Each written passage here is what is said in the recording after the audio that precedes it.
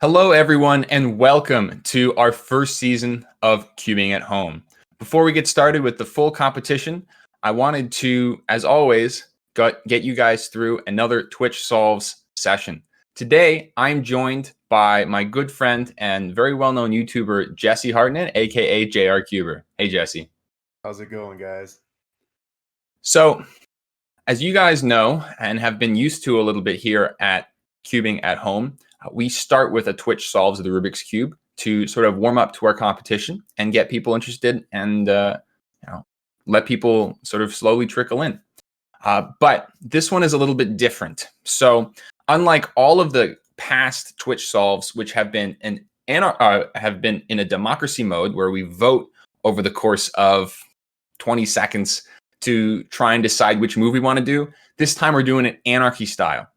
Each time the cube makes a move, we're going to be taking the next move after the cube has finished doing the turn, and that move is going to be applied to the puzzle. So it's not everyone's input being put into the cube, because that would be honestly way too hectic. But as soon as a move is done, we go and we do the next move after that that's taken in chat. So you need to be lucky if your move wants to count, but you need to make sure that you're on top of it and coordinated with everyone else in chat. Other than that, the rules are the same. The valid moves are your standard 9 types of moves on the cube, the RUL, FDB, MES moves.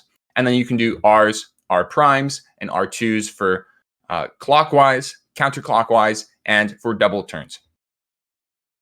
And you'll be able to see which moves or how many moves we've done down below.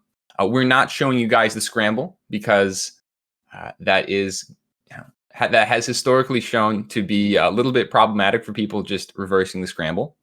But finally, we'd like to thank Lucas Guerin for helping us out with the software, and of course, our organizer Saranch for getting it through as well. Without further ado, though, we're going to get this event started. We're going to go and see how this is going to happen. And without further ado, let's start this off. So you've never been on one of these before, but I'm sure that you've seen what it's like to, what Twitch Solves is like and sort of how hectic it can be, right? I haven't really watched this honestly that much, so this is very new for me. Okay, well, that's even better at this stage then, because I'm excited. this is going to be pretty hectic, because moves are going to be applied to the puzzle very quickly here.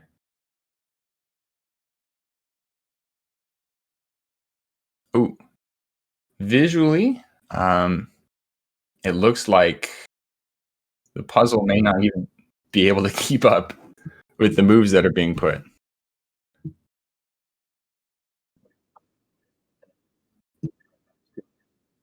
Okay. Yeah. So we're just hearing from production that there is a slight bug. So we will be right back with Twitch Solves, but hang tight, everyone.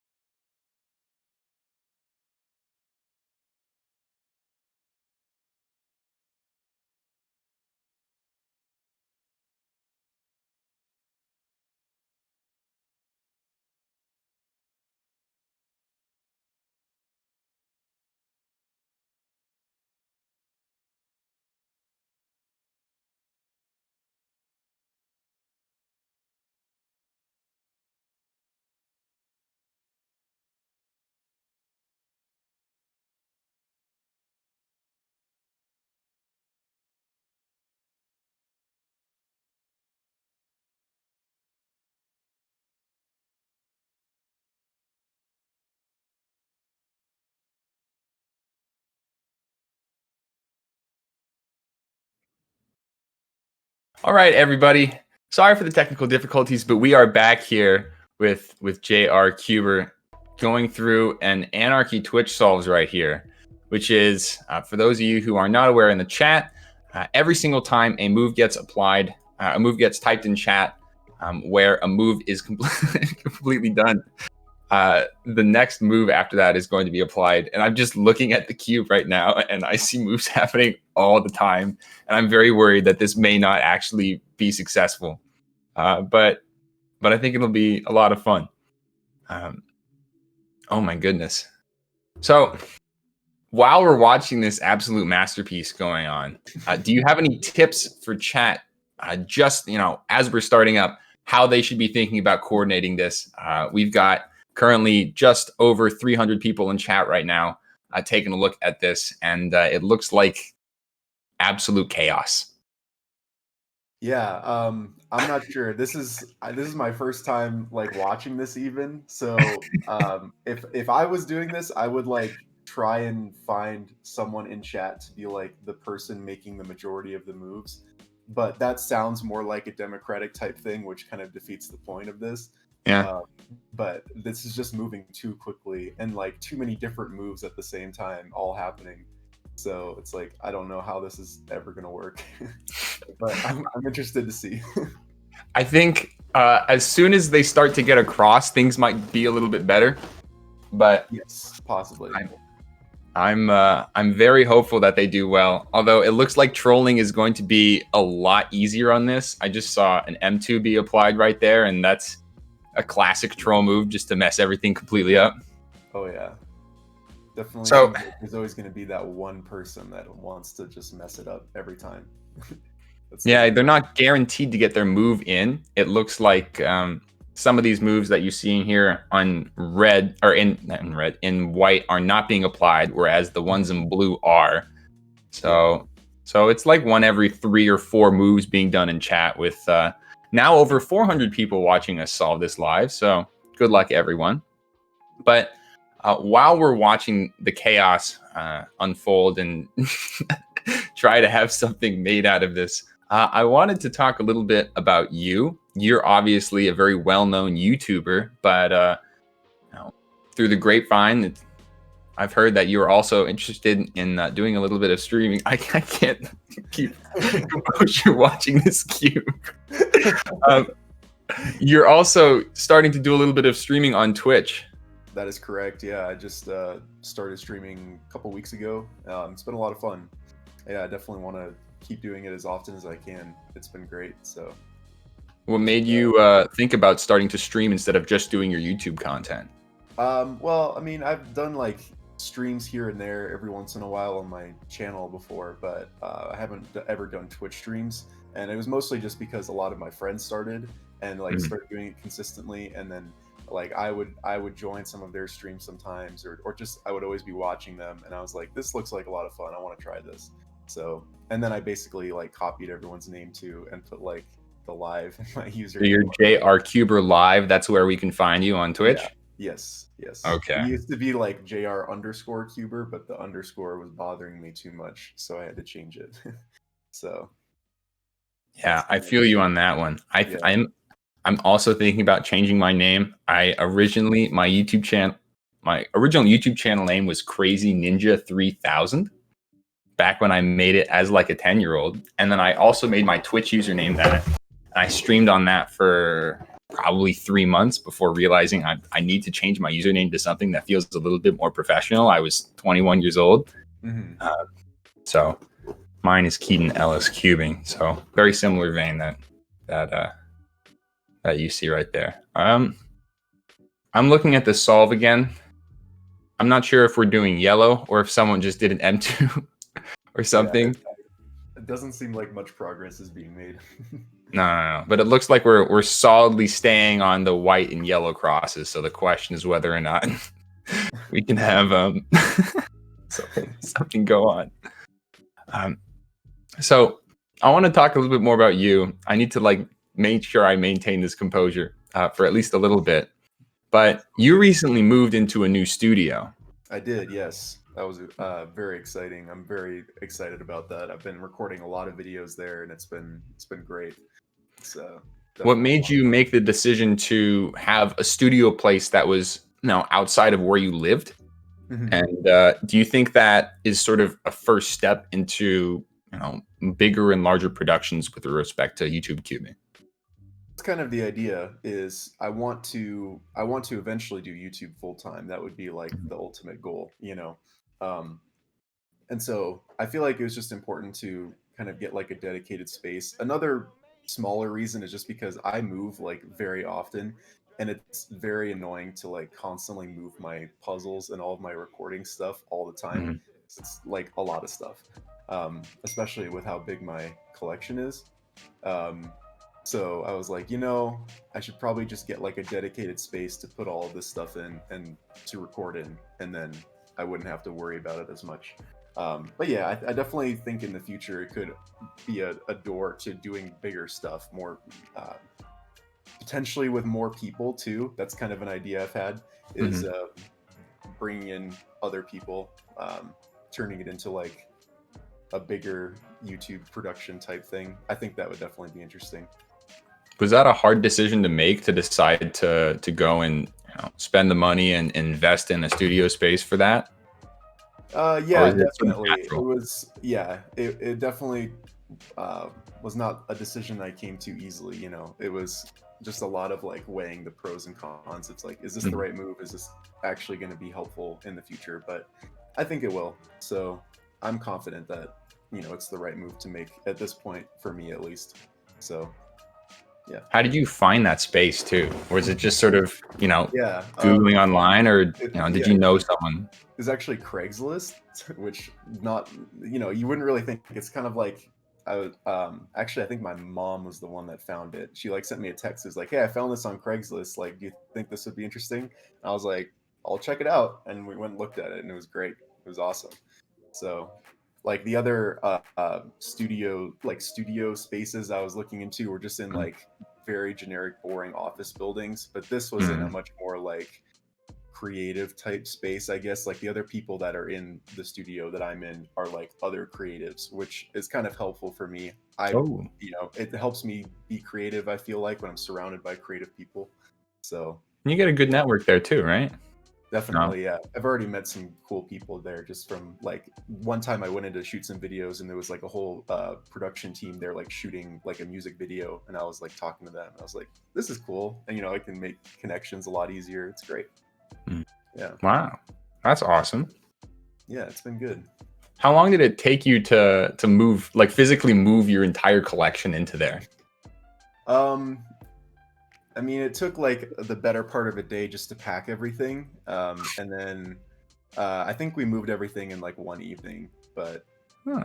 yeah, it wasn't too bad. But like I filled like over 20 boxes with all of my puzzles. So it was a lot. Yeah. I haven't done a count in a while, but I think I have like over 700 at this point. That's my guess. So Jeez. yeah, it's definitely kind of gotten a little bit out of control. I've had to slow down quite a bit with how fast I get stuff. What do you do with puzzles that didn't make it onto the set, or is everything there on set, sort of a couple layers back? um, yeah, it's basically all there. I was able to fit pretty much everything in like the middle group of shelves. There's a little bit on like the top and bottom that you can't see, but a lot Mhm. a lot of it's all on those shelves, and then but they are stacked like far behind to what you can see. So, like that row of 3x3s that I have at the very top is like 3 rows deep. So, there's like probably like 200 3x3s just on that shelf. So, Oh my yeah. goodness, that is nuts. I'm looking at the cube again and I'm still not seeing much progress. I At one point I saw almost the yellow cross, and I've noticed that it looks like production has slowed it down slightly. Mhm. So we have since taken fewer moves, which allows for a little less of a hectic solve, but it's still pretty difficult to coordinate this. Yeah, I We still can't figure out if they're going for yellow or white here. It I like yeah. I don't know. I've got a feeling that chat is also debating this. I just see Derpy Cuber down in chat saying, "Hey guys, let's try yellow cross, please." So I we have saw him saying SMH just doing yellow because it's simple or something like that. Yeah. there's some battle cries in chat, but you know, when we first did this, the very first Twitch solves that we did was pure democracy mode, and it took even then like 10 minutes to get across because the first 4 moves of the puzzle were Z2, D2, Z2, Z2, and then D2, D2, Oh, no. D2, or Oh, something no. like that. Terrible. So that one took 120. A couple other times we had people intentionally reverse the scramble because we used to have the scramble displayed at the very, very top of the screen. And those were very efficient. And those took 20 moves. Exactly. Definitely. I mean, that makes sense. But right now we're at 238, and I am certain that we can probably easily get to 1,000 by the time that this stream is completed. Oh yeah. There are more suggestions in chat. One person is saying, let's do a ruse solve. Another person is suggesting Hawaiian Kosiemba, which I have no idea whether or not that's an actual method. I remember seeing a Twitch stream from like a non-cuber who had a Rubik's Cube on his desk and was like, "Hey Twitch, let's solve this Rubik's Cube. Like, you tell me all the moves to do." And he didn't know how to solve it, and he was able to do it, but the only way it worked was like finding someone in chat who knew how to solve it, and he basically would just only listen to him. Like, he would just wait for him to comment in chat to tell him what to do. Like, he just ignored everyone else's moves, which is like, that would be the best way to do it, but it doesn't really work in this case. Yeah, that would be something like a dictator mode in this scenario. Basically, yeah. Just like one person in chat, you do it. It looks like, oh man, it looked like blue something there for a second. Oh, blue. Okay. Well, we'll leave chat. Wait, are they actually doing a blue cross? They're so close. They're trying really hard. Oh, that was the Phantom F that someone was trying to do before the M2 was applied. So oh no, you just need a B prime, right? But oh no. Yeah, they need. There we go. Come on, they're so close. Can chat get across? There. No. We need to do an R. Chat needs an R. Oh, there's another B prime. Uh-oh. There's another B prime. Yes. Okay. Just keep doing B primes and we'll get there. No. Are they gonna have to go all the way around now? Oh. Just destroying this yellow cross. They were one move off, man. It's so close. Yeah, that's what we were expecting from an anarchy mode, though. So makes sense. It should be fun. But yeah, I mean, aside from Twitch solves, or no, Twitch streaming, are you doing any sort of major stuff with respect to your channel or your brand, or are you just trying to get comfortable in this new space that you just had? Yeah, mostly right now I'm still trying to just get comfortable and get caught up. I'm kind of behind on a lot of stuff still, so working on that, and just want to keep doing more, or start doing more like non-WCA type content. I don't know how many of you guys are into that kind of stuff, but I enjoy it quite a bit. Like just more into like the puzzle solving side of things rather than just speed solving. I find that fun a lot, and it's fun to make those videos. And I definitely want to do more of that. And I've got some like cool puzzles lined up that I'm going to be showing in future videos. So that's exciting. I've been talking to a lot of modders and puzzle designers and stuff like that, and I'm going to have some pretty sweet stuff coming my way soon. So nice. Cool. Yeah. I wanted to ask you another question as well about the YouTube environment, specifically the U-cubing environment, and how that's evolved since you started back in, well, I first really noticed you. Yeah. Sort of like, how do you think that's evolved? We had Cubics on a month and a half ago, and he's mentioned a lot about how, with respect to speed cubing in particular, the people that have been doing a lot of these reviews are now actually like sub 10 or sub 9 and very, very fast. Sort of, do you think that's changed the space in general and how you've made videos?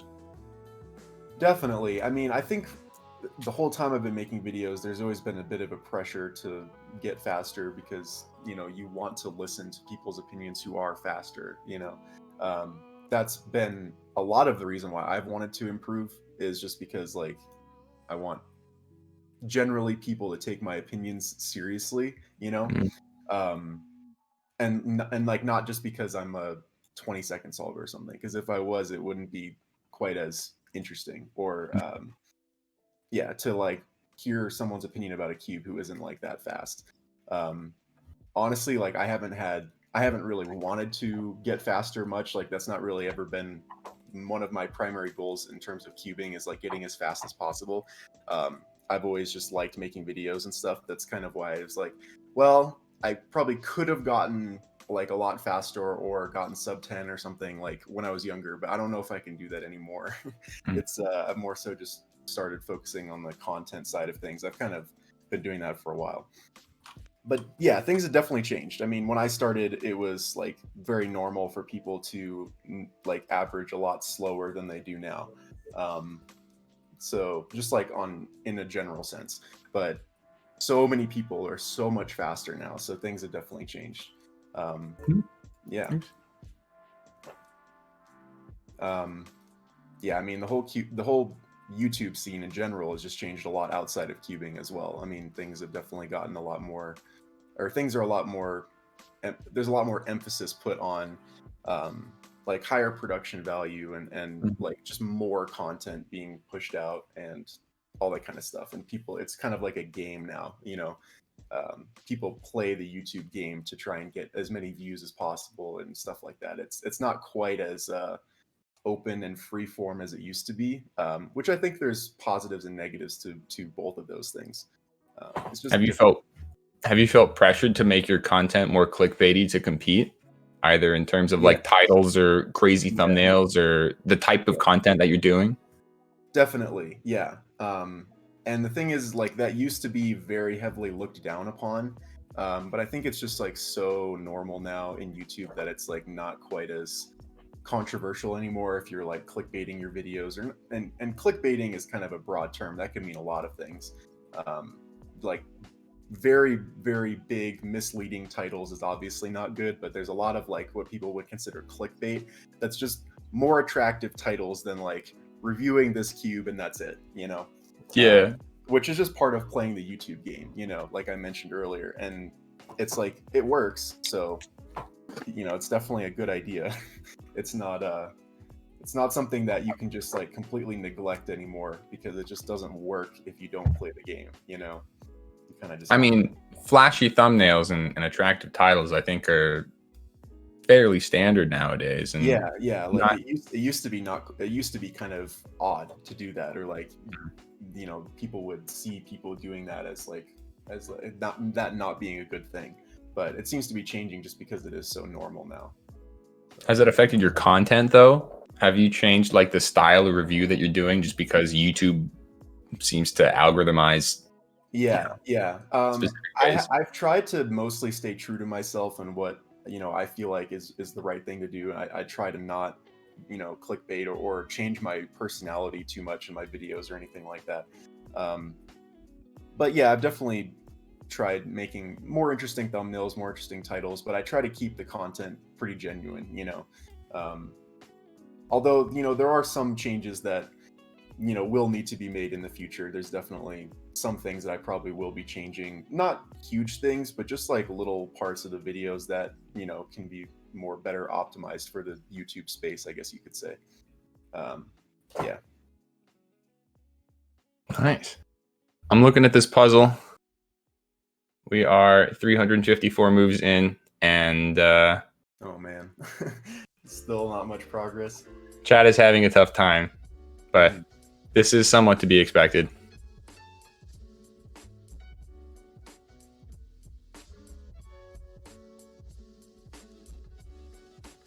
Okay. Yeah. From production, we have heard that we're going to change some of these parameters so that you guys may have a chance at solving this. So if you guys can hang tight, we will be right back with a change to Twitch solves.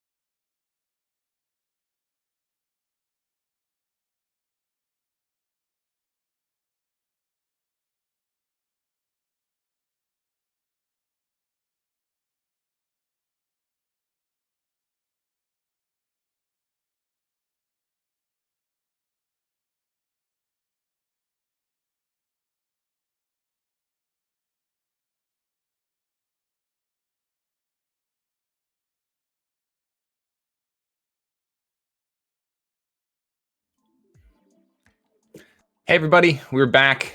We have restarted Twitch solves, and so we are no longer at 300 and something moves, but back at 0.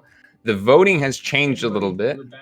There are, oops, I need to close my windows, make sure that you guys don't hear double. But the voting has changed a little bit. We have a 5-second voting interval with a 2-second cooldown in between each of the voting intervals. So it's very similar to a move being taken every 7 seconds or so.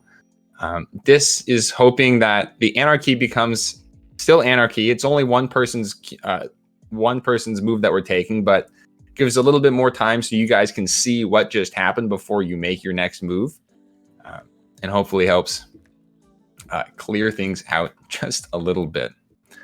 But again, we are still here with J.R. Cuber, aka or Jesse, for those of you who want to call him by his first name.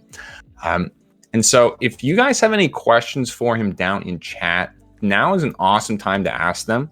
Again, Jesse streams at JR Cuber Live on Twitch as well. So you can always ask him to him there.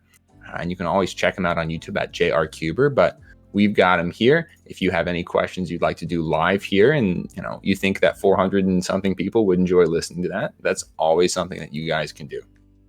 So it looks like things are going a little bit better, though. Lots of rotations. And the question is which cross color people are doing, and that is a lot of debate down in chat over blue versus white cross, and looks like our good friend Derpy Cuber is going very hard on the blue. So I think white cross is just a little too boring. You got to mix it up a little bit. All right, you heard it here first, folks. JR Cuber also believes that white cross is too boring. So maybe we should go with blue, although there are more white solvers in chat than blue solvers.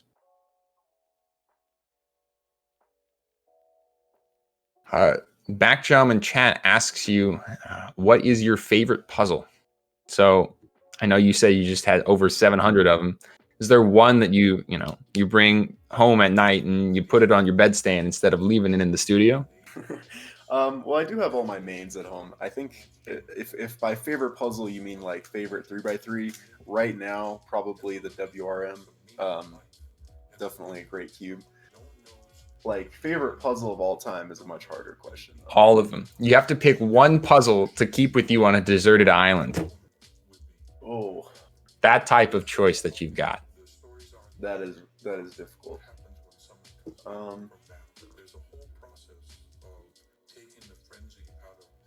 I guess maybe if you frame the question as like if I had to throw away all of my puzzles but only keep one of them. Yeah, sure. Let's do that. I might have to go with like my 10x10 barrel. That's like my that's that I made a long time ago. Like that's the very one. special. I would probably keep that. Yeah. I definitely like that one. Someone said it's a worm, not a WRM. Okay, I will call it that. I've been calling it the worm. That's the first thing that came to my head when I saw it, and I didn't even think about whether or not it was a wiggly creature or if it was a WRM. I do call it that. It's just like if you're being technical, you got to call it the WRM. But yeah, I call it the worm. It reminds me of the meme where how do you do, fellow kids? I can call it the worm. Another question that Chad has asked, and I'm interested too. I know you've been doing a lot of vlogs recently with your cubing at C Comp and then the Nationals and Worlds vlogs from last year. Do you have a favorite competition? Or, maybe an easier question is, what's your top 5? And why? Well, I feel like favorite competition is easier to answer than top 5. Oh, really? Well, favorite comp is pretty easily Worlds, like 2019. So that was like definitely the best. But also in the top 5 is like most of the just recent comps I've been to, which is like Cubing at Sea, Flag City, Nats 2019 Worlds, and Nats 2018, obviously too. That was also a great comp. Yeah, most of the Nats and Worlds and all of that kind of stuff, they're all great. I love all of them. Some people are saying that I'm really quiet and you were really loud. I see. Is everyone experiencing this? Maybe I could. I will sit further away. I will recline and relax. My mic stand is literally broken, so I can literally just hold this closer. But that's all I can do. We appreciate your dedication to getting some good sound quality for this stream. Is this better, everybody? Oh man, that is that deep booming bass voice. I'm looking at this and it does not look like we still have a cross. Ooh, that's unfortunate. Still have 2 blue pieces though. Like this could come together quickly. It'd have to be the right moves. The blue gang is still hard at work here. Although the white gang might be taking over. Although green is 1, 2, 3, 4 moves away from being solved. Yep. Yes, definitely. I can visualize that. Are they going with the classic green cross? I'm scared. It's going to be a white cross. It looks like they're going to win, and then we'll start to see a little bit. Oh, maybe not. Maybe. Actually, though, you mentioning cubing at sea makes me curious about that competition. Mm-hmm. What kind of experience did you have literally being on a boat and doing Rubik's Cube solves? It was cool. We basically did the competition in like the general seating area, like not really in like a restaurant, but just like there's like a very open seating area. It's like a lobby. Where there's like a lot of little restaurants surrounding it. Yeah, and we were just like in the middle of that area, so we had tons and tons of just people walking through and walking by and seeing this competition going on, having no idea what was happening. So that was definitely interesting. And from in a literal sense, like the boat was rocking the entire time, so it definitely made solving interesting. It was a little bit disorienting, but it was fun. It was honestly a great time, and like the competition ran a lot better than we were kind of expecting it to. Like we were expecting to run into a lot more problems than we did. Um, but like everything, we were like on time and everything. It was great. Did you get seasick Yeah. at all? No, I did not. Luckily, yeah, I don't really get seasick or car sick or anything. Like I'm definitely lucky in that sense. Huh. But yeah, it was still disorienting though. You would kind of get up and be quite pretty dizzy, after solving. So Yeah, that was fun. I can imagine solving a big cube and staring at this moving puzzle the whole time and just feeling the Mhm. ship sort of rock. Mhm. But Yeah, I'm glad that luckily we didn't do anything bigger than 5 by 5, or else it may have been a problem. did you break any personal best at that competition? I did, yeah. I got a 7.5 on 3 by 3. That was exciting. My Dang. my previous PB was like 8.3. So that was a Wow. nice improvement. But it was at the end of a really terrible average too. It was pretty funny. It was I don't know why I was solving so badly. I think it may like I kind of want to blame it on the boat rocking, but I think it was just me being terrible. Because the rest of my solves were like it's like I was getting like 17s, 16s, like 14s. Like it was Ooh. awful. And like it just a terrible average. And at the very end, I get a 7.5. Yeah, Well, it's hey, I mean, just my luck. singles also count for something too. So Yeah, it's good yeah. I to mean, get. I won the competition in the second round, so I don't really care. Yeah. There were a lot of people that ended up, you know, placing better than they normally did at this competition, right? Yeah, yeah, definitely. It was very easy to podium. Yeah. There's Zach Garber, the delegate at that competition, who podiumed for the first time after I don't remember how many 90 something I competitions. think it was 93. Yeah. Yeah. Man, I Yep. can't imagine that. That's pretty intense. Yeah, that was exciting. I was on the same podium as him, and we had to get like a bunch of pictures and everything. It was great. I know CF was very excited about that one. Definitely, yeah. Another question down from chat. What is your favorite Star Wars and Marvel movie? So maybe man. go favorite Star Wars and then favorite Marvel. Okay. Favorite Star Wars movie is Episode 3. Favorite Marvel That's a movie. controversial opinion right there. Yes, I know yeah, it's fairly controversial. But it's my favorite. What are you gonna do? Favorite Marvel movie, probably Winter Soldier. Yeah. Like that is like endlessly rewatchable. Great. I have a confession to make. I have not watched any of the Marvel movies Ooh. except for the original Hulk movie and the first Captain America movie, which I've heard is the worst. So So by the original Hulk movie, do you mean like the the one from 2003 one? 2005, whatever, Oh whenever yeah, it was. that's not even technically in the MCU. Like that doesn't even Oh, count. well, So yeah, yeah, that's definitely. I haven't even seen that. Oh man, that's old. Yeah, the yeah, first Captain America movie is underrated. People say it's bad, think but I so? really like it. Yeah, Oh, I haven't heard like it's bad, but I've heard that it is the worst of the Captain America movies. yeah, that's fair. Yeah. All three of them are quite good, but the first one is I guess yeah, not the worst, even though it's still a good movie. Yeah. Mm. It's just that 2 and 3 are really great. So, yeah. I have a question for you that's going to sound a lot like an interview question for a job, but I don't want it to just only come across that way. Okay. But with cubing, where do you see your channel in like the next 5 years? Like 5 years ago, did you think that you would be where you are now? And then like what kind of growth do you expect to see in the next couple of years? Yeah, I mean, I don't know if I could have predicted like where things would be at 5 years ago. Definitely not. So it's hard to say like what things will be 5 years in the future. Um, mean, hopefully I'll be able to be doing it full time still. Like, I don't know though. It's hard to say. 5 years is a lot of time, especially in like with YouTube. Like things change very quickly and rapidly with YouTube. So who knows if anyone's going to be doing YouTube in 5 years. Wow, But that's a crazy claim right there. it's, yeah, I mean, it's hard to say.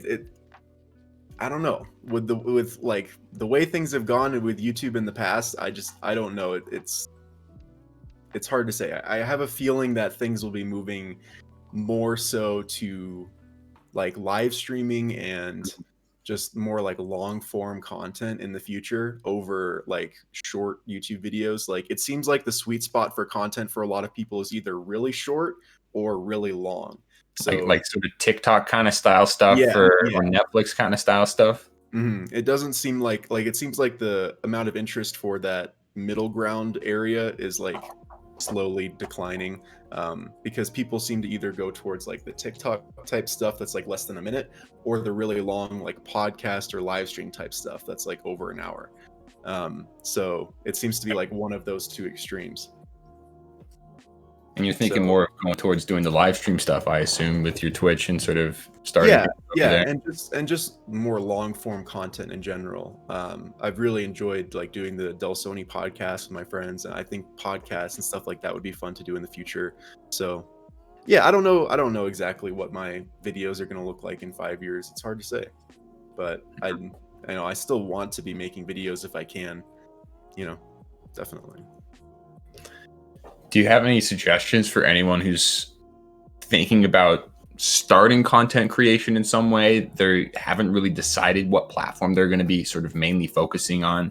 Would you suggest for them to choose Twitch over YouTube at this time, or are you still thinking like you should maintain both? Or I still think the best thing to do is just do what you're most interested in. Like if you enjoy, you can try both. If you enjoy making YouTube videos more, then just do that. If you enjoy doing Twitch streams more, do that. Right now, there's still a lot of freedom in like what you can do and what you can be successful doing. And streaming isn't for everyone, making videos isn't for everyone. It's just kind of like whatever you are interested in doing. The same thing with like the kinds of videos that you're making. It's like I don't think people should feel a pressure to make a certain type of video. Like it should just be whatever you're interested in.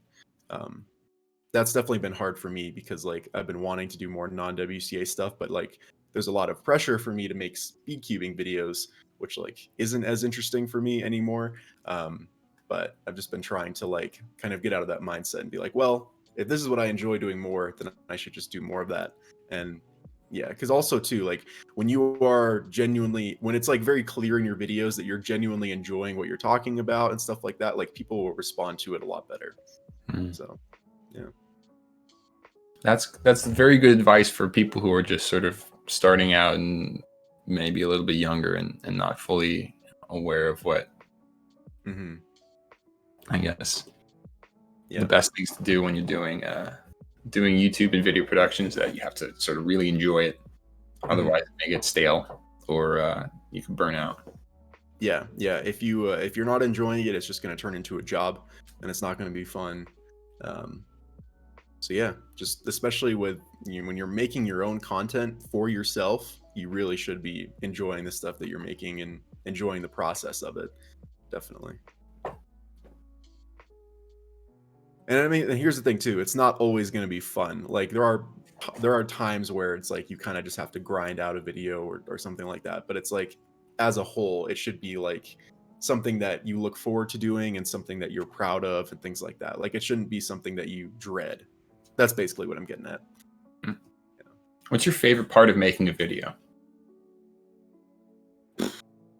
I don't know. I really like filming videos. Like sometimes it can be hard to like get in the right mindset for it, or just get in the mood to record something. But like when I'm actually there in the studio, or now in the studio actually recording a video, it's a lot of fun and I enjoy it quite a bit.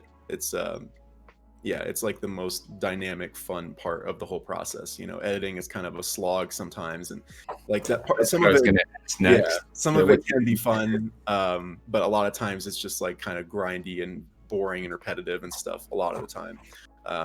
but actually filming is really enjoyable. Yeah. What's the process like if you're able to talk about this sort of from the very start of a video, like the idea that comes into your head, or the puzzle that you think you're going to come and unbox and review? Yeah. Like, what's the process from how do you get that to sort of the entire end when you post it up and you show it to the world and everyone gets to see? Sort of how long does that Yeah. take? Yeah, there's really not any like secret sauce to it. It's pretty normal. It's like if I get a package, I'm like, okay, this is the cube I'm going to talk about, and then I'll go film an unboxing. Usually, what I'll do is I'll kind of do it in two parts, where I'll unbox the cube, talk about it a little bit, and then I'll go break it in, do a lot of solves on it, and then type up a little review. Go back, record some solves, record a voiceover, and then edit everything together, post it. Like it's pretty normal stuff. It's hard to put like a time on it because it varies a lot depending on like what cube I'm talking about, what kind of video it is, how many puzzles it is. Like let's say like a pretty standard normal review of like 1 3x3 from beginning to end might take like 10-15 hours, something like that. It's kind Is of that all done over one day? no, a lot of times that's stretched out over a few days. So yeah. Do you have multiple things in production at one time, or are you like one Yes. project, Yeah. one at a time kind of person? Yeah, no, every time I go to the studio, I end up recording like 4 or 5 videos in like one sitting. So that's kind of how it always goes. Cause like I wish I could get to a point where I was doing one thing at a time. That's kind of the end goal where I'm just like recording one video and planning one video and editing one video at a time. But it's like, it's never that way. There's always like 4 or 5 videos like in the queue that I'm all recording and editing and uploading at the same time. A lot of, they'll get spaced out when I post them, but yeah, definitely. So then you record multiple videos at one time. Mm-hmm. How often do you go into your studio then, now that it's no longer a part of your apartment? Yeah. Since I've gotten it, which was like a month ago. Yeah. I've been in like to actually record like 5 or 6 times at this point. So things have definitely ramped up quite a bit. Like since I got that, like it used to, I don't know, things vary a lot. Like sometimes I'll go quite a while without recording anything, or I'll record a lot of things at once and, for a long period of time. It varies a lot. But yeah, I've been in the studio quite a bit recently, which is good. I'm excited about it. Yeah. There's a question from chat from LNB Films asking how big your studio is in terms of square footage. I am not sure the exact square footage. It's not that big of a room. It's also like kind of triangular. It's kind of weird. Like there's a like a diamond. Yeah, like if you watch the studio tour, like there's like an angled wall and then 2 straight walls on the other end. So it works really well for like the setup that I have. But I don't even know how you would measure the square footage exactly. It's not really a square room. I think it's like, if I had to say, it's probably like 12 feet by 12 feet or something like that. Like it's not terribly big, but it's big enough. It works. So yeah. The only thing I could like focus on that entire tour was all the cubes that were in the background. Just thinking like how many layers deep of 3x3s there were, and I actually paused it when you got to your 3x3 like window just to see if I could recognize them, and I'm like, most of them are black cubes with white stickers on them. Yeah, and I have no idea which one is which. Yeah. I have a hard time telling too. Like it's one of the reasons why I'm kind of dreading doing another collection video, because I like don't know the names of like half of the 3x3s I own. So I'd have to take them apart, look at the mechanism, like guess at what it is, like look up a video, see if I can find someone showing the mechanism to like compare. Some of them are really, really similar to each other too.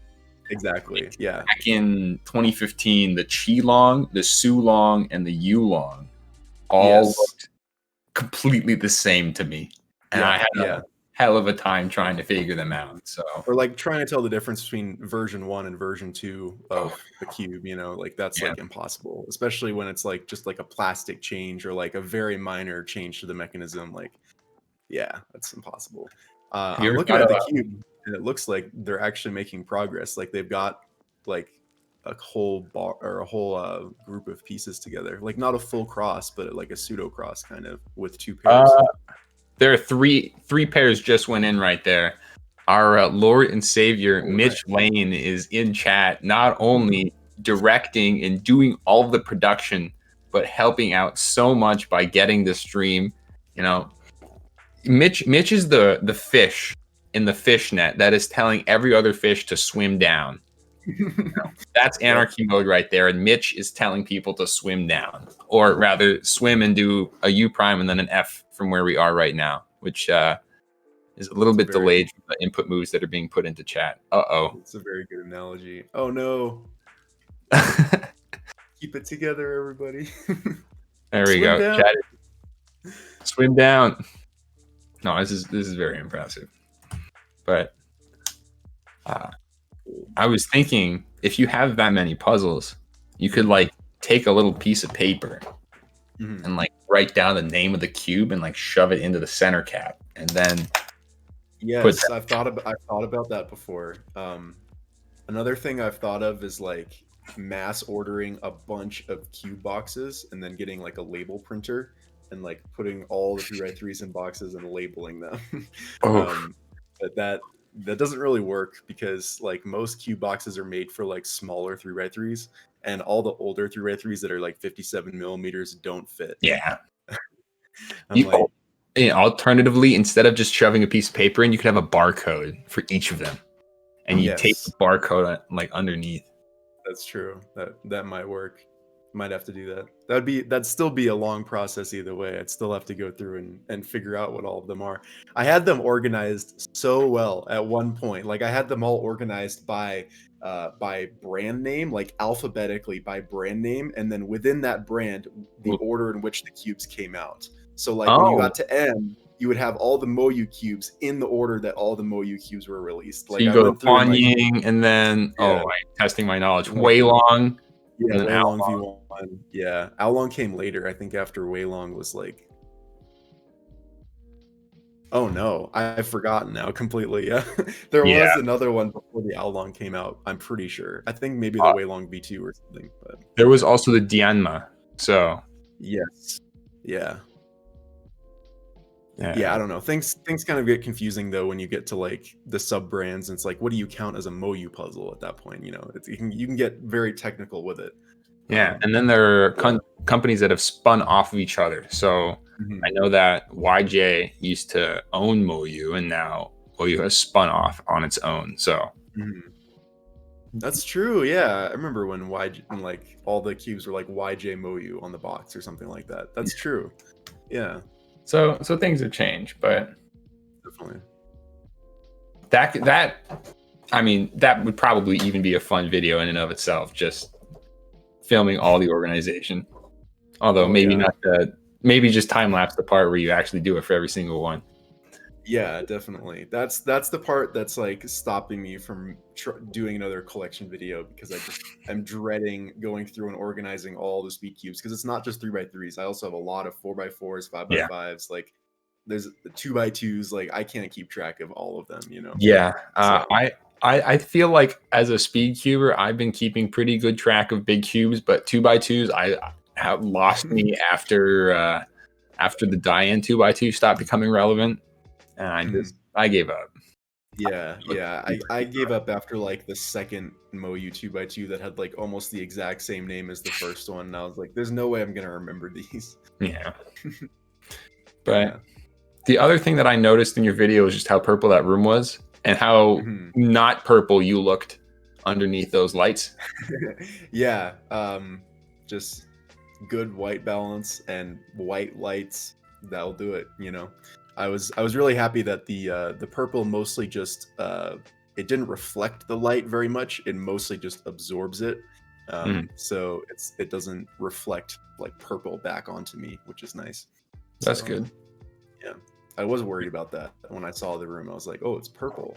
That'll be interesting. And Did then you when test I that at all before, like do some video in there before you went in and decided to take the place?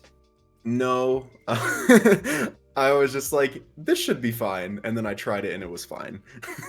Wow. So I just kind of went with my gut feeling that I would be able to light it properly. And yeah, it worked out. So yeah, I think it's mostly because the lights are mostly shining on the white bookshelves behind me. Uh, So that and that helps. helps. That helps quite a bit. Yeah. I see. Yep. I definitely there was one room that I was in that had blue walls, but the paint was a lot more reflective. Like the paint in that room is like kind of has like a matte finish, so it's not reflective at all. But like I had a room once where the walls were like very blue and it was very reflective, and like it was so hard to record in there before I painted it white, because the blue would mix with like the slightly yellow lights and just produce this horrible green cast over everything, and it would make everything like a little bit green, and it looked so bad.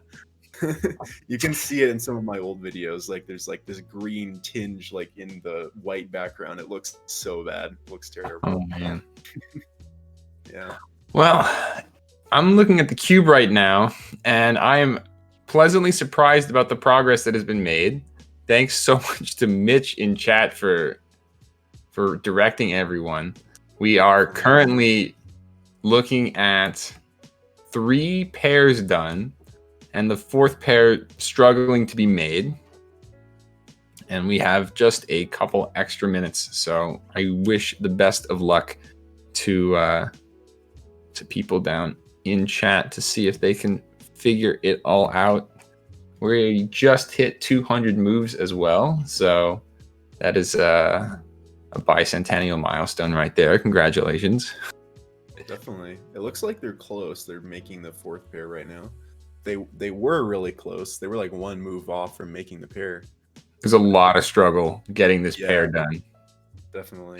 As more people come into the stream and try and make it super hectic.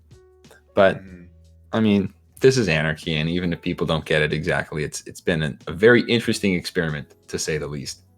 Yeah, it seems tricky when like even if people do agree on a move to make, if you have like 8 people all spamming the same move, like the move is just gonna go around in a circle, you know?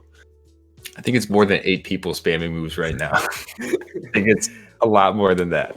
Yeah, well, you have like 8 R moves in a row in chat, you know, that's not gonna help. You just need one. That would be ideal. Let's see. Are there any other questions in chat?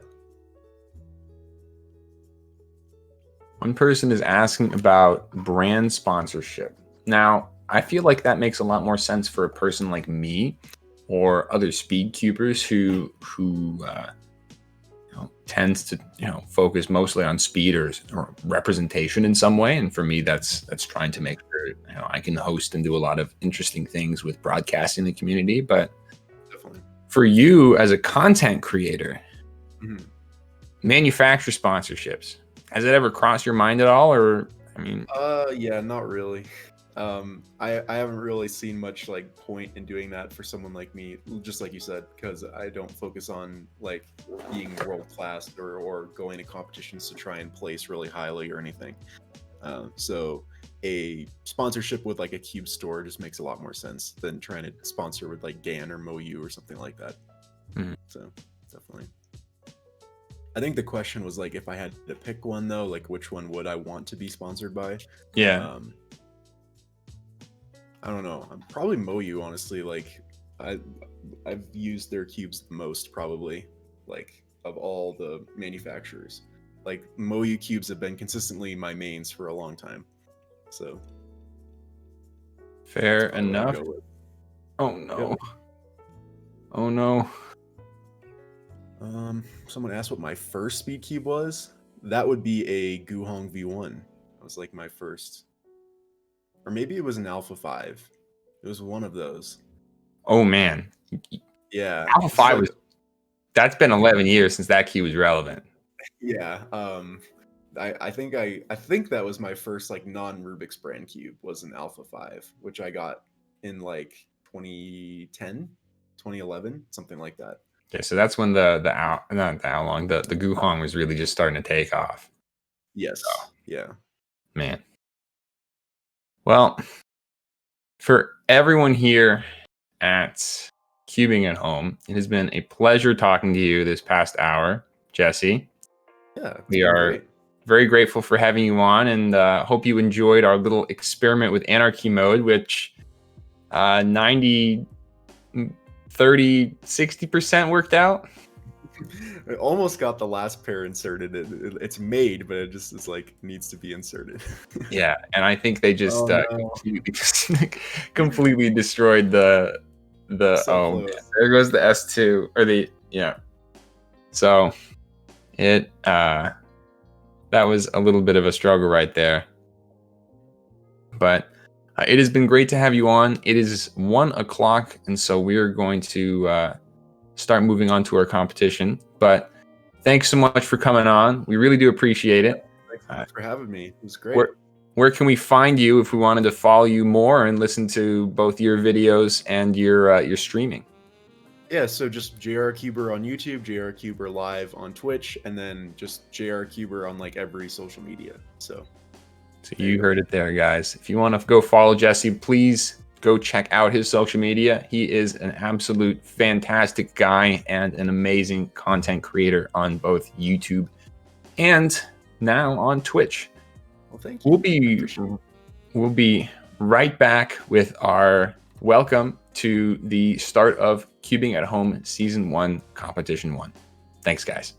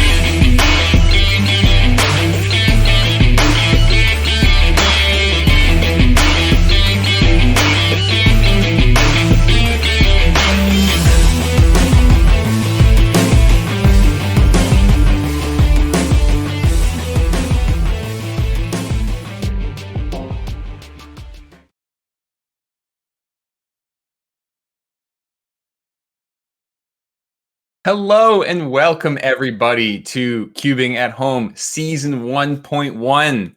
We are really excited to have you guys here today, and we have a lot of really cool and exciting stuff to bring you guys, both in terms of the sponsorships that we've accrued, and then also the competitors that we're excited to bring you guys who are going to be solving for us at the highest level. We have, in addition to lending us their CEOs as Twitch Solves guests and as analysts for our stream, we have both Rubik's and The Cubicle as sponsors for this season of Cubing at Home. The Cubicle is providing prizes for every single competitor that competes throughout the entire season. So if you go to all 5 competitions, you will guaranteed get a cubicle.com gift card. In addition, they'll be giving out $300 today of gift cards over both the YouTube and the Twitch stream. So make sure you stay tuned all day to get a chance to win these giveaways. Finally, the new sponsor that we've got on the block is Rubik's, who has generously provided $5,000 in prize money for the top 12 competitors, with a grand prize of $2,000 for first place.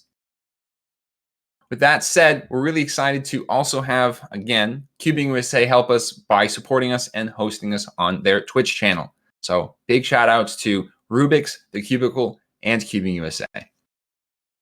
I wanted to give you guys a quick run through of how this competition is going to work. This is fairly standard, and we do this at every single one of our competitions. But for those of you who are brand new, welcome. We're going to go through this. Our competition is going to have a bunch of different rounds that open throughout the day. You can access these rounds by competing on our website by going to cubingathome.com/CAH1.1 and checking the compete tab on the website. However, you can also go and check it out at !compete, which is a command that you can type in our Twitch chat. There are other very useful commands that we have. We have !schedule for the schedule page, !results for the results page, !FAQ for an FAQ on just what Cubing at Home is and sort of what the rules are, !Discord for our Discord channel, which you can, chat along with a bunch of other people that are competing and hanging out and watching the stream together. If you want a video tutorial of how to submit all of your results, you can always use !tutorial. And then finally, if you want any help scrambling any of the puzzles that we're going to be competing with for any of our season 1 competitions, you can type in !how to scramble. The general run through of this, though, if you're trying to do this for the first time, once a round opens, you're going to click begin submission, and then you're going to apply a scramble, complete your solve, and try to adhere to the WCA regulations as close as you can. So this means make sure that you're using proper inspection. Use a stack mat if you can, or an online timer such as cstimer.net. And if you just need inspection, you can go to cubing.net/inspection. Times are going to be in your standard sort of minute, second, cent-to-second format, which you guys should all be very familiar with by looking at results from the WCA and other large competitions. And always, guys, please, please, please do not discuss scrambles until the round is completed. People slightly stagger their times for for a variety of reasons. So make sure you're not discussing scrambles with people until the round is completed. As always, you can check our results at results.cubingathome.com or again with the !results command in our Twitch chat. And of course, FAQ will always have questions answered for basic things. And if you have specific questions, please join our Discord. In addition to the prizes that are for the entire season, we also have prizes for each individual competition. Like I mentioned, we have $103 gift cards or $300 of gift cards being given away on our Twitch stream and the Cubicle's YouTube channel. But we also have prizes for the podium for our competitions, generously provided by the Cubicle. These will be gift card codes that can be that will be given away at the end of the competition. Finally, there's also a discount code for all of you guys out there that are interested in purchasing stuff that is valid for today only, that you can use at thecubicle.com to get 10% off your orders. And that code is HOME1.1. You can use !discount down in chat to get that code whenever you feel like it. So, with all that said, we have a really fun season in store for you guys. We have tons of new prizes and a whole list of really fast solvers doing a ton of various events, including the 17 official WCA events and a bunch of fun unofficial events that we thought that you guys might be interested in seeing some of the fastest cubers at their respective unofficial events. Without further ado, the next thing that we're going to be doing is actually hosting a cubing at home battle on our stream. We have asked two of the world's fastest and best multiple blindfolded solvers to submit some times for us, and Graham Siggins and Ro Hessler responded to our challenge, and we are going to be showcasing their multiple blindfolded attempts, each trying to best each other at the highest level. So without further ado, we're going to be right back and be back with Graham versus Ro Hessler.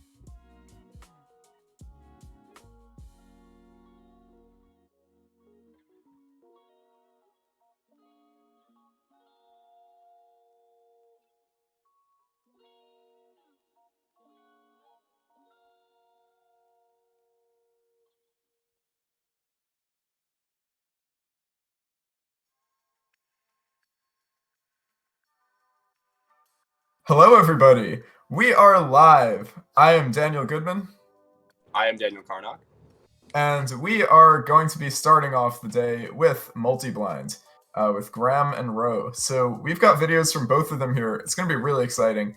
They're both definitely top-tier, world-class multi-blind solvers, so really exciting to see what they're able to pull off.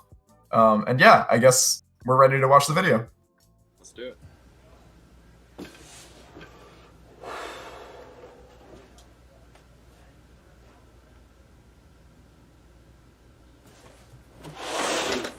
So they've got a lot of cubes.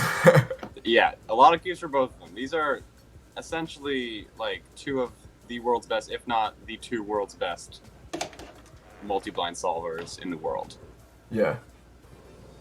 At this point, I would say they are the two best. I think that's pretty undisputed. Okay. Okay, we're getting info that Graham is attempting 56 cubes, and we're waiting on info about Ro, but we should get that in a second. Just gonna take a note of that so we don't forget.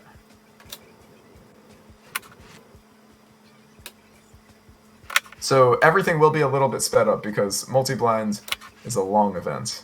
For those who are not aware, Ro attempted 61 cubes. Wow. So this is the crazy thing. Graham was so dominant for such a long time, and now Ro is just making huge strides with multi-blind, and just reaching like unexpected levels of success with it.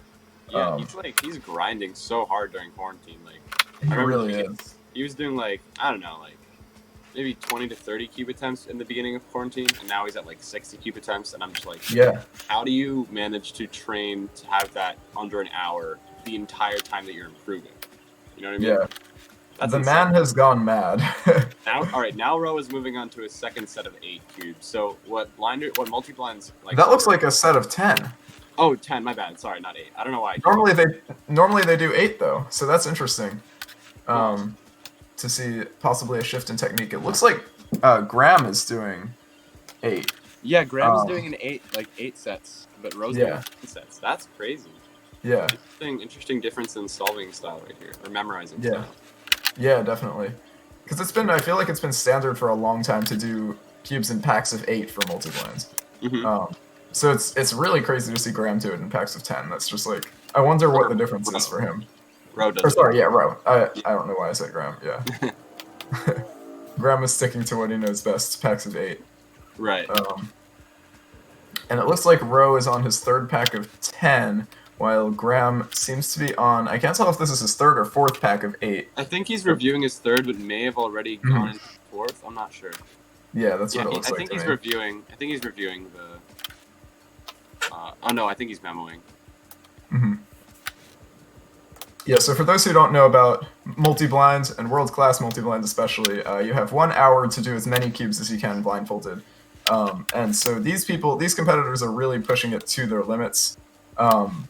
60 cubes in an hour is a cube a minute. And I don't know how many of you guys have done just normal 3 blinds before, but that is hard. Yeah. Even like 1 cube in 1 minute is not a trivial, that's not a trivial accomplishment. Right. And yeah, just the fact that they're attempting that and keeping that up for an hour is pretty crazy. How do you know that they did not miss scramble? Well, these are both very, very long-time qualified cubers who know how to scramble, and I'm fairly confident that they have done their job correctly. Yeah. I'm sure they would check it. Yeah, for sure. Yeah, this is pretty crazy. They are, like, so since Graham is doing more cubes, he needs to have higher accuracy if he wants to, or sorry, since Ro is doing more cubes, Graham needs to have higher accuracy if he wants to take this one. 56 is probably a little bit on the safer side for Graham. It's definitely possible for him to get like a 56 out of 56, but 100% success is always pretty rare. Right. I have a feeling Ro's gonna clinch like a 99 or success here. Like, I just have a feeling. I don't know. Yeah, I mean, Ro has been improving like crazy, and his success rate is pretty good. Of course, Graham has the current official world record, but since he did that, Ro, there has been a new challenger in the form of Ro, and so that's definitely going to change a lot. Yeah, it's crazy to think like what Ro's gonna do back when competitions start again, because like quarantine is this really iconic and like never before seen moment or period of time where people can just sort of come out of the dark and like become good at a really new or become newly good at an event. So Yeah, definitely. It looks like we've also got what? And challenge the world champion. Yeah. It looks like we've also got Graham looking at all of his cubes before Ro is. Like, there's still a lot of cubes that Ro hasn't even looked at. Whereas it seems like Graham has at least looked at all of them, but maybe he does more review. Like, review towards the end, I mean. Because, like, Ro seems to be... This definitely seems like Graham's home turf in terms of, like, dealing with this kind of time constraint and nerves. Yeah, definitely. It's very clear. I mean, not clear, but it's very known that Graham just has more blind officials. Yeah, definitely. Somebody in chat asked why the video is fast. So this is a pre-recorded video, and since multi-blind takes an hour, we only have about 15 to 20 minutes for it. So we've sped it up, but we don't actually know the results. So, yeah, we know as much as you do, chat. We know literally nothing. Yeah, and so there's also a poll on stream right now, so you guys can vote for who you think is going to win. It looks like right now Ro has the lead, which is definitely a fair choice, given that he's attempting more cubes, so he needs technically like less correct to win that. But I mean, yeah. For those who don't know, the way multi-blind is scored is you take the number of cubes solved minus the number of cubes unsolved. So Ro could have something like, say, 57 out of 61 and get 53 points, whereas Graham, to match that, would need 55 out of 56 to beat that. He would need like pretty perfect accuracy. So Graham definitely needs higher accuracy. Okay, Ro is finally finishing up the last batch of cubes. It's interesting because like Ro definitely seems a little bit slower with Memo in the beginning, but Graham is still going. He's doing a lot of review. Probably playing a little safer. Honestly, I feel that. Yeah. For those who are unsure, Ro is on the left and Graham is on the right. And yes, Ro is attempting 61 cubes while Graham is attempting 56. Ro just moved that batch of 10 to the back and then back to the... Yeah. It's funny, he's got the one cube in the back there, that's his 61st. So I wonder, I know a lot of multi-blinders will memorize a big chunk of their cubes as a long-term attempt, and then they'll save some smaller number of cubes for like short-term memory, basically. And so I wonder if Ro is just going to memorize that one cube left is like just a 3-blind cube, and start with that. That tends to be what they do for world-class multi. But I wonder how he actually splits it up in his mind. If he treats it like 2 30-cube attempts, because it kind of looks like that's how he's doing this. Yeah. Yeah. Wow. 2 30-cube attempts. Yeah. It's crazy, because for a normal solver, a 30-cube multi-blind would be like their lifetime achievement. Yeah. Like I mean, I've dabbled in multi a very small amount. I've gotten 7 out of 7 before. That's the best I've done. Obviously, I haven't put that much time into it, but still, like, hitting 30 is insane. Yeah, how many people make it 30? Yeah, that's still a cube every 2 minutes. And like, when I go safe on normal 3-blinds, I take like a solid 3 minutes or so. And that's just for one cube. So, pretty crazy stuff. Finishing up Memo, last bits of it, I think. Yeah, we've got 292 people who have voted, and Ro has a commanding lead, 60.3% to 39.7%. Wow, yeah. You think the world champion gets a little more votes. Yeah. And this is wild. They're pretty much finishing around the same exact time. Wow. Finishing Memo. So Ro finishes his Memo around 39:46. Which leaves him about 20 minutes to solve all these cubes. Okay, Ro has started, and is he using a box as a blindfold? Oh no, I'm dumb. No, he's using a normal harmonica holder. It's a harmonica holder. I don't know why I thought that. If you want, since it's going pretty fast now, maybe I can keep track of Ro and you can keep track of Graham. Okay, dope. Okay. So far, Ro has 3 for 3. Alright, Grandma's 1. I think. Yeah. 2. Ro has perfect success rate so far at 5 out of 5. 3.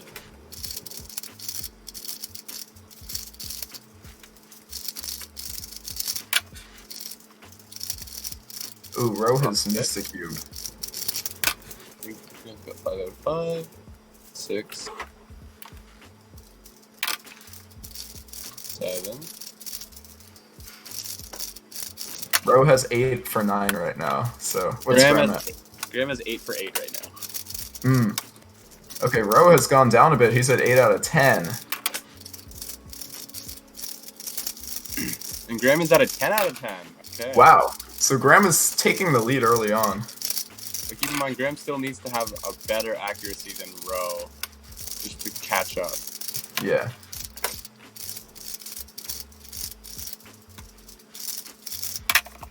Yeah, Ro could definitely lose 2 cubes and still have a higher score than Graham could possibly get, so. Right. Graham's going really well. He's on a 16th cube, and he's at a 15 out of 15. Looks like Ro is at 15 out of 17 so far, from what I can catch. I've only seen 2 that he's missed. We're at a 16 out of 16. 17. Yeah. Wow. 18. Yep.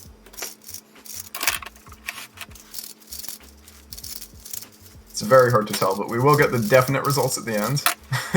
Yeah. It's a little hard to tell if some of these cubes are solved, but it looks like Ro is at a 19 out of 21. 21. This is just peak performance for both competitors. Oh, absolutely. 23. So it looks like Graham missed another one. Did he? Or sorry, Ro. Sorry. Oh, okay. No worries. That's why I get the people confused so much. Okay, now we can't see what cubes he's solving, but I think that was 25th, 26. So 26 out of 26 so far. Yeah, Ro is actually at a 23 out of 27, it looks like. And Graham's just going perfect, so that's pretty crazy. Wow, it just looks like he's, like, apparating solved cubes. That's what you love to see. I think that's 32. Ro is at, oh, I think he's missed another one, so I think he's at 27 out of 36. Oh, I think Graham got a DNF. Oh, wow, first one. So, I don't know exactly how many cubes yet, but once he finishes this 8, it should be 40. So it's 30, if he finishes the rest of this 8, we're fine. It should be 39 out of 40. So far, I've counted 6 wrong cubes for Ro. But I could be off by a couple. I only see 1 wrong cube for Graham. That is wild. If they plus 2, is it a DNF? No, it's just adding plus 2. That is the good thing about multiplind. If you're off by a move, it's not a DNF. Yes. You just add 2 seconds, which is totally fine, because multiblind followers don't really care about the time. Yeah. And also, they do have an hour limit, but the extra 2 seconds do not add to that. Okay. Or sorry, you yeah, missed like 2. yeah. Okay, so I think that's 45 out of 48, I believe. To me, it's looking like Ro is at 41 or 42 now out of 48, but I could be wrong. I may have missed a couple in there, but I think he's only missed 6. I think this is looking like a 53 out of 56. We'll likely slow it down pretty soon. 53 out of 56 would be great. That would be extremely competitive against. All right, yeah, he's on his last cube. All right, the video's back to normal speed. Nice. You can sort of see it, not really. So far. Yeah. All right, that looks like a 53 out of 56 for Graham. Wow, so that is going to be 50 points. Dude, are you kidding me? All right, let's see what. Ro so far looks to be at a 49 out of 55. Again, I could be wrong by a few. Interesting. I think Graham might have won this one. Yeah, Graham did get a 53 out of 56.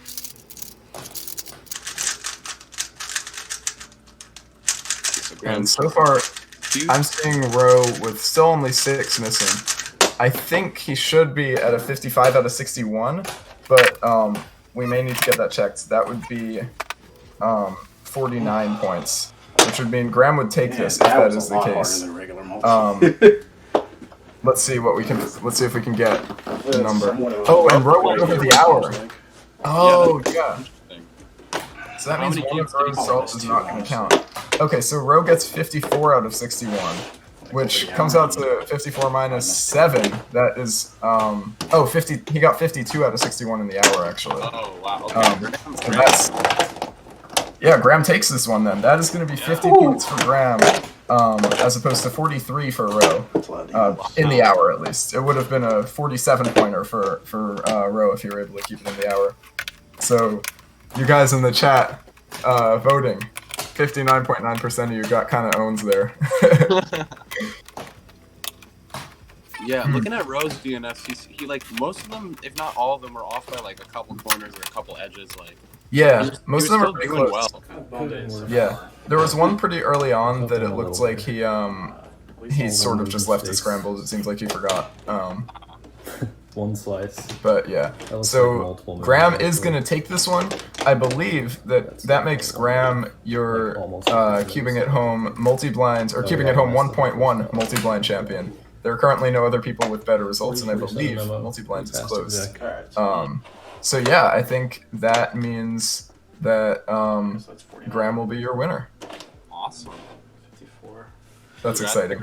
And congrats to Roe. I probably missed 2. Yeah, congrats to both of them. Very, very good efforts by both solvers. Really impressive stuff. Yeah, not the greatest. So I believe next Kind of what I we expected, have though. 3x3 coming up.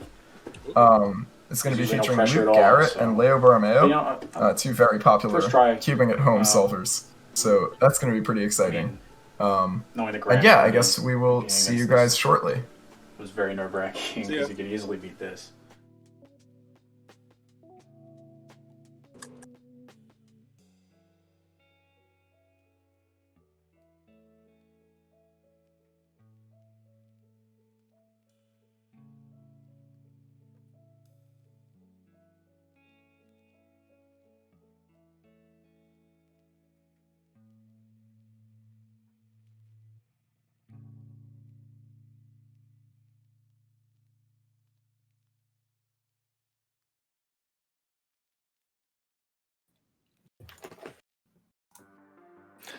Hello, everybody, and welcome to Cubing at Home Season 1.1. I'm your host, Keaton Ellis, and that was some really impressive results by both Graham Siggins and Roe Hessler.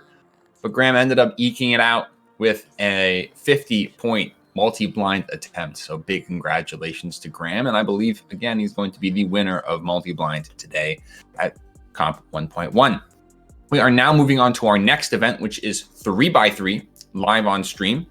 So please, at this time, make sure that you're going to our website or typing !compete in chat to get the link to be able to compete. Make sure that if you believe that you are going to be eligible for podium or a top 16 finish, please make sure that you please make sure that you start recording before you click begin submission to start your attempts. Please make sure you record your solves, and please make sure that you click the record button before you start the begin attempt. Anyway, we'll be moving on. We have both Luke Garrett and Leo Borromeo in here for you to do some really fast 3x3 solves. So best of luck to both of those, and we'll be right back.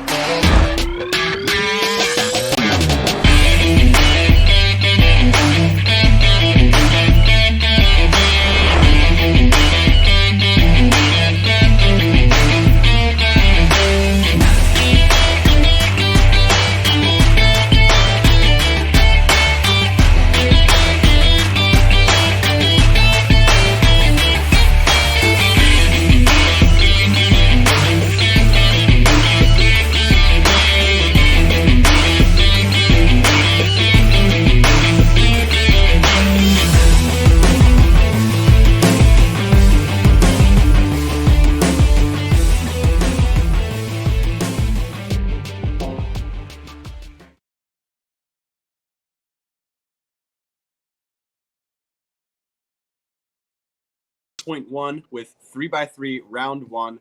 We have Leo Borromeo and Luke Garrett here, and I'm partnered with Daniel the Goodman. That is me. I am that Daniel. Yeah, so these are two really great 3x3 solvers, both very known in the cubing at home world and in the WCA, but possibly more so here. Yeah.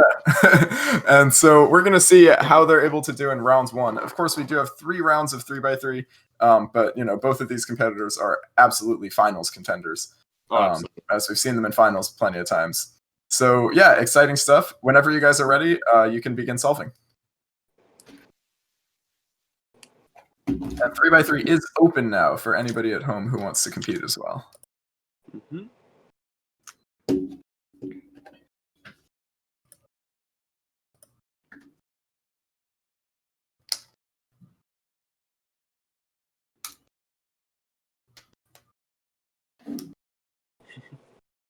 I like Leo's shirt. Oh yeah, it's very good. It looks like he might be frozen right now, but Luke is going. Sorry for the sneeze. Seems as if Leo is frozen, but let's just watch it. Going with green cross. I can relate. It's got a soon into a G perm. Looks like solid. a high 7 or a low 8. Yeah, slightly large pause before the G perm. 756, yeah. Okay. Good estimation powers there. Yeah, so starting with the 756. Maybe if Leo could like leave and come back. That might work. We'll see. I don't know if he can hear us. Yeah, I'm not sure either. But we can watch Luke at the very least. Yes. And it looks like, oh, nice. On stream, we actually have his results showing up. That's excellent. Oh, okay. Yeah. He's got F inverse sexy F prime into J A perm for last layer. Pretty solidly executed there. For a 687, nice. That's a good improvement over the first solve. Okay, apparently Leo's first solve was a 681. But we are having some slight trouble here. Hopefully we can get it fixed. There we go. Nice. Yeah, so these two guys are very similarly ranked for average officially. Luke is 12th in the world with a 640 average, and Leo is 10th with 631. But I kind of expect both of them to beat that really soon.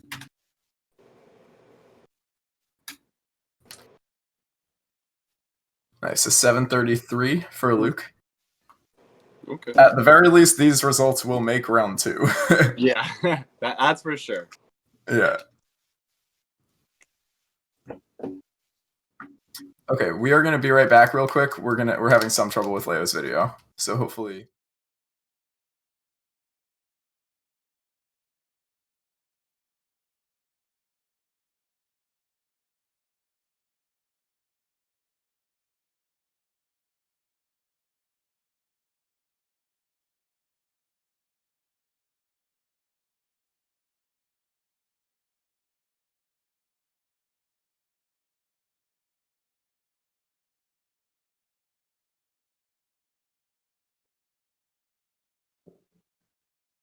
So we're back.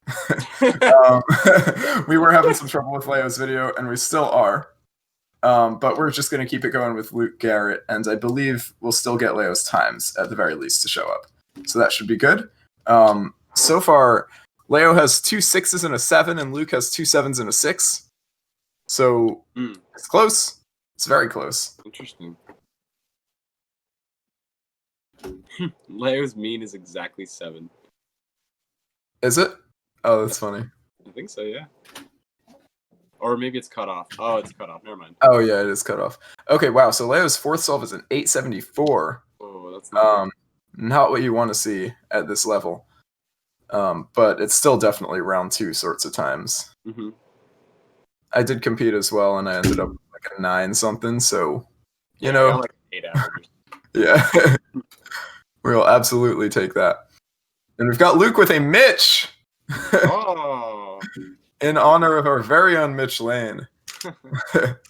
I'm sure he intended that. Yeah, that day was actually not very long ago. It wasn't. It was quite recent. Mm-hmm. Yep, a 625 for Luke Garrett. Good stuff.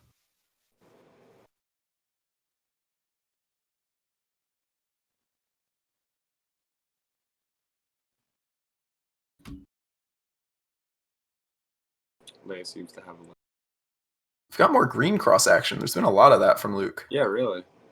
Ooh, messing up that G perm. He's got some wrong cross, it looks like. And he finishes off the average with something not too great. Maybe an 11? 12. Okay, 1265 for the last solve. That is more than double the Mitch. Still solid average. How are you feeling about that? All right. The last solve would have been good, but yeah. Yeah. You'll make round 2 at the very least. Guess that's all we can hope for now. We're having some slight stream troubles, it looks like, but I think it's perfect timing. Leo also finished up his average. He got a 702. And I think with that, we are going to pass it off to our analysts, Phil and Stanley. So take it away, guys. See you soon.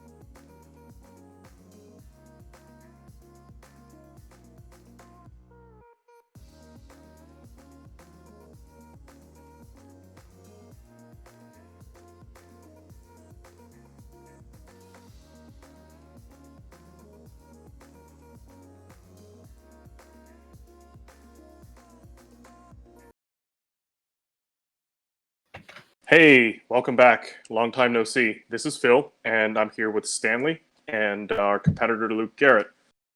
Say hello to the chat, I guess. hello.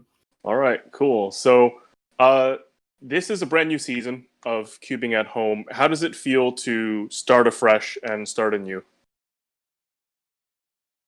It feels pretty good, I guess. I don't know. The break between the last 2 competitions, I guess I got more time to practice, but I was kind of practicing a lot already. I don't know. it just feels, I mean, I guess about the same as the last ones. Right. I guess it's the structure of it is very similar, except now there's some stuff to compete for. I know one of the sponsors, Rubik's, is offering some prize money and some extra incentive for more people to show up and compete. Does that change how you approach practicing very much, or not so much? Not that much for me, really. I usually just practice 3x3 a lot most of the time, so I just continue to do that. Cool. Yeah. What exactly do you work on in 3x3? If you don't mind us asking. Right. I've just been, I don't know. I'm trying to learn more like ZBLLs and more like cases where if I have like a bad solve or something, I can kind of recover from it if I get some kind of case, or I don't know, just trying to be more consistent with my solves too. Cool. And is there anything in this particular event that you're looking forward to? Anyone, perhaps if you make finals, anyone that you really want to appear against and race? It'd be pretty cool to go against Luke G again, but I don't know. The Luke G battles. Yeah. Were you And there when Luke G faced off against Leo in Monkey League? I wasn't there, but I watched it after. Oh, okay, okay. Yeah, how was the experience racing Leo? I guess, I mean, you've done it a whole lot now. Is it nerve-wracking, or are you used to it? Yeah, I get really nervous when I go against him just because he's Yeah. really good. Yeah, he is. Yeah, he's definitely one of the cubers that have really gotten used to the online format and the Mhm. head-to-head. You know, some people get really unnerved when they have to race against other world-class cubers. But I think, yeah, the Cubing at Home series and all the other online events have really helped some people really get in there and yeah, get used to it. Stanley, did you have anything to ask Luke? Yeah, I mean, we've seen over the past few months that head-to-head solving is becoming a much more popular format. How, if at all, has this like changed your perspective on the event, or like how you practice? Really any way in which you see it differently, with head-to-head being important in addition to ranked averages of 5 like in WCA. Well, I guess I've just been trying to focus more on like each solve as a whole, because it doesn't really matter what your average is in the head-to-heads. You just need the good solves to beat the other person. So I don't think I've really practiced that much differently, but just trying to get into a bit of a different mindset when I'm doing a head-to-head, which could probably help me. Interesting. Do you think this type of head-to-head, I guess, immersion and practice will help you in the future in WCA events at all? I don't know. Maybe I guess sometimes if you have like a good average in a competition and you kind of start to screw up a little bit on like the last solve, you kind of give up or something. But Sure. I guess maybe I don't know. I'll just try to do my best on every solve. Just I don't know. Yeah. I mean, yeah. every solve's an opportunity to win, right? Yeah. That's the fun of head-to-head. It's also an opportunity to lose. So if you're not in the right mindset, you might get affected by that. For the newer cubers out there in the chat, do you have any advice that you can give people who are just starting to get into cubing at home, perhaps WCA events in the future? I guess just practice a lot. I don't know.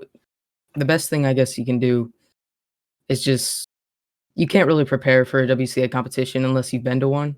So practicing is just key. That's my advice.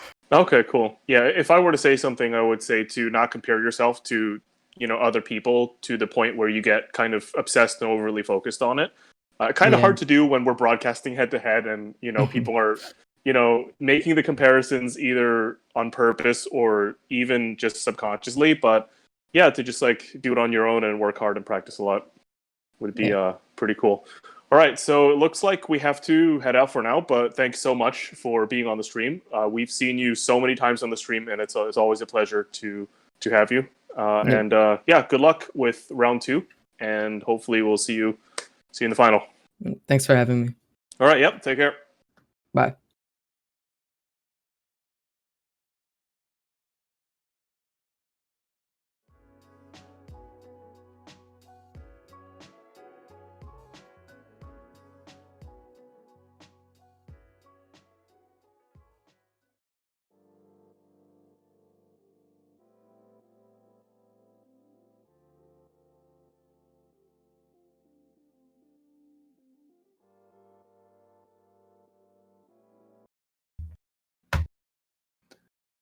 All right. Hello and welcome everyone to Cubing at Home 1.1. I'm your host, Keaton Ellis, and we just finished 3x3 with some really fast results. It looks like overall, the results for round one, aside from a couple of spoilers up at the top, we're looking at low 6 right now for first place with Lucas.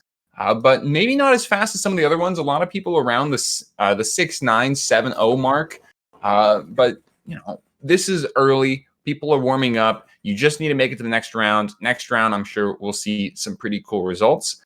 Big thanks to Luke and Leo being on stream, even though a little bit of a technical issue, but that happens and that's okay. And we'll move on. The next event we're going to be doing is Mirror Blocks. So for those of you who don't know this, I actually don't even own a Mirror Blocks. It is a puzzle that has, instead of different colors, different lengths of sides. So the pieces themselves are of different sizes, and that's how you tell them apart. It is just a 3x3 shape mod, but we felt like having a shape mod on stream would be really, really good because that's part of the community that is sort of missed within the WCA. And so we thought Mirror Blocks is probably the best example of this. In addition to that, I wanted to let you guys know that if you have any trouble with your results whatsoever, please use !email to go and obtain the email for the results team to help get stuff fixed. We are, as always, experimenting with new software, and sometimes we just have a few bugs. And don't worry too much about it. We'll get it fixed. And we will always listen to your guys' feedback. But !email is where you can get the results team email to help fix some of the issues that we're having. Anyway, we'll be moving on next with Mirror Blocks. We have actually one of our staff members, Braden Richards, who's going to be on stream to compete.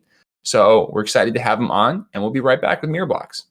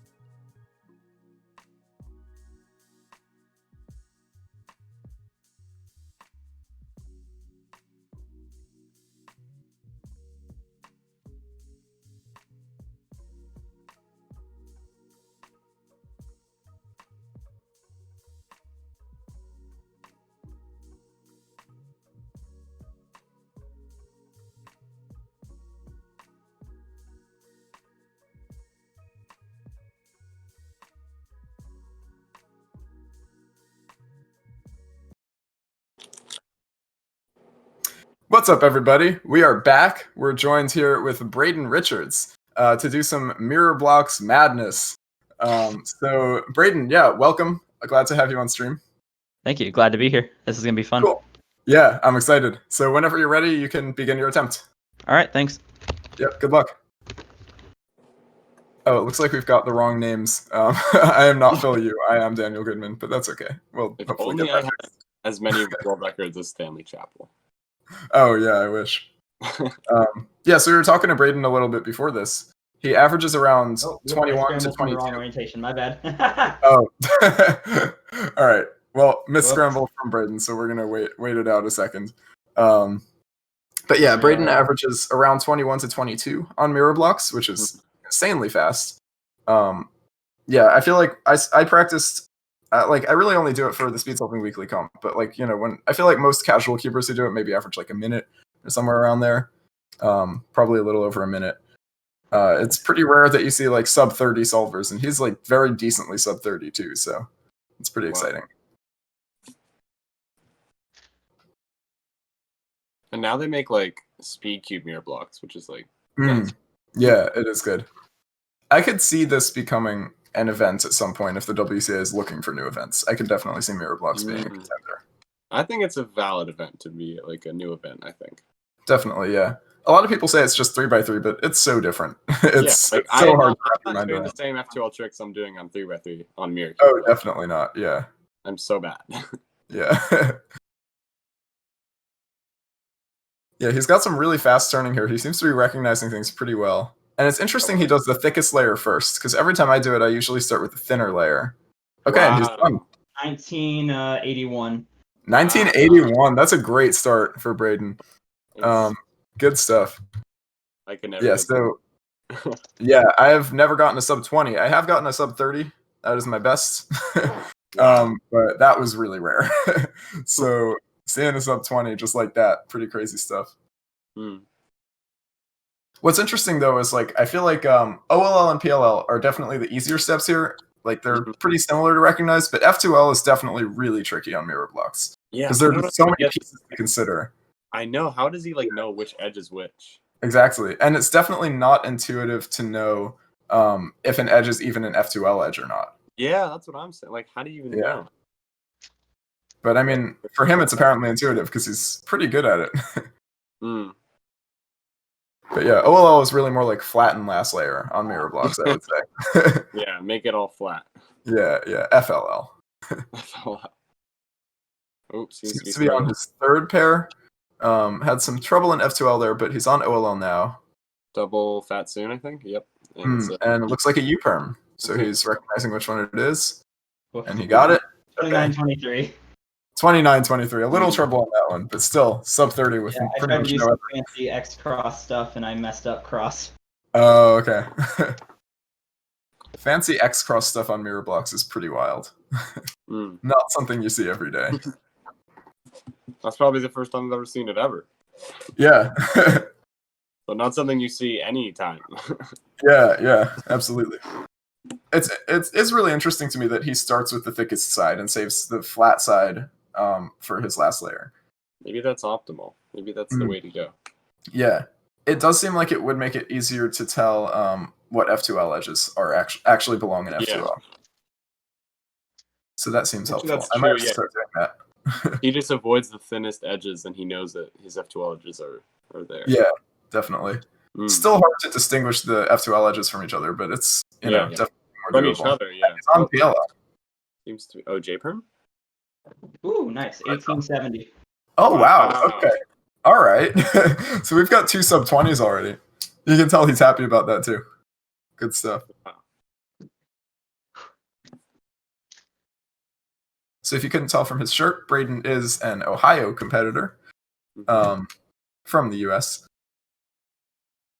He's definitely, I'm looking at his WCA profile, and he seems to be pretty much an all-rounder. He's competed in everything, it looks like. No successes in 5 blinds yet, but successes in everything else. So, definitely more of an all-around type solver.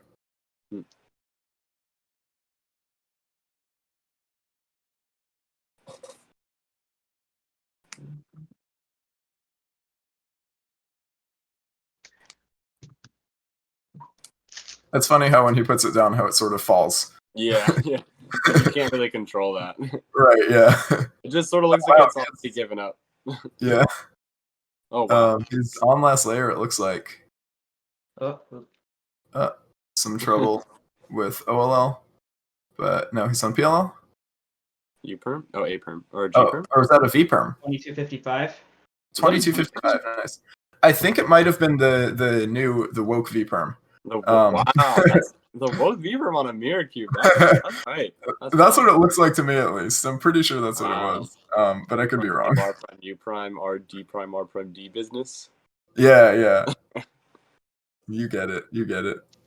So he's got a best possible average of 20.35 right now. Ooh. But he's also got a potential counting 29, so it could kind of go anywhere. But definitely, like, he's got potential for first place here.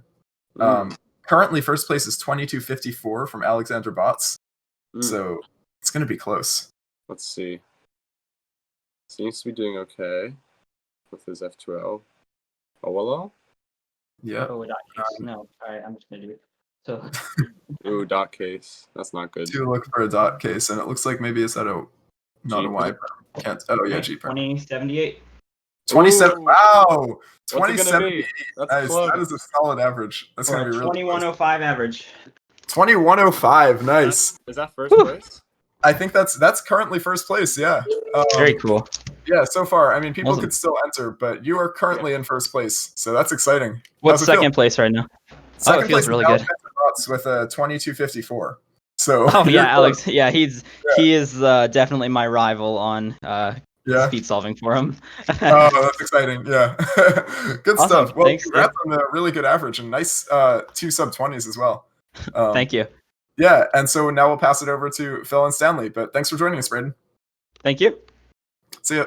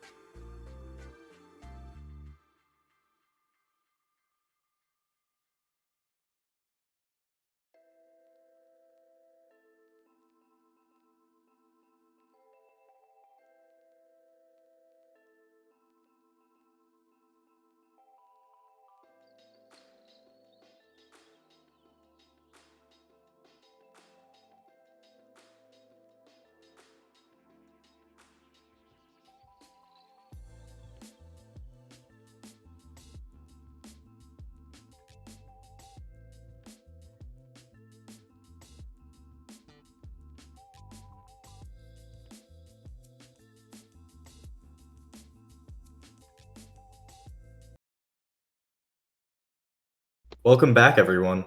Right now, we have Braden Richards, who just competed in Mirror Block and appears to currently be winning the event.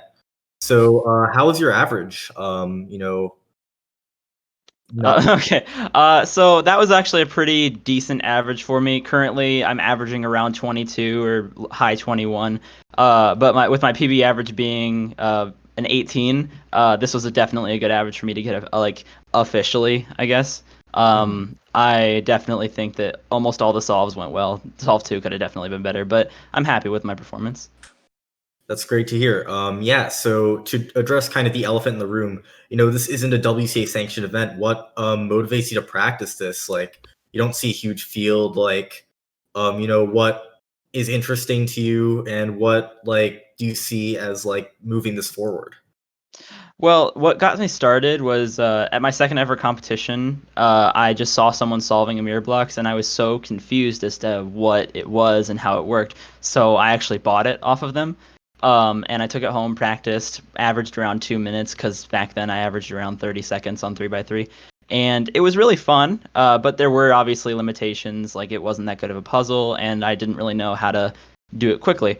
As like time went on, I started practicing more and more unofficial events because doing all 17 used to be 18 official events was kind of too much, I guess. So to distract myself from the pressure of that, I practiced events that didn't necessarily mean much officially. So like I got into Killaminx, Master Pyraminx, Ready Cube, and Mirror Blocks was probably the first one I got into like hard in like that. I started learning F2L. I started practicing recognition for last layer. And although I solve it unconventionally, where most people solve the smallest layer and then do last layer on the biggest side, I do it the opposite. I do this for my cross, and this is my last layer. I feel like eventually in the future I'll try and become dual neutral so that I can do cross and last layer on either side. But as of right now, I'm happy with what I've done, and I think that it could be an event in the future. But we'll just have to wait and see what the WCA does with unofficial events. Yeah, good stuff. So now you were just talking a little bit about this, but with methods, I think a lot of people would be curious to know, what that looks like. If CFOP is still a dominant thing, and what changes need to be made to make it suitable for a puzzle like this. So for me right now, I personally think Rue, although it is a decent method for 3x3, it doesn't necessarily work as well for mirror blocks due to when you do M2, you have this giant gap in the middle that you have to try and compensate for. Now, if you're doing Rue on this side, there's not that big of a problem because now instead of a gap, you have like a protrusion, I guess. So doing M moves and U moves could work, but as of right now, I don't really see Rue taking off for mirror blocks. CFOP is definitely where I think things could go well. ZZ, I definitely think could be good. It's just recognizing EO. Oh yeah, recognizing EO would definitely be a challenge. But making it so that you only have to do RUL moves for most of F2L F2L, I guess. But EO and stuff like that. I feel like that would work well. It's just recognizing EO would probably be the biggest downside. So right now CFOP is where I think it would be good to try. We found the weakness in Rue. Yeah. And one last question for me. What are your thoughts on hardware for this? With the puzzles that are currently out, what do you think are the best puzzles out there? And what improvements do you think can be made to, make this event more accessible and also just more enjoyable for a wider range of solvers in the future? So for me personally, I use the Mofeng Jiaoxi, and I have it very loose so that a lot of corner cutting can take place. I can turn fairly fast and it doesn't usually lock up. But my main thing that I'd like to see in mirror blocks is magnets. I know that obviously that's very difficult to do with how pieces line up and how you can't necessarily put magnets here because it won't touch any piece.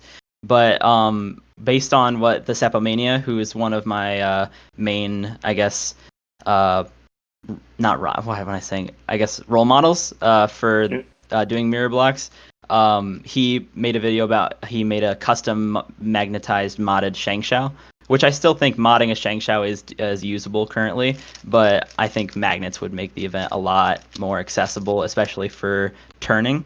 It's just going about how to put them in the pieces and how to make them connect would be the hard part. As for what else with hardware, I think honestly hardware is at a pretty good spot right now. Really, magnets and I guess maybe some smoother turning, because as of right now, the Mofeng Jiaoxi eats up lube like no tomorrow. I have to put DNM or silk in it probably every other day. Yeah. Well, that's interesting. I mean, right now the mirror blocks industry, as you may, is not very competitive. Companies aren't racing to innovate in that area. So perhaps, perhaps we'll discover something in the future that we haven't thought about. Because I don't think too much thought is being put into the event right now. But perhaps it's a place where people could go if more people do this. Yeah. All right. It looks like we gotta wrap up. Thanks for showing us this extremely interesting event. I'm terrible at mirror blocks, but watching you kind of shows me definitely what's possible, and I hope a lot more people are encouraged to try the mirror blocks. Awesome. Yeah, I hope so too. I hope it becomes a very very nice unofficial event that people can thrive with. Yeah, thanks for having me. Or maybe official. Oh Take yeah, care. oh Yeah. please. Yeah. All right. See you later. Thanks. See ya.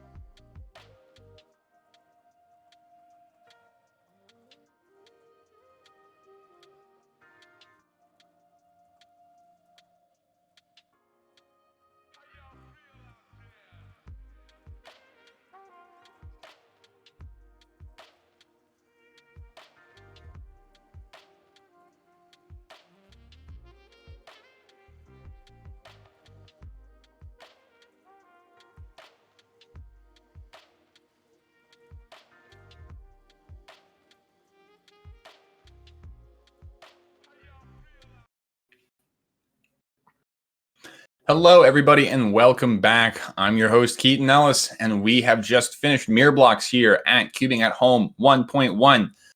We're going to be moving on right now to our next event, which is Square One.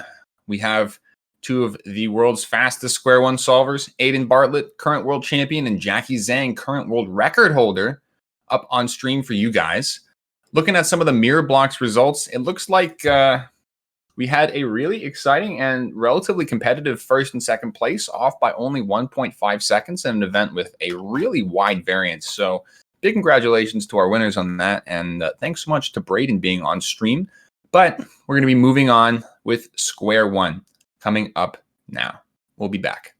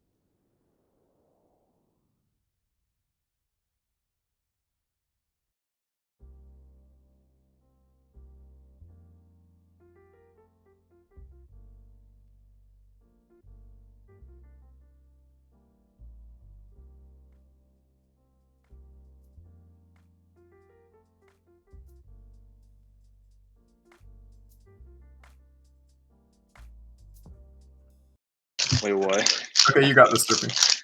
Hello, and welcome back to Cubing at Home. We have two very loud Square One solvers and Daniel Goodman. That's me. I am the quietest Square One solver. Yeah, we were joined with Aiden Bartlett and Jackie Zhang. And it's pretty exciting stuff, both very talented Squanners.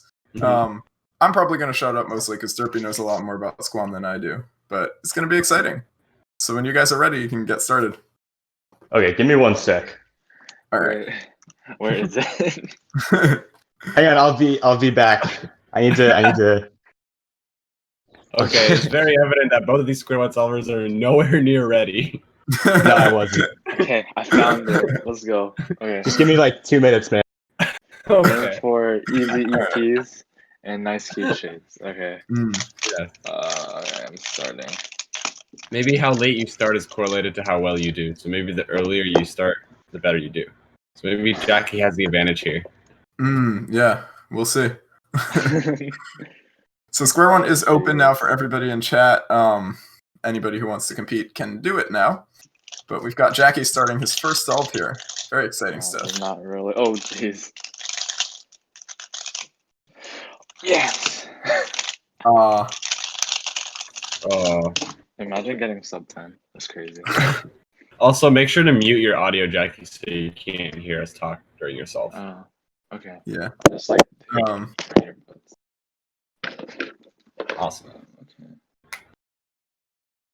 1265. Oh yeah.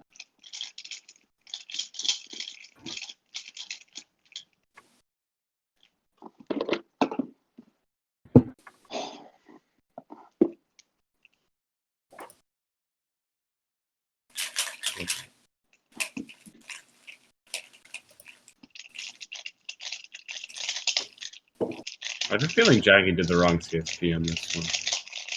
Oh yeah. Oh, he's good. He's good. Never mind. Looks right. 916. That was a weird way of doing that cube shit. I don't know why I did it like that. Aiden's getting ready for his first solve.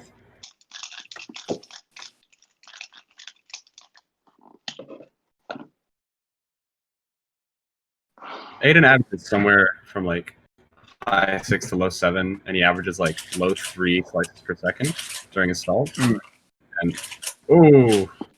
That Alright, wasn't no, quite that's still a 6. Oh, but wow. Yeah, that was still a 6 for sure. With a drop, still a 6. That's wild.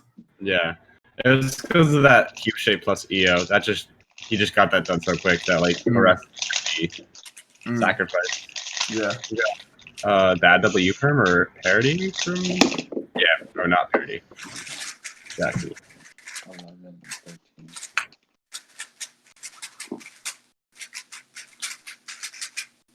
So yeah, Aiden's competing with a partially broken Squan as well. Yeah, because his corner broke, and so he replaced it with a non-magnetic corner. Yeah. Which is interesting. Yeah.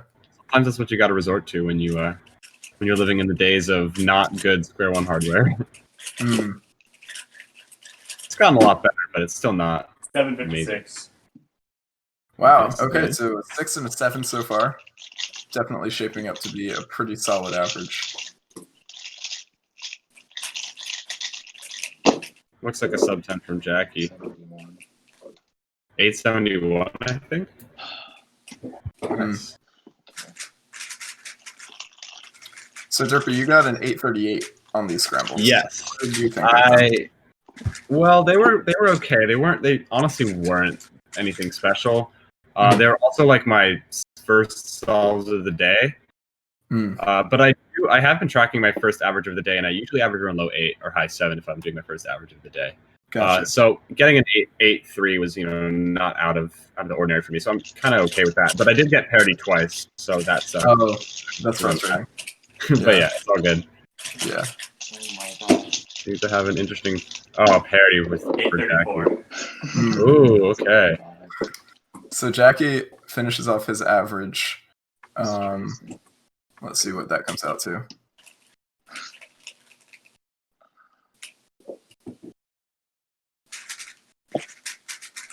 Looks like, yeah, that's a 1031 average for Jackie. So currently, yeah, not quite gonna podium. I think that was close to my World's 2017 average. Oh yeah, and that podium there. I think it's 1037 or 1031. I forget. Nice. Yeah. Oh well. All right. Let's see what he does on the scoop shape. It's fist barrel, I believe, and it's odd. So interesting. 665. Oh wow. Nice. All right. Counting 6 for Aiden. So far we have Max Xiao in the lead actually with a 792 average. Really? Wow, Yeah. You've done a little better. You're currently in third, Derpy, but it looks like Aiden can't get below an 834 or so, or well below an whatever. He's definitely sub 8. yeah, for sure. Easily. Let's see if it's sub 7. Yeah, it could be. Depends on this self. He needs about a 6.6 or lower. 6.7 or lower would do it. Goes for the same CS. Ooh, not looking like a 6. That's definitely is worse off. Definitely is worse off. Ouch. 940. Yeah. 940. Yeah. That is Still a eight average. Low 7 average, I think. Mid 7 average. Something like that. Yeah, closer to mid 7 probably. 755. Yeah. So is going to be first as of now. Might still be waiting on a couple people, but I don't know if any of them will be able to get sub 755. So we'll have to see. But nice average, Aiden. Good stuff. He walks away. Heroes. What a Chad. Oh yeah. Anyway, I think with that, we are going to pass it off to our analysts, who are named Phil Yu and Stanley Chappell. So, thanks for joining us, Jackie and Aiden. It's been a good time. See you guys later. Anytime. Nice. Thank you.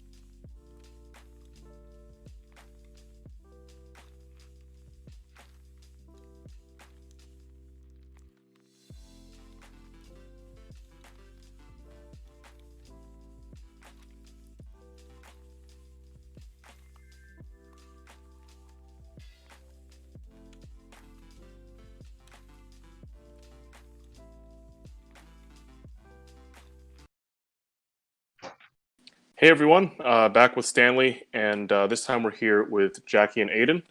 They both just did Square One, and hopefully we can hear more about their Square One expertise and experience. So we've had Aiden on this on the show before, but Jackie is new. How has the whole live streaming experience been for you?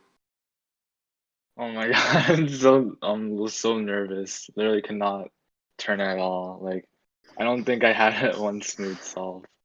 Yeah, I But, mean, you know, it's a there's new 600 people experience. watching, so yeah. So yeah, couldn't really turn too well. Yeah, it can be hard, but yeah, we hope that you can do it more and get used to it because people love watching you guys solve. And Aiden, how was your experience today? I mean, I've done this a couple times before, but it's still different and weird for me. So I'm not like this time I was trying to make sure that I wasn't paying attention to how many people were watching, or if I was making sure not to check if any results were already entered to know what I'm up against. But even so, I was still nervous going on. And the big thing is I always feel like I have to rush once I get going. And yeah, I'm not taking my time to really like mentally prep myself. And my hands are just shaky from nerves too. So wasn't doing great this time, but. Yeah, well, you guys are both world-class Score One solvers, right? So yeah. Stanley, did you have anything you would want to ask these guys? Yeah, and so for Aiden, you know, in addition to this, you've also had a little bit of experience streaming on your own Twitch channel. You know, how have those experiences compared? You know, have the nerves been, you know, comparable, or are they very different experiences for you? I find it very different personally. When I'm doing my own streams, it's more, I feel like I'm more laid back and I'm going at my own pace, so it's not really that big of a deal. Like it's just a normal practice session mostly. When I'm on here though, it's a much different environment. So yeah. And for Jackie, you're widely known for getting that square one single record. I don't think I've asked you this before, but how did that feel, and what happened that day? Well, that day so it was pretty much like towards the end of the day, and I was already pretty tired, so I wasn't expecting anything from finals. And I looked at the cube shape, I'm like, ew, this is kind of gross.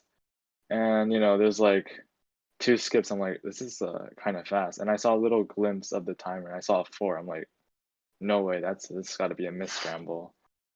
And so I was just mainly, it felt like a dream. It didn't feel real. So that was nice. Interesting. Which comp was that at? Brooklyn 2019. Brooklyn 2019. I think I might have been there. Yeah, I think I was there because I'm also local to Brooklyn. But yeah, that's cool. Do you have any plans to compete in more cubing at home events in the future? I mean, I have a decent amount of free time, so I see like why not. I kind of took a break for a little bit, but willing to try again. Gotcha. Hardware question for both you guys. So there's some debate online about like the Volt 2 and the Yushin Little Magic, and then people blame the Volt 2 for being kind of fragile. What's your take on this? What do you think is the best hardware for yourself, and also like perhaps like likely the best hardware for everyone else? Okay, so this is a little funny. So I saw there was a post on Cubix's friends on Facebook that was like saying that the Yushin was better. I commented on that saying that the Volt was better, and then like a couple hours later, this corner on my Volt broke. It was the first. Okay. Yep, the first time I had a corner break on this square one. So that was a little bit like, okay, well this is kind of like maybe some bad karma. I don't know. Yeah, I was gonna say it's definition of bad karma. Yeah. Anyways, I still stand by the fact that performance-wise, I think the Volt is better. Both my official bests are on the Volt. I think I perform consistently better on it. Yeah, I think it's just overall, I find that it's more fluid and a little bit. I like to feel better, but I'm turning much more fluidly on it, even if the corner cutting isn't like great. No square ones corner cutting is great, anyways. But yeah, so I think that in general, I think fluidity is the most important. Being able to have accurate turning is the most important thing on square one. So I can do that the best on the Volt, so that's why I'm using it. And Jackie? I haven't had a piece break yet, so the Volt has been pretty good with me.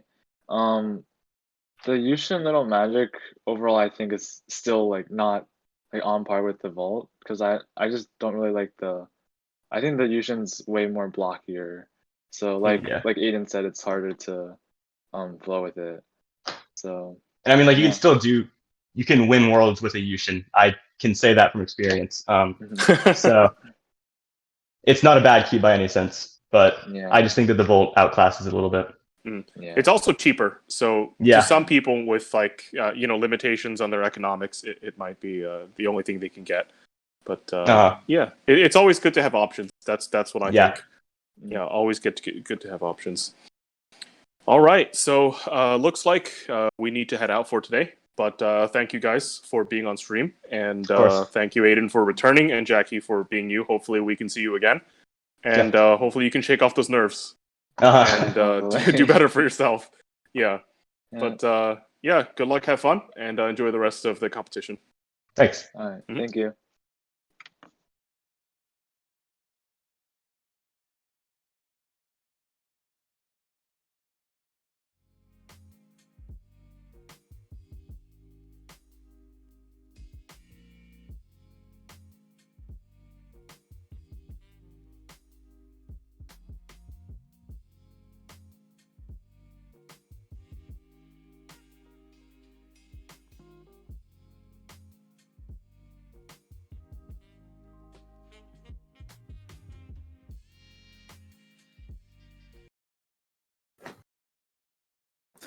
Hello, everybody. I am back again. I'm your host, Keaton Ellis, and this is Cubing at Home 1.1. Just finished up some really fast square one. Aiden right now at the top spot with the 755 average, but of course, we want to make sure that we wait until all results are in before we crown a winner. We're moving on right now to 3x3 round 2, and we know that, even though they're very underrepresented in our community, a lot of the girls out there are very important and play really critical parts. They're delegates, they're organizers, they're competitors, they're supporters, and they're cubers themselves. And so this next round, we wanted to highlight one of the fastest and most well-known female solvers out there, Dana Yee. In addition to her being on stream for cubing, I'm also going to be competing, doing my 3x3 round 2 results on stream. So we are going to be moving ahead with 3x3 round 2. Again, if you are in this event, you don't need to get an email or anything like that. You can go and check the website itself. Just go to Cubing at Home, click compete, and you can compete in 3x3 round 2 if you made it. But otherwise, sit back, relax, and we'll be back with 3x3 round 2 in just 1 second.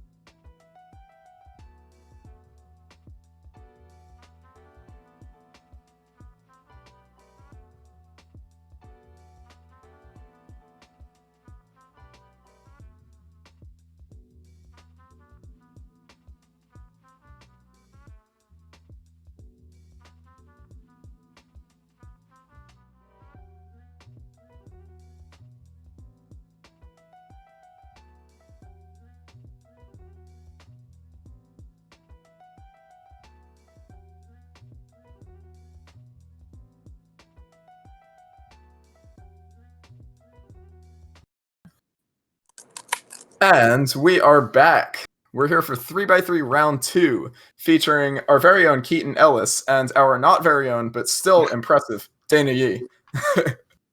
Hi. Cool. So we have 2 very talented 3x3 solvers here. Whenever you guys are ready, you can begin, and we'll talk over what you're doing. Okie dokie. I'm going to turn you guys down so I don't hear every word that you're saying. Good idea. Dana, you probably want to do the same. Yeah, how do I get the scrambles? You should be able to click on 3x3 round 2. If it's not open, you can refresh the page. Okay, and I'll mute you guys and be back. Oh, cool. Shoot. Wrong. Mute. All right. Whatever that was. One more mute.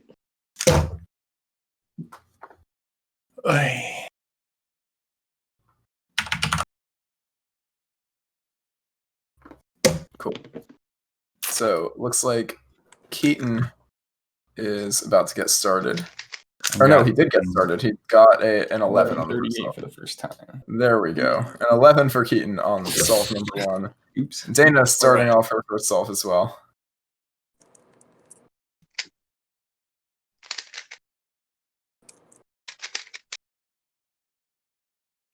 Ooh, does she know the ZB? She did for a 796. All right. So she's got a pretty commanding lead so far. Keaton's second solve is complete. It was a 789. So far, ZB for the second one. Nice. So every solve has been consecutively better. So we'll see if Dana can beat a 789 on this one. Ooh, and PLL 727. She does it. Okay. The solves are just improving. That's what you love to see. Definitely looking for a 5 from Keaton right about now. Hopefully. On OLL. Didn't know the ZB, but 767. 767. All right, pretty solid. Dana's doing her third solve. G-Perm 778. It's a pretty fast PLL. Dana's consistent. 3 sevens. Yeah, wow. Oh. Okay. So both of these competitors are delegates. They're both from the Northeast United States. And good friends, too. Yeah. Always Both good to see a 70s friendly and 80s are rivalry. very old. Yeah. 7-12 for Dana. Solid. Oh, okay. So 4 sevens. Good stuff. Guaranteed sub 8 average for Dana. Last layer. Yeah. And Keaton with a 7.05, that looked like. That's the best solve we've seen so far. So far, our first place for this round is Leo with a 6.04 average. What? So Stupid. that's pretty wild. Oh boy. Oh boy. Ooh, Dana's having some trouble. This is going to be her worst solve for a 9 That flat. is totally fine because she has guaranteed herself a good average. Yeah, absolutely. So she's got a 767 average. That's what you like to see. Pretty solid average for Dana. See what Keaton sees on this. Yeah. I'm feeling this is gonna be his best solve. Something's telling me. Oh, a G perm. Not so much. Ooh. What was that? That's an that's an 880. That is for an unfortunate. 812 average for Keaton. That is very unfortunate. Yeah. Oh man. Well, how are you guys feeling? I feel like that went pretty okay, but could have gone better. I see Keaton also shaking his head. I had a counting 8.8. So Dana, you had that consistency going early on. Yeah, and pretty then I solid. tried to do, I don't know if you saw it. Wait, how do I get my video back? I tried to do something fancy on the last solve, and it did not work. Oh, yeah? I didn't see it. What was it that was fancy? It was a ZBL that I learned yesterday. Oh, gotcha. I missed the cross on the last one, which is why it was an 8.8 instead of something a little bit faster. Gotcha. Oh, it happens. Well, good stuff. With that, I think we're going to pass it over to our analysts. But thanks to both of you for joining us.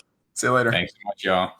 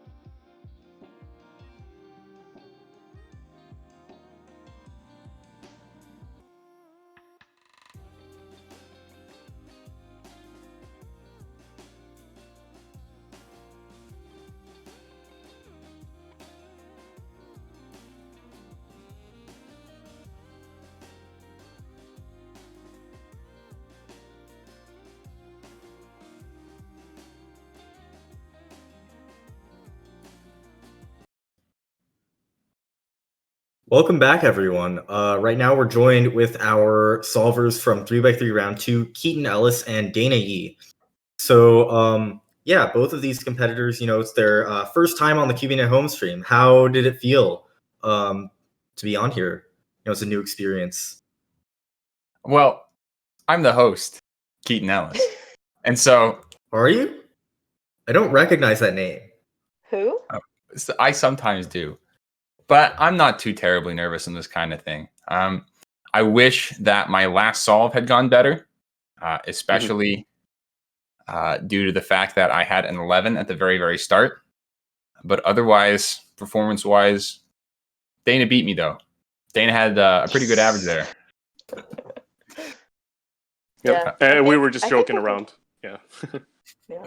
No, I think I did the stream once before, but it's different just solving by myself, even though I know there are like people there, it doesn't seem as nerve-wracking. And yeah, the average was pretty consistent. Try to be a little too fancy on the last solve, and it did pay off, but it was okay because the first four were pretty good. So I think pretty happy overall. Did you do the ZB? I did. Okay. That's worth it. The solve doesn't count. Like, the time doesn't count if you do the ZB, if you know the alg. Uh-huh. Yep. That's what I tell myself. It's acceptable. Are you guys actively learning any ZB or not at this moment?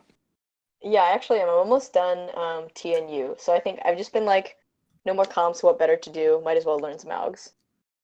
Yeah, me too. I'm a little bit behind Dana in terms of alg learning. I'm finishing up U right now. But yeah, it's a good time to learn algs.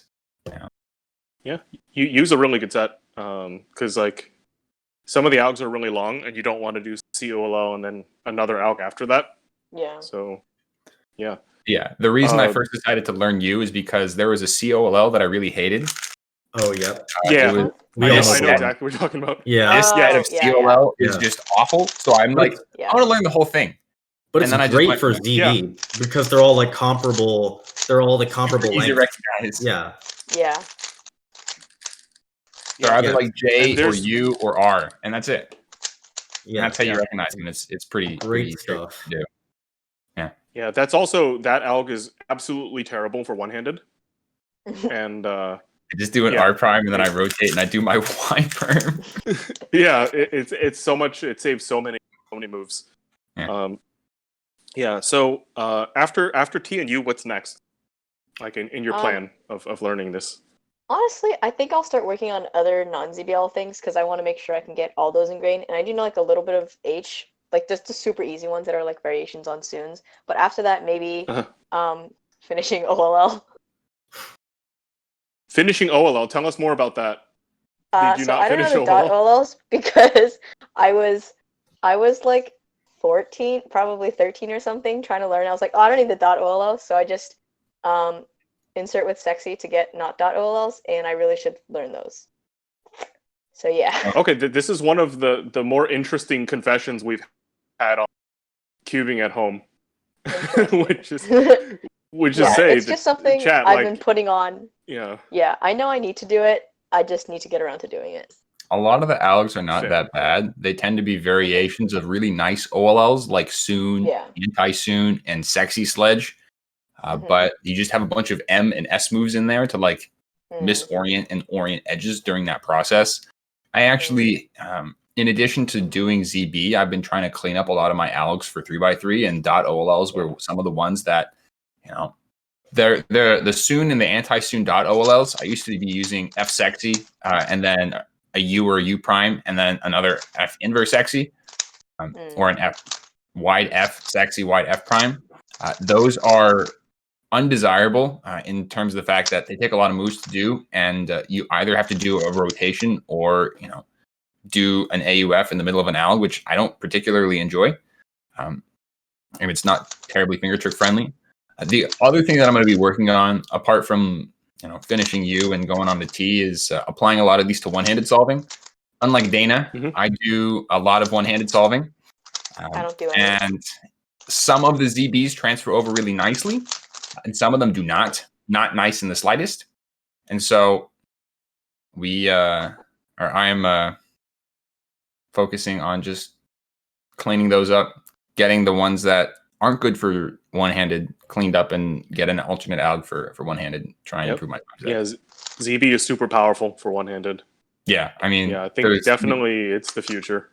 Yeah, I mean, Canute came on a couple of streams ago, and the dude literally just uses full ZB for one-handed. So Yeah. The recognition can be rough, but the sheer amount of moves you save, not having to do like the worst case scenario like a Z perm or something, is so nice, knowing that you don't have to do a COLL and a Z perm. Yeah. All right, let's shift direction a little bit. I see a Rubik's on your chest right there. Tell us more about that. So yeah, I am. It was recently announced that I'm a Rubik's ambassador for this year, and most of my focus on becoming a Rubik's ambassador was to try and develop a lot of the broadcasting space within cubing, because I think that's really missing. But one question that I actually have been getting a lot is, Rubik's has done all these things in the past to hurt the speed cubing community. Why would I decide to go and become a Rubik's ambassador? Am I selling out? Am I gonna am I being part of this evil corporation? I think the answer is no. I really do care about the cubing community quite a bit. I'm a delegate. I'm a competitive speed solver. I put on an event solely for the fact that I thought that it would be fun for people. I've helped with U.S. nationals. I've broadcasted the World Championships. I really love speed cubing, and I would not have chosen. We also learned today that you're a host of this. I am the host of this. Yes, thanks, Bill. But I wouldn't do any sort of partnership with any company if I didn't believe that they had what was in the best interest of speed cubing as a whole. I've been partnered with the Cubicle for God knows how long, and I believe that what they do for the community is good, and now this partnership with Rubik's is really exciting, and I think most of what I'm going to be doing is sort of hosting and broadcasting online events such as Cubing at Home, but I'm still top 10 in the world for one-handed solving, so I'm not old yet, not like Phil. And Dana, we've seen a ton of YouTube videos on your channel. You seem to be making a lot of content. How has that experience been, and how are you enjoying that? Yeah, because honestly, I think I didn't really get into cubing when I was in the latter half of high school, moving on to college, which is not a great time to be creating videos just because you're so pressed with time with applying for college and things like that. So I think I just had a bunch of ideas one day, and I was like, you know what if I start doing an upload schedule? And it is kind of nice because I do have more time on the weekends to do work, and I find it interesting, and like some of my videos that are like tips and stuff, hopefully they can help people, and I think it's just enjoyable to make videos, film videos, and put them out there for people to watch. Yeah, these videos, I mean, they last forever, so if you spend one afternoon making it, as long as the information is relevant, people can keep watching it. So exactly. Yeah, that's cool. Even people at my level, Dana posted an F2L trick probably about a month and a half ago that I had never seen before in my life. And I keep forgetting to implement it a lot in my solves, but it's a pretty cool trick. So she's just defeating you everywhere. She beat you here. She knows more ZB. She taught you an F2L trick. Getting owned, years ago? Remember 2 years ago when I didn't know any ZB? I have since learned more algs since then, but you have just been learning them at a faster rate. But there are only so many algs that can fit in your head, and so I will eventually catch up just due to the potential ceiling. But that may be like 10,000 algs from now. I don't know. Dana's pretty smart. This is true. And also, I'm not trying to overload on algs. I think when I just started ZB, I was trying to learn one set in like 3 or 4 days, which is 3 or 4 algs a day. So now I'm just doing like one every couple days until it becomes comfortable and I can actually integrate it into my solves. Because I have time. Yeah, you don't want to fall into the trap. Yeah. Kid buys a new Pokemon game and is like, I'm going to catch all the Pokemon. And then doesn't catch all the Pokemon, So, all right. Well, we are just about out of time for this, but it's been cool. Welcome to Cubing at Home. And thanks, Phil. Yeah, Keaton as well. Welcome to Cubing at Home. And I guess we'll take a quick break and you'll see Keaton, who's apparently the host, and we'll introduce the next event, which should be 5x5. So stay on for some 5x5. Thanks, guys. See you guys.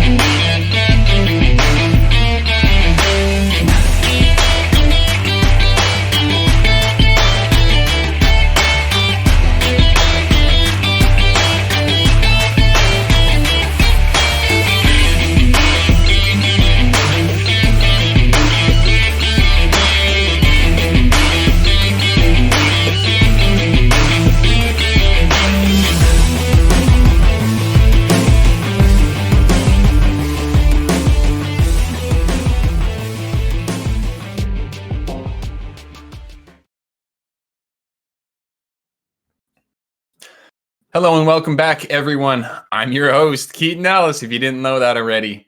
We just finished up with 3x3 round 2, and of course, we will be doing a lot of result verification before we move on to our final round. But before that point, we're going to be going on to 5x5. I'm sorry, everyone. We have two of the world's fastest 5x5 solvers out there, Kieran Biahan and Kevin Hayes, who are going to be joining us on stream. These guys are, for those of you who have never heard of them before, Kieran uses Yao and Kevin uses reduction for 5x5. Kevin's got a storied history of podiuming and winning big cubes at multiple world championships, and Kieran has been incredibly relevant at the big cube level for a couple of years now. Although he is still missing the elusive world champion title, he's podiumed many times and is one of the world's fastest solvers overall. Anyway, take it away, you guys, with Kieran and Kevin.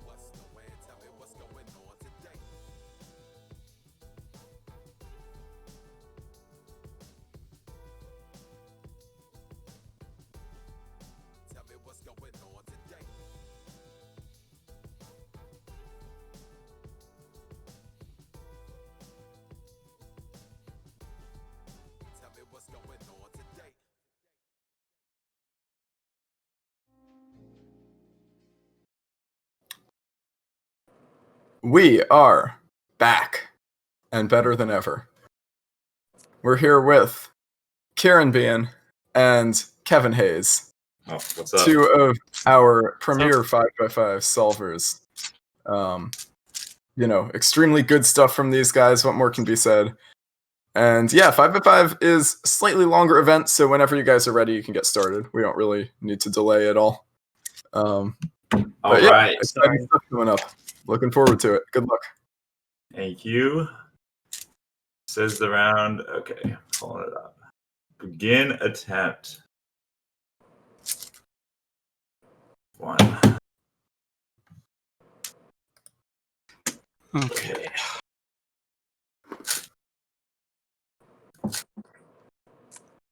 Begin attempt. Mm-hmm. Cool. And I will start scramble 1. Nice. All right, so exciting stuff. Kevin was practicing on his stream a little bit before this. Indeed. Derpy and I didn't know we were on stream. That's okay. Okay. Cool. So it looks like they're both All right. getting ready to get started. Okay, I'll mute you guys now. Sounds good. Good luck. Thank you. So Kevin is off. Kieran was telling me before that it's averaging around 44 on 5x5 now. So, and his current official average is a 45. So he's definitely like expecting to beat that once he goes back, which is pretty exciting. And yeah, let's just see how they're able to do. I'd personally put my money on Kieran here, but we'll have to wait and see. Yeah, right now first place is First John with a 56 average, so I'm thinking we're gonna see somebody beat that of these two. At least I think both of them. Yeah, I would imagine. Kevin on 3x3 stage now. About 50 seconds in, so not exactly what he's hoping for. Yeah, U-per or the G-per? Yeah. Oh, and Luke Tixon actually has taken first at this point with a 52 average. So wow. Okay. Kevin is not even guaranteed necessarily podium. I guess it could be close. But at 56, we'll see. What are the rankings like right now? I guess no one's done them yet. No one's inputted. Right now, we've got Luke Tixon in first with a 52 average. Okay. I should be. That one I butchered. The edges like really ridiculously bad. Kieran has just finished his first solve. That was pretty bad. 53.98. So 53.98. Gotcha. Yeah. So at the very start, Kieran definitely has a better chance of nabbing that win. Yeah, but still, a 52 average is not trivial to beat. So oh yeah, for could sure. go either way. With a lot, oh wow, Timon has actually just taken first with a 49.95. Wow. Okay. Average. So we'll see. I mean, Kieran should definitely be sub that, but you know the nerves of stream can sometimes get to you, so we'll have to wait and see how that goes. Timon has the advantage of not solving on stream, which is yes, that is definitely a bit of an advantage.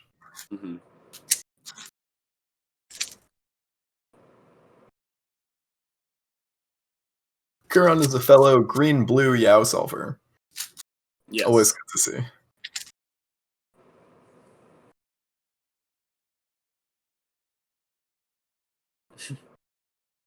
Someone just saying, I think Kevin is going to get an average. I also think Kevin is going to get an average. Kevin will get an average.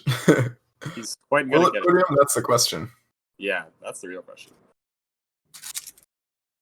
Kieran appears to be on 3x3 stage now.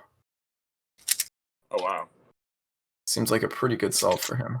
And an A-perm U2. Let's see what that was. 44.73. Oh, 44. Nice. All right. That is going to be the second best single of the comp so far. With penalties applied. 61.52. +2 for Kevin.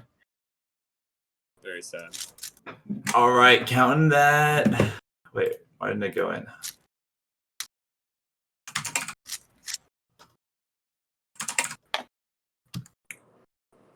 Oh, it doesn't not like.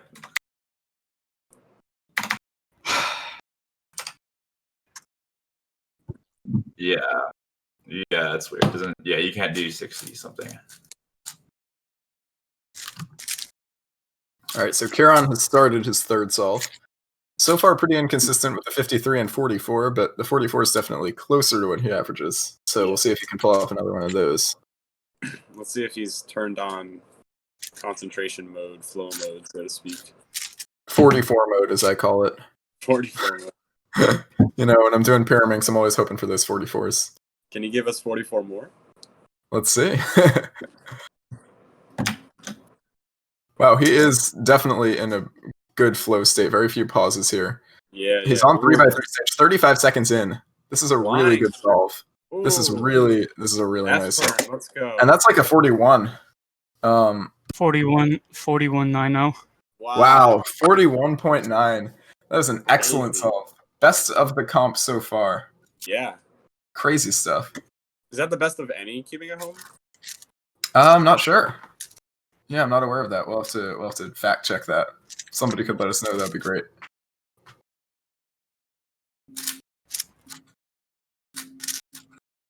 Yeah, he was just flying on that solve.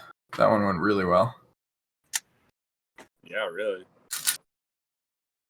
He's basically guaranteed a podium at the very least. Oh yeah, for sure. This fourth solve will determine that how high up on that podium he'll be. And Kevin with a 52, bringing him to a 56 mean for his first 3 solves, whereas Kieran has a 46 mean, actually ahead by 10.01 seconds exactly. That's crazy. So, pretty big difference there.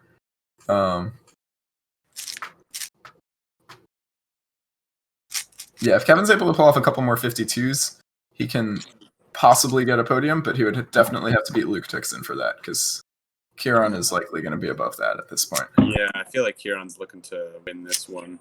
Yeah, that's pretty close to definite, I would say. Yeah. This solve is going pretty well for him, it looks like. He's just about to get to 3x3 stage. Is he? Oh, wow, yeah. Yeah. And Kevin started solve 4. Oh, H-perm. Wow. MU H-perm. Let's go. 46.97. Yeah, 46.97, good stuff. That's a guaranteed victory for Kieran right there. Yeah. At the moment.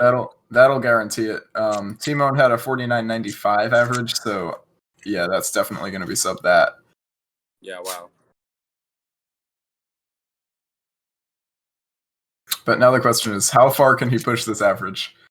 Can he get sub his own PR? Ooh. Which right now is 45.19. It's going to be close. And Kevin's chugging along on solve number 4 with a 47. Good stuff. So far, Kevin's best solve. He is now one of 4 competitors to have a sub 50, it looks like.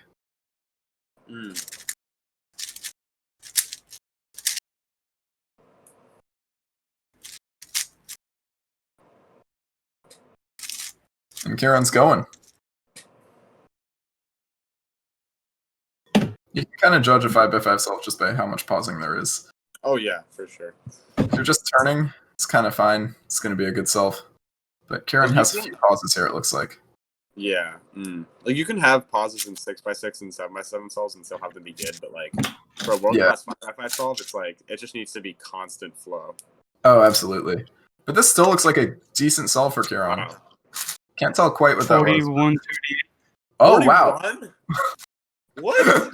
That is a 41? That's crazy. All right, well, we got a counting 41 from Kieran. That was a lot faster than I thought. So that's a 44.53 average, beating his PR.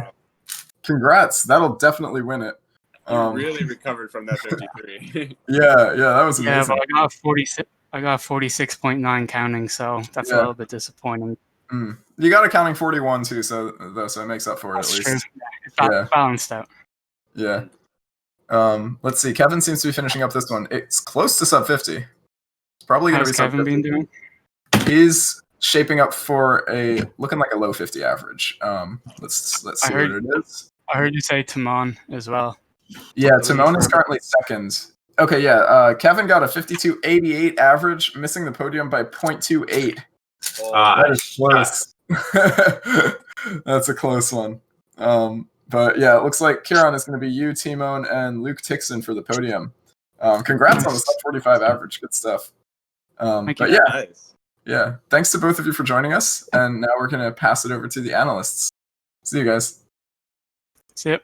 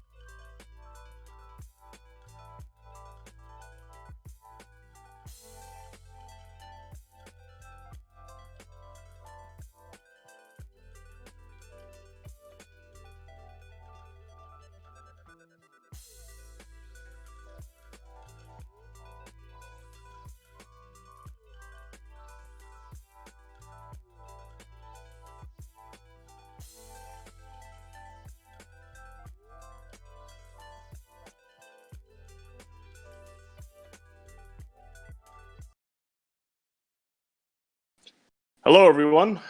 Phil here with Stanley, Kieran, and Kevin. So I'm sure you guys have seen these two speed cubers before, and so we'll try something different this time. So apart from all the cubing stuff, all the methods, and all the averages, what we want to know is, what do you like to do outside of cubing? What's fun for you? Do you have any other hobbies? Any other personal interests? I guess I can go first. Let's see. Well, normally swimming when things are open, swimming, running, working out is how you keep in shape. I guess I play some League of Legends, some Super Smash Brothers Melee for the Nintendo GameCube, which now has rollback and the online super sweet. Play some Yes. poker sometimes. It's mostly my other hobbies. You guys should all get into Melee. Cool. Get the rollback online. Super good. Nice. Not right now. I tried to take up running, as in jogging, during quarantine, and hurt my ankle pretty bad. I was doing all right. I was getting sub-hour 10Ks and stuff. But besides that, I did used to play two sports. They're both Irish sports, so I doubt anybody watching would know them. But they're called Gaelic football and hurling. And hurling is sort of like a stick sport. And I had to give that up because I kept on getting hit in my hands with the hurl stick, and I'd have to like not cube for 2 weeks. So I decided to give both of those up anyway and focus on cubing. But they're really all the hobbies I've ever had. Yeah, cool. Yeah, because I know I grew up playing the violin, and some of my friends who did that very strangely played volleyball, and I'm like, why do you what's the purpose of playing a sport where you're smashing a ball with your hands, and then you have to go use your hands to play the instrument? So I'm glad you saved your hands. Another interesting question for you guys, that's kind of like not entirely cubing related, is what's one thing that's cool about you that people don't know but you wish people knew more about?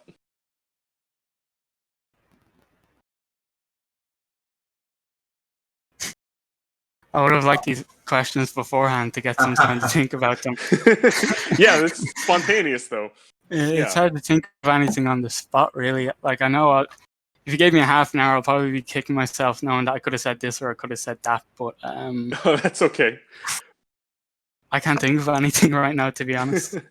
I can't think of anything problem. big just because I just gotta stream decent. So it's like, who is people in this context? Because like people that watch more of my content and stream, like I don't really have anything. Sure. Pretty Like you can get a pretty good grasp of my cuber. personality. Yeah, general cuber, like the type of person watching this stream right now. About me, I guess it's more about. I guess like I was only thinking like cubing stuff. Like I don't really know anything specific. I guess mostly I don't know how informed people are on like what I'm doing with cubing, and like if people are expecting me to like be a super fast cuber still, that's like not really my MO right now anymore. Because like just kind of hanging out and being involved in the community as like as a hobby at this point. Cool. I mean, you're still much faster than I am, and your times still look good to me. I think I should be able to make finals at Worlds next summer in some events, but it'll be a little harder in 2023. Yes. Yeah, the world is getting frighteningly fast, and I think we're scheduled to head out. We're a little behind schedule, but yeah, if you think of something cool about you that you wish people knew more about, come let me know, and maybe we can tell people on social media. Because I think you're cool people. Maybe the question was a little spontaneous. I'm sure I can think of something. Okay, all right. And I noticed you got an average that's faster than your PB average in comp. So hopefully, when you return back to comp, you can get that for yourself. It's crossed anyway. All right. Cool. All right. So next event is Pyraminx. So let's go over to our host Keaton to bridge the gap between 5x5 and Pyraminx, and then we'll see you later.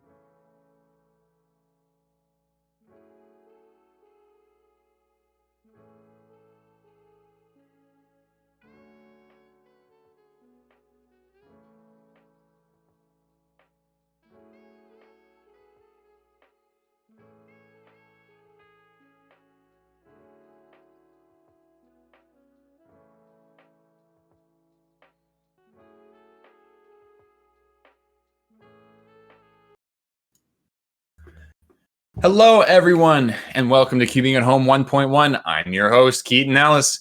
We just finished up 5x5, where Kieran took a very convincing victory here with a 44 average. Oh, my phone is going off. Oh, I'm so sorry. But we are going to be moving on to our next event, which is Pyraminx.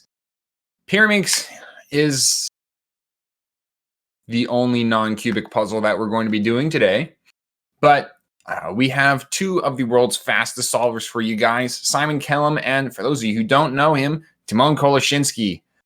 Timon, we always have to sort of figure out which event we want him in, because he's always super generous and willing to come on stream for anything, and he's really good at a lot of different events, including getting a podium in our last event, 5x5. But this time we're going to be putting him on Pyraminx, where he is the world champion and world record holder. So big shout out to Timon, big shout out to Simon Kellum. And we'll be right back with some really fast Pyraminx.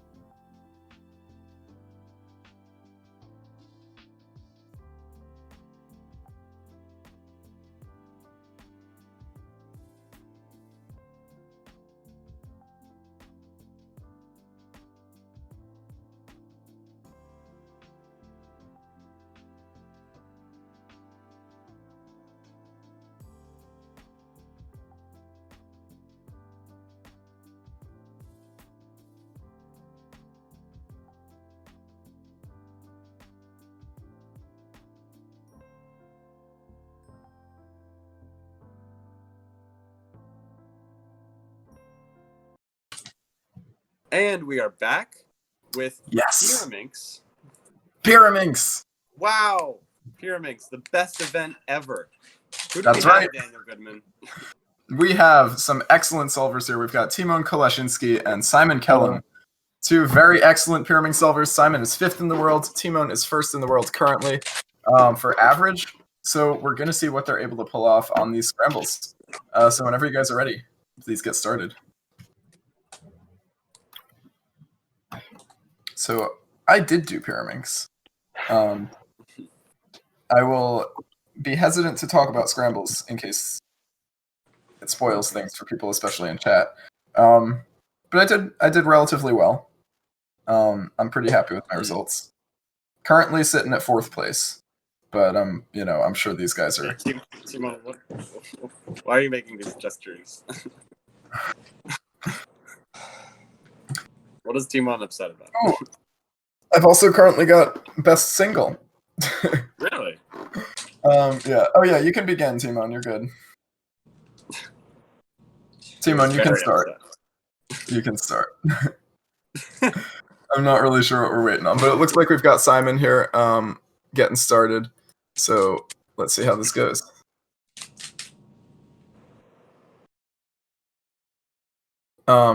Oh yeah, the scrambles don't match the drawing because it's in a different orientation.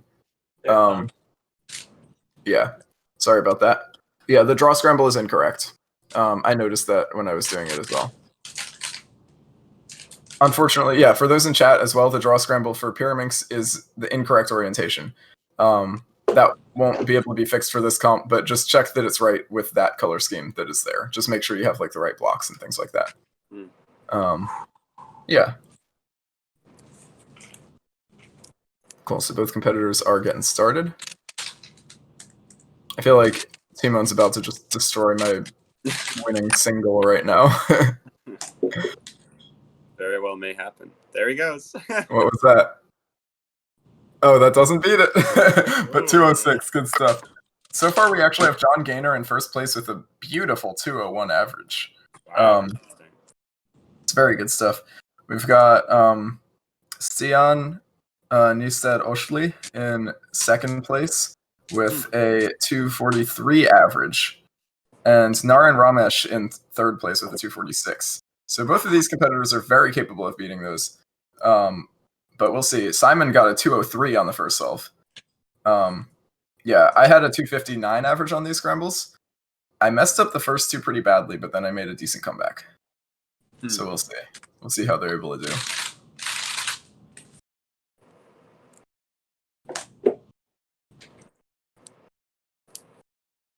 All right, Simon on his second solve.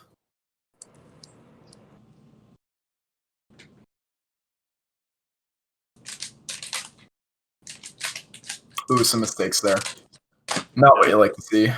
As a top-tier pyramid solver, you don't want to see any pauses for sure, so that's not going to be too great for his average. Timon frowning about that one, but still looks like a 2-something. Can't tell what that is, but we'll see. Simon had a 547 on the last solve. And Timon has a 265. Okay, looks like now currently we've got Luke Van Lanningham in second place with a 236 average. Oh, wow. So good stuff. 194 single for Luke. I am holding on to that single, man. I have a 160. So I'm happy with that. But we'll see. We'll see how this goes.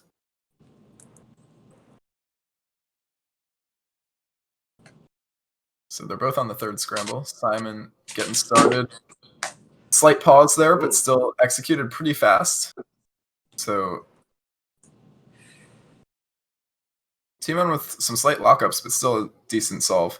Couldn't tell if that was a 215. Simon with a 263 on solve number 3. Yeah, 215 for Timon. So, is this Timon and Simon or Timon and Simon? That is the question. The question no one knew, everyone needed.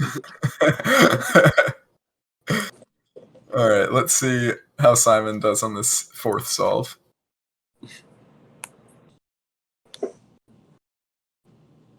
Taking those deep breaths.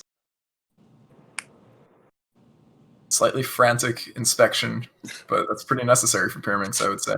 Is Simon climbing? Good execution, except for a slight lockup. Started off with really good execution on that solve, though. Doesn't seem too happy with it. 216 on that. Ooh. Timon is happy. Is it sub 160? That's the question that will make me very sad if it is. I think you get points for. Oh, 205. Nice, nice. Okay. That's a good average. I think that's what he's caring about now. See, I think you get points in cubing at home for having the best single of a round. So I'm just like holding on to that dream.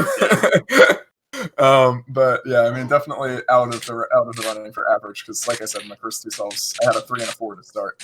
I don't think Timon knows that John Gaynor has a 201 average. Yeah, I don't know if he knows that.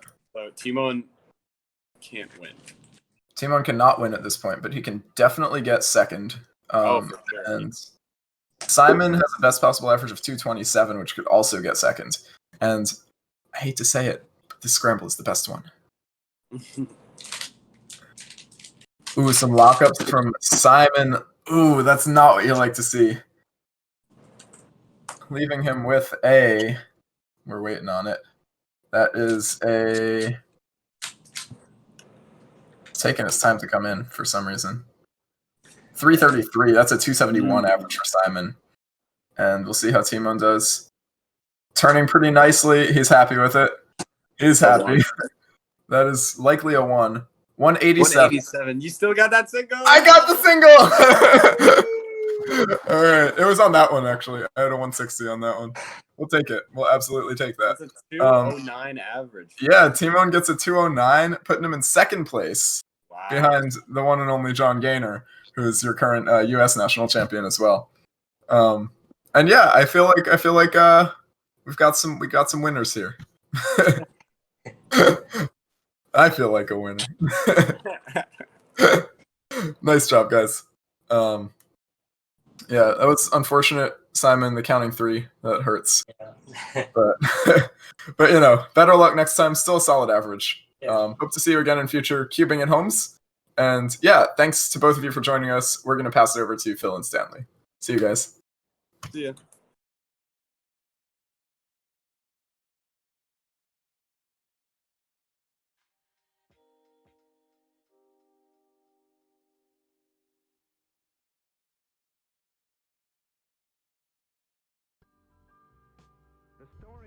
conservation is the story of waste and how it can be prevented.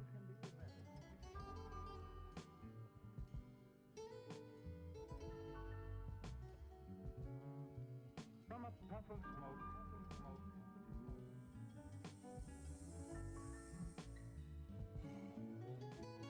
throughout our land, the once beautiful forests, such as this, have become scenes of desolation.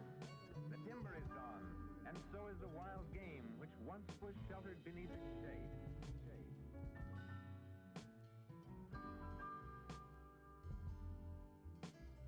Poisonous waste is poured into our rivers, killing the fish and menacing the health of all of us.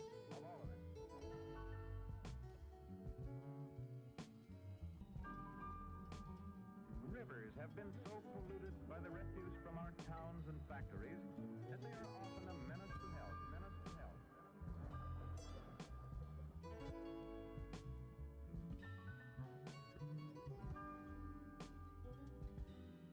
Serve the greatest good for the greatest number of people for the longest time.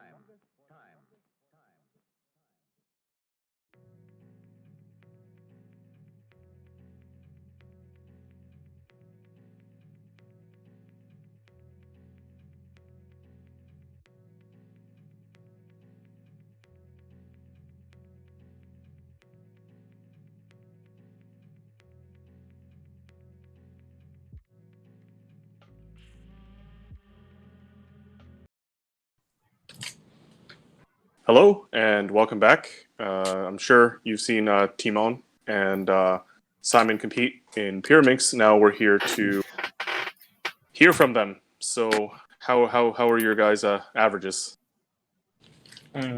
Well, I got a 209, but I somehow didn't win with that. So congrats to John. I mean, I don't know. I messed up one solve, but the rest of it felt good. Mm-hmm. I got really nervous after the first solve and then started being bad. What, out of curiosity, what did anything in particular make you nervous, or was it just like a general feeling? It was a general feeling after the first solve. I had these headphones on and I could hear my heartbeat just skyrocket. Oh no. Then I was like, oh. Yeah. I guess that makes a huge difference when your event is super quick, right? Like yeah. Like Pyraminx or 2x2 or something like that. I think it makes a difference in all events. Okay. Yeah, I know for one-handed when I used to do it, being nervous was horrible because if I made a mistake, it would be so hard to correct. You're only using one hand. It's also So, like, I don't know, yeah. the bigger the cube is, the harder I feel like it is to come back from the thing, especially with like 6x6 and 7x7 where you have a mean format instead of average. Right, yeah. Everything just gets averaged in and yeah. Yep. That sucks. So we actually have some new Pyraminxes on the market that maybe some of the viewers are interested in. So X-Man made a Bell V2, and perhaps you guys tried it. And GAN also announced their Pyraminx. I'm not sure who actually has that one, but I'm waiting for that one. Yeah, what's your opinion on the Bell V2, and what do you expect from the GAN one? Well, I guess I'll start. So with the Bell V2, it was really good out of the box, but then I tried setting one up, and it just, like, one of the sides broke, and the screw just falls out. So, I mean, I didn't experiment with the other one anymore because, I mean, what's the point? And she told me they were going to fix that in the final version, but I still haven't received the final version. So, okay, well, I hope they can fix it. Yeah. I don't have the Bell V2, so I don't really know. Yeah. Okay. Oh, and also with the GAN Pyraminx, from the pictures that I saw of it, it seems like it's very similar to the Bell V1, especially with the size of the flooring hole, and that seems to have some flaws. Like the Moyu had a way bigger flooring hole, and the Bell V2 also did. So I think that's a better design. So I don't know. But I didn't try it yet, so.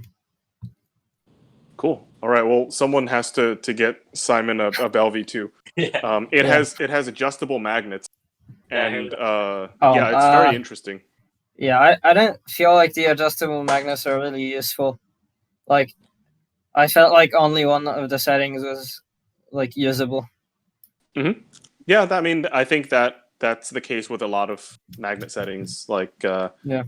yeah, some people. That's why some people are using like the cheaper GAN puzzle, for example, because they don't need the adjustment settings of the XS. But it's cool that these new Pyraminxes are coming out. You know, before we had just a very limited number Yeah. of models to choose from. Now GAN is entering the equation. So. Yeah. Yeah, hopefully we can try some stuff. Stanley, did you have any to ask these guys before we have to head out? Nothing in particular. It's great having both of them on. Always great to see some amazing Pyramid solves from fantastic solvers like you. Is that the MS 2x2? Yes. Yes, I can tell by the sound. It is so loud.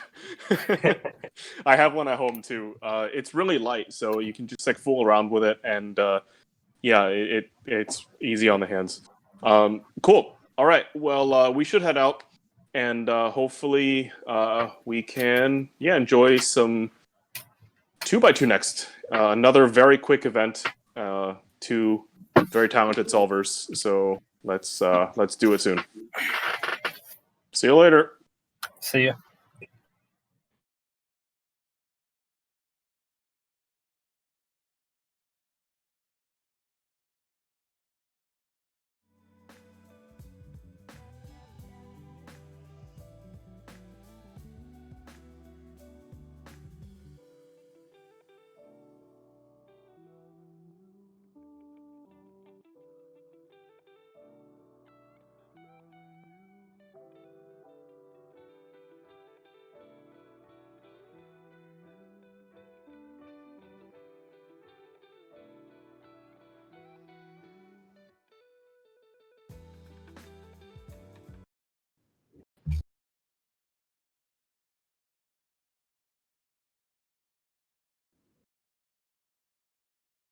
Hello, everybody, and welcome back to Cubing at Home.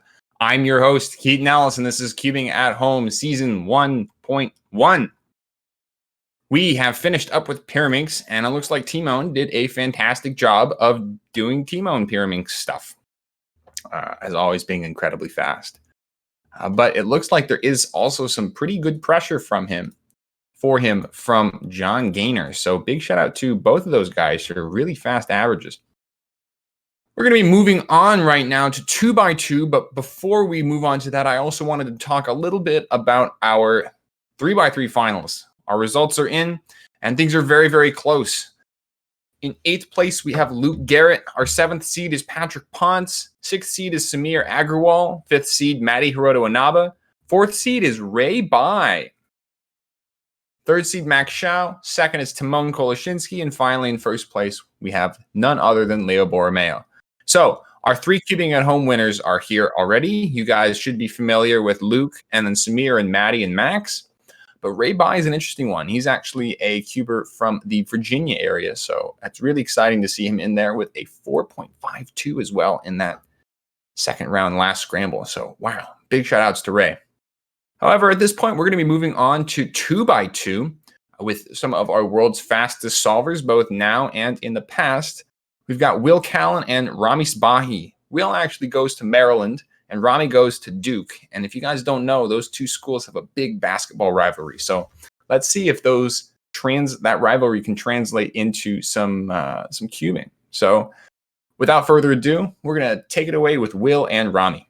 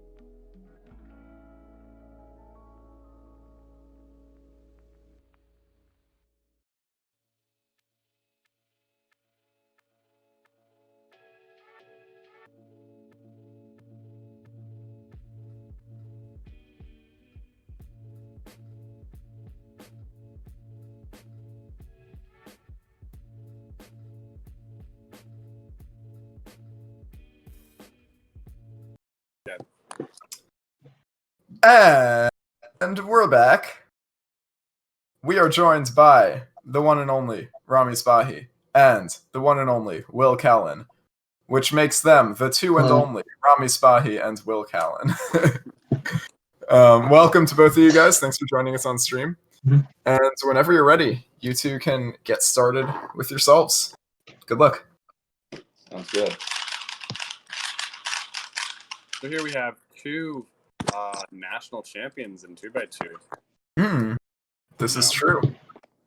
Yeah, Will Callan being the current one and Rami being last year or 2 years ago. Yeah. Sounds about right. He probably won at least once another time, or I'm just confusing that with world record averages. Either way, Rami dominated for a while. Oh, for sure. Or maybe he raminated for a while. I don't know. Will just absolutely murdering that cube cover there. But no remorse. Not this first solve. Solid turning for Will. That was really nice turning. Rami's having trouble finding his cube right now. Will with a 134 on solve number 1. He's looking everywhere, but can't find it. We've got a really tight podium right now. 131 in first place, 133 in second, and 138 in third. And Will just started off with a 134, so what? It's intense stuff. Who are these people? Crazy stuff going on. They in third? Wow. We also got some fake results. Please do not submit fake results or you will be banned. Rami turning pretty well on that one. 146. 46. Good stuff. Love to see it. Nice stuff.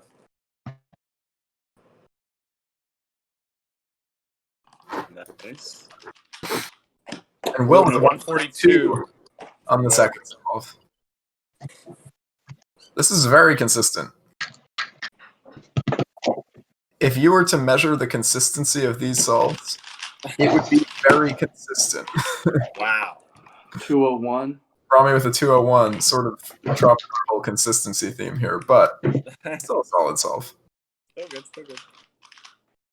But I don't know if that's quite enough for podium. The podium is like pretty wild, so. Oh yeah, no. Not nearly enough at all. Good turning for Will. Oh, Rami throwing his cube in the air. Will with a 154. And Rami with a...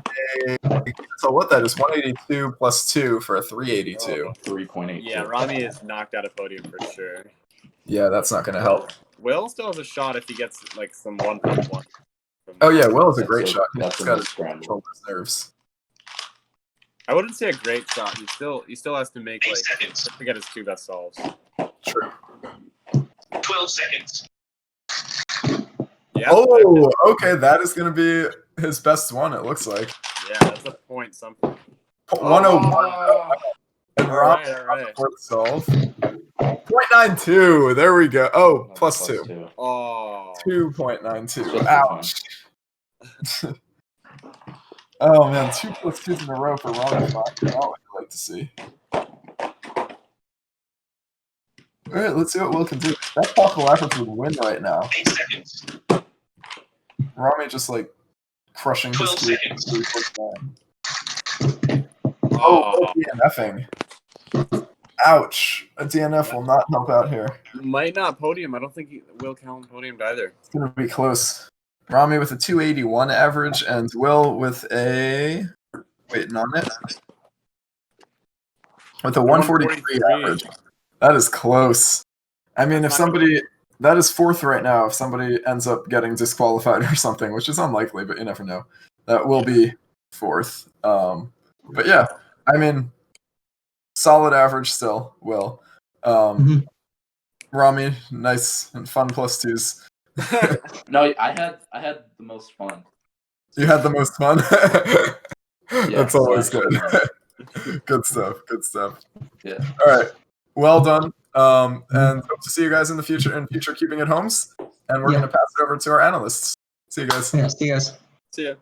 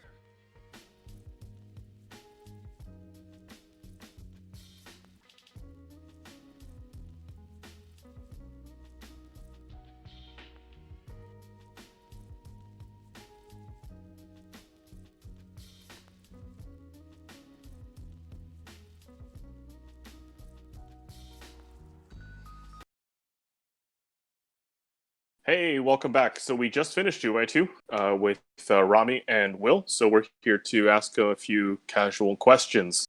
So this was a question that a friend wanted me to ask you guys. Facts are, I mean, Rami goes to Duke and Will is a Maryland guy, and there's some tension in the basketball arena. Does that translate at all into your relationship or not so much? I mean, at Duke, we don't really no, care I about wouldn't say Maryland. so.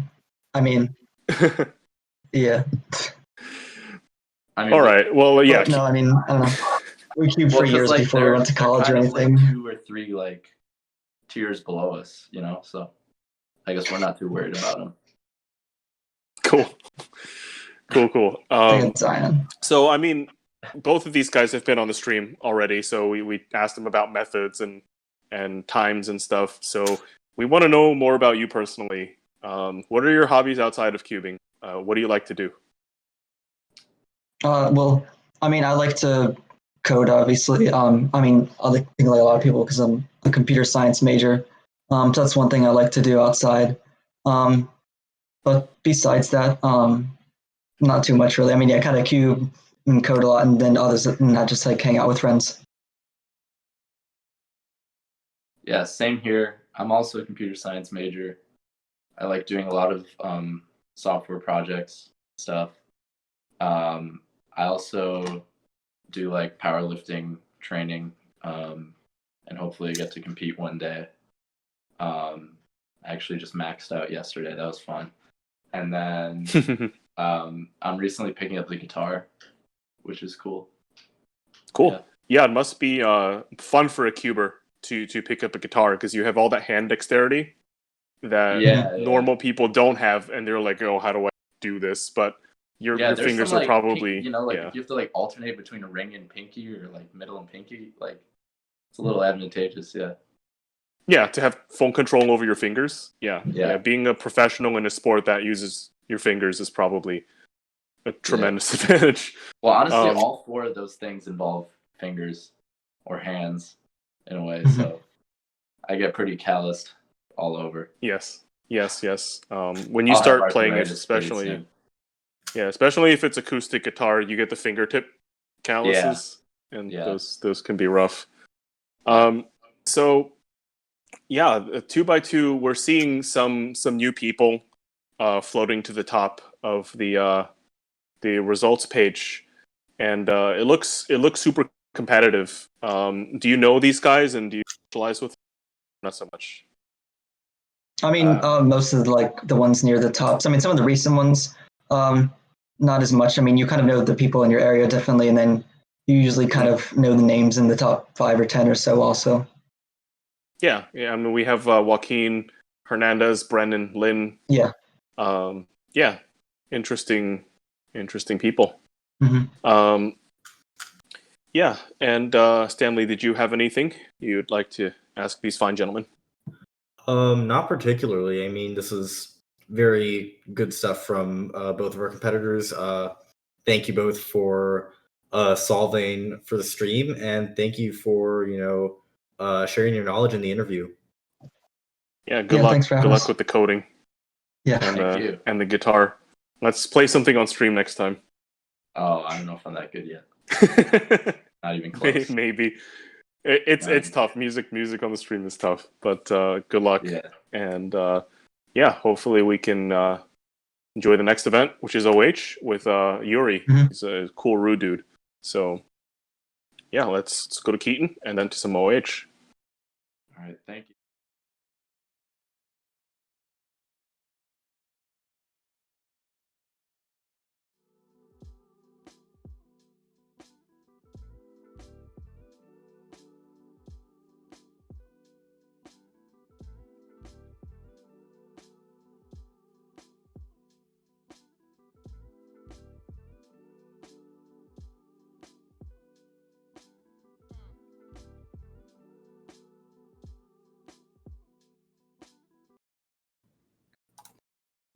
Hello, everybody, and welcome back to Cubing at Home 1.1. I'm your host, Keaton Ellis.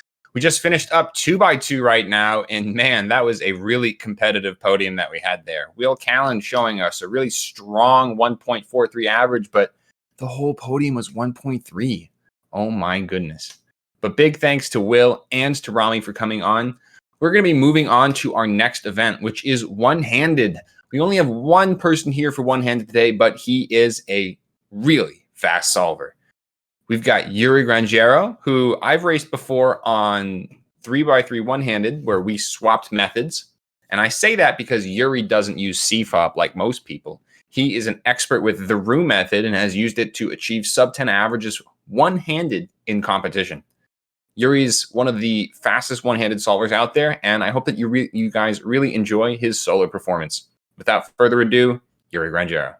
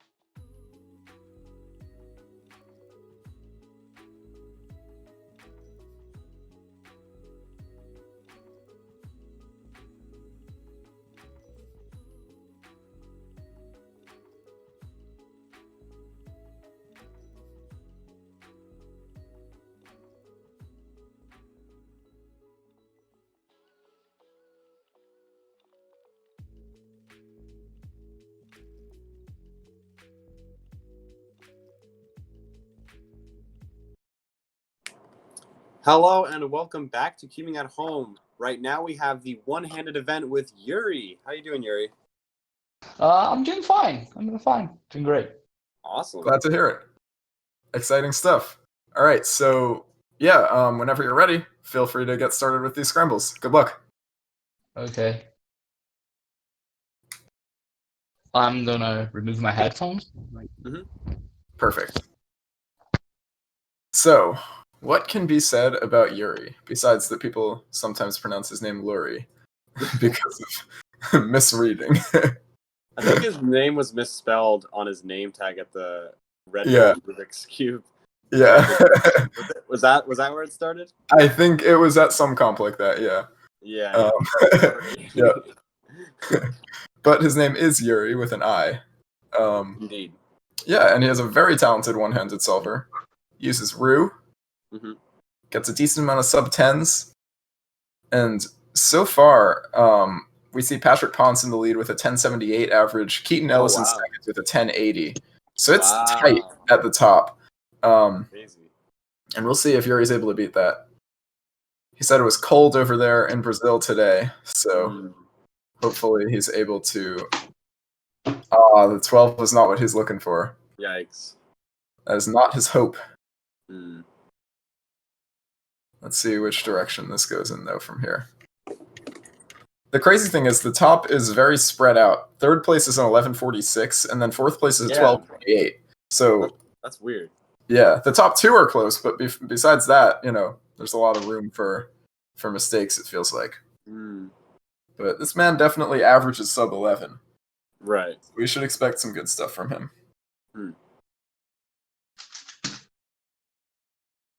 Whoa, good turning. Oh, not the best CML right there. Not a fun one. 1064. That Oh, is good time. the winning average. Wow. The 12 is just a scary thing to have, though. You don't want that. Yeah, for sure. Don't want that counting. Yeah, definitely. Ooh, what about Juliet? I wonder why she isn't competing. Or maybe she has and she just... She was going to compete, but she's at a friend's house. We were actually going to have her on stream. So I'm not sure if she's maybe competing at the friend's house, but she definitely can't be on stream, so that's a little disappointing. But we'll see. Well, it is Cubing at Home, not necessarily has to be your home. It could be someone else. That's true. It should be called Cubing at House. Nice. Slightly long LSE there, but a 981 nonetheless. That is definitely going to help him out. Hopefully give him some confidence at least. 1106 mean right now.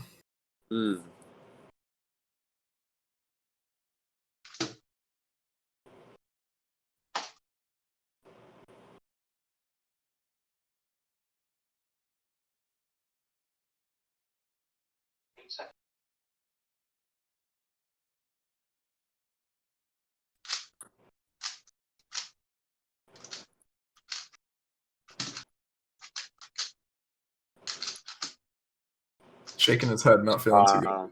I think that 12 is going to count. Perhaps. We will see. Yeah. Oh, yep. That's a 15. That is very unfortunate. Not what you like to see. Hopefully he can take a deep breath, resolve some of this stress, and see if he can at least eke out a podium, if not a win. His best possible average is an 1106 right now, which would put him in third place. So yes, he can only get third. Yeah. And it looks like our very own Keaton Ellis is going to get a podium this time around, which is pretty exciting for him. Always good to see.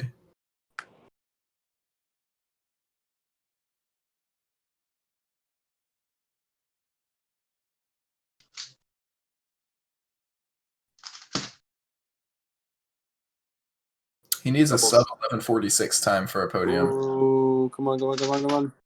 Oh. Okay. That's going to get him a decent average, but I don't know if it'll podium. It's going to be close.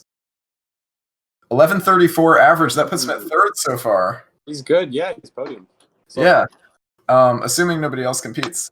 Welcome back. That is an 1136 average. 15 was unfortunate, but that does put you at third so far. So assuming nobody else takes it, you've probably podiumed. Oh, okay. Yeah. So congrats on that at the very least. Thanks. Yeah, nice job. Cool. Well, hope to see you in future cubing at homes. But for now, we're going to pass this over to the analysts, and you'll be able to talk some OH with them. But thanks for joining us. It's been fun. Okay. Thanks. Yep. See ya. See ya. See ya.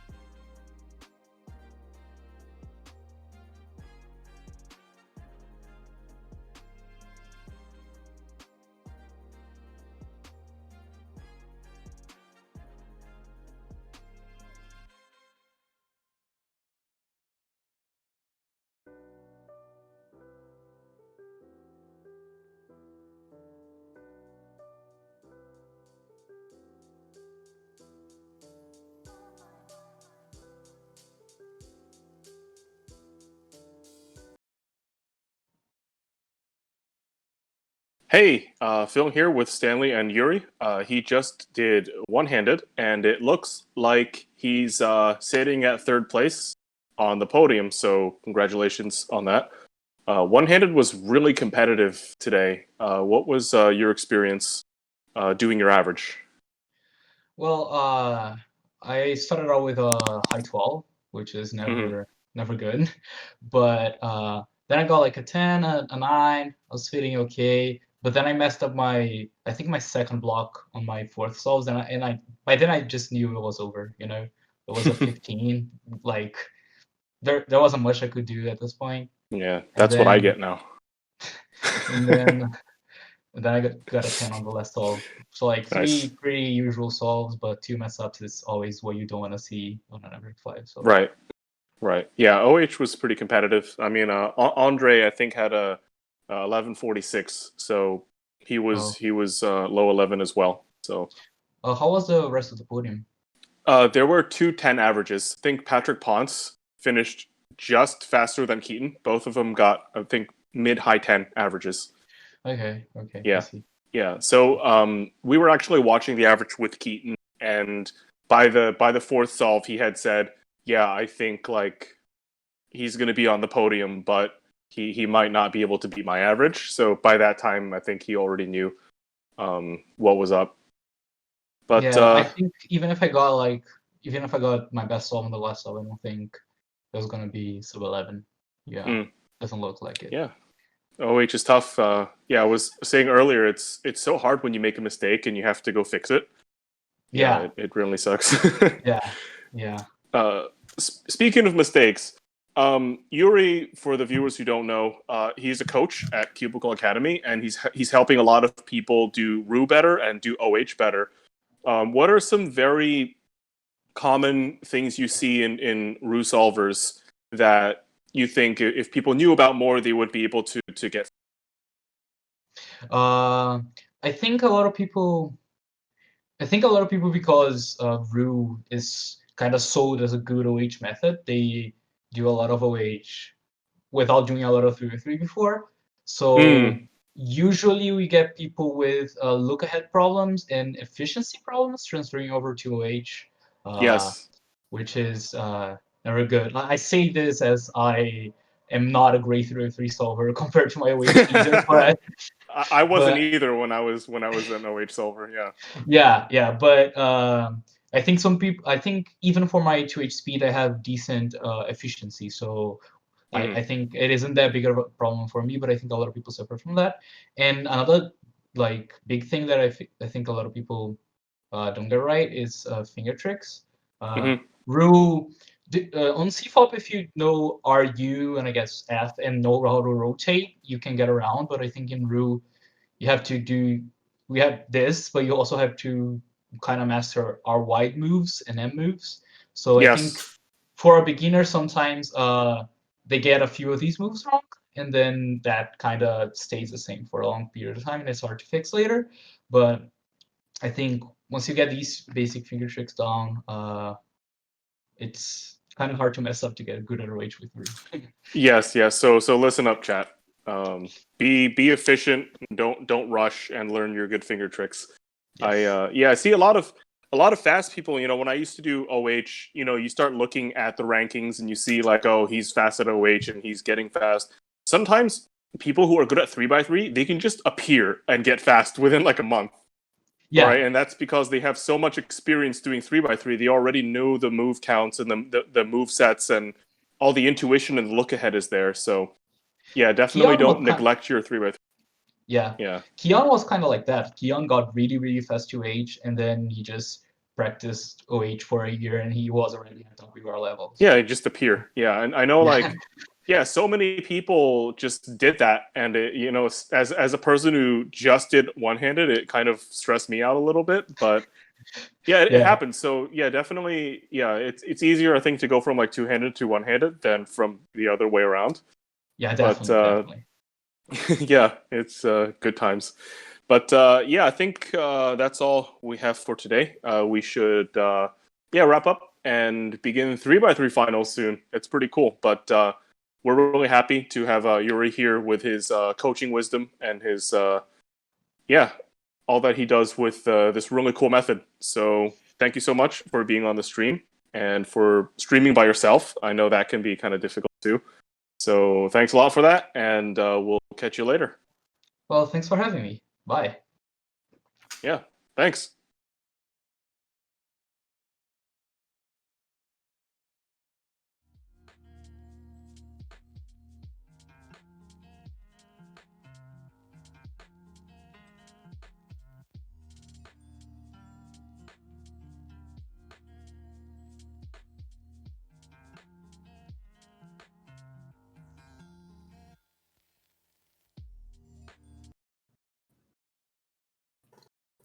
Hello and welcome everyone to the finals of Cubing at Home 1.1. I'm your host, Keaton Ellis, and we're going to be starting in just a second with an exciting 3x3 finals featuring 8 of the world's fastest solvers. Our first matchup is going to be between Leo Borromeo and Luke Garrett, who were exactly 1 second apart between 1 and 8. Seeds 1 and 8. Before we get into that, though, big thanks to Yuri for coming onto our live stream and doing this all solo. Sometimes it's comforting to have someone else there knowing that they're solving alone in their room, but in front of a bunch of people on stream. So big shout out to him for being able to do that comfortably alone and getting a podium in the process. So big shout out to Yuri. We're going to be moving on to 3x3 finals, of course. Leo versus Luke is our first matchup. Timon, Patrick, Max, Samir, and Ray and Maddie are our matchups. We're going to be having polls in chat this time so that you guys can vote on who you want to see or who you think is going to win the match. As always, stick around. We've got a really exciting finals for you guys, and we'll be back with Leo versus Luke and the rest of 3x3 finals momentarily.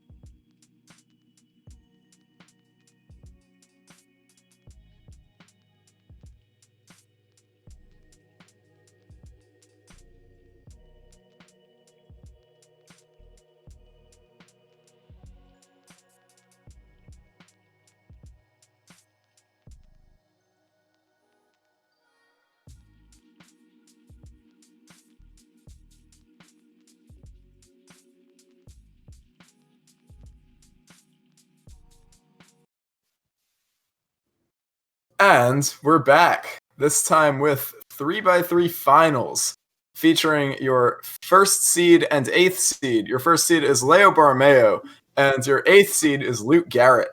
So we're going to be doing it in our standard method, which is first to 5 wins is going to take the round. And you guys can actually vote in chat for who you think is going to win. But yeah, whenever you guys are ready, I think both of you have the scrambles. And yeah, once you do your first scramble, just give me the thumbs up, and then you can begin. Good luck. Okay, looks like they're both good. Nice. So they can start inspection.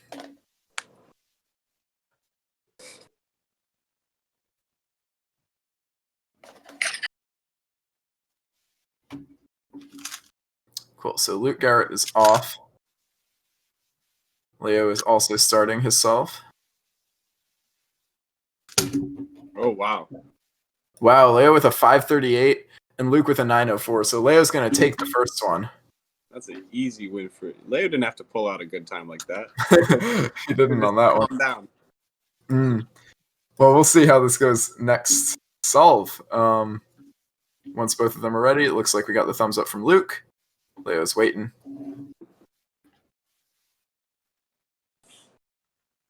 Looks like we got a miss scramble, perhaps. Yeah. We'll wait. Okay, they're both ready, and they can start inspection.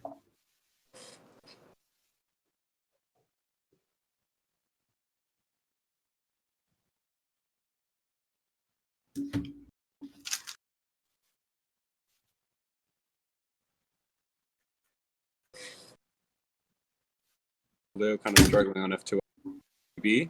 That is an 830 for Luke and a 686 for Leo.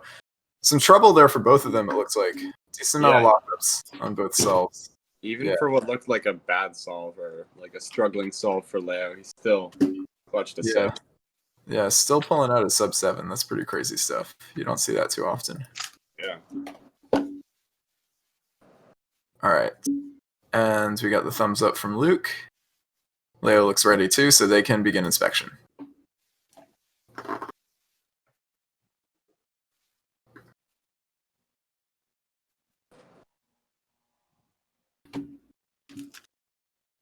All right, they both started around the same time. Oh, 6 flat. Wow. Oh, that is close. 50. All right, so Leo takes solve 3 by 0.5 seconds. Crazy stuff. All right. So it's going to be 3-0 so far. We'll see how solve number 4 goes. Yeah, Leo has no problem just like taking out the early competitors and being like, listen, I want to be in finals already. Yeah. All right, they both gave me the thumbs up, so they can start inspection.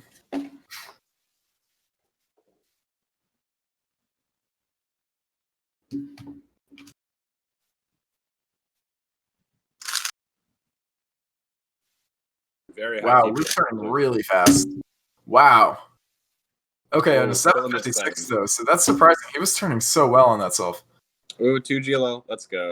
Wow, and Leo with a 643. He's making it 4-0 right now. Can he? It's very difficult for Luke. Can he finish it 5-0? That's what we'll have to wait and see.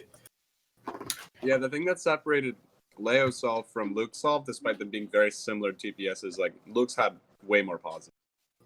True. Looks like they're both ready, so they can start inspection.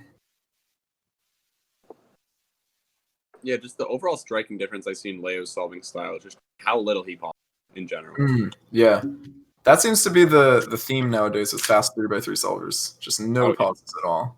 It's crazy. Oh, wow. This is a good solve for Luke. 646. Oh, and he takes it. Wow. All right. It is 4-1. Luke is putting up a fight. You love Leo to see could probably that. get a better OH time right now from than that. Yeah. All right. Can't tell, is Leo ready? No, he's scrambling. Cool. Good. And looks like they're both ready, so they can begin.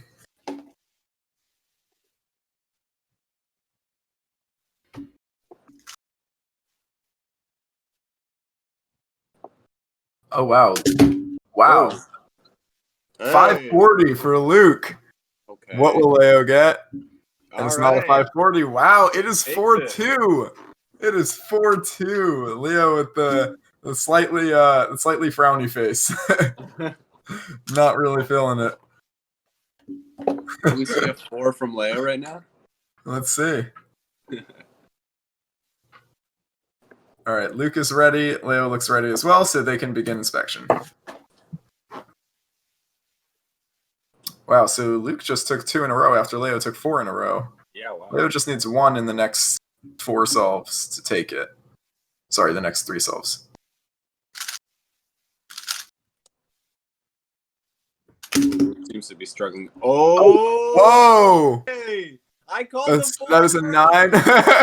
You called the 4! Yo! That's a 467 for Leo and a 9 for Luke, which is going to make it 5-2. Leo takes it with a 4. Wow. Amazing. Tetris. Crazy.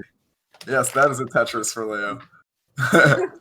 Good stuff. All right. Well, Like, congratulations why did I to get both the of our 4 on the last competitors. Yeah. Thank you to both of us for joining us. With that, it's time to pass it off to Phil and Stanley for our next match. So thanks, guys. See you later. Yep. See you.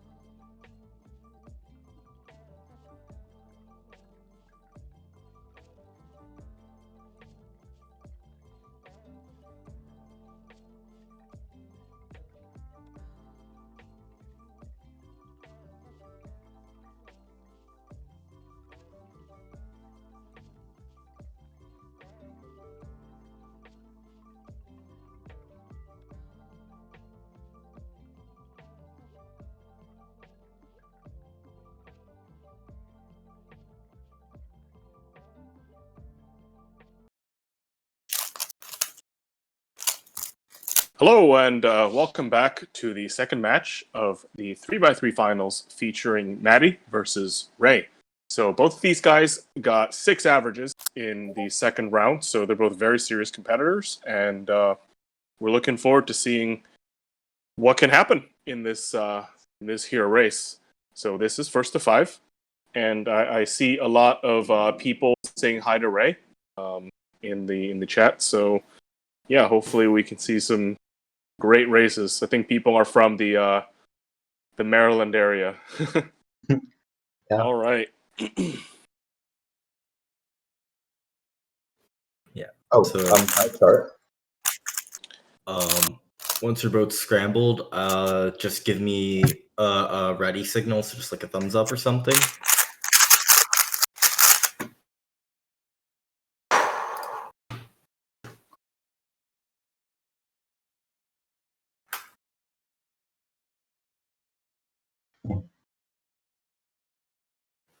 Vamos a tapi Looks si like- Eddie. I'm ready. Okay, we're waiting on Maddie to get scrambled, but Yep. Just give us one moment, and we will begin very shortly.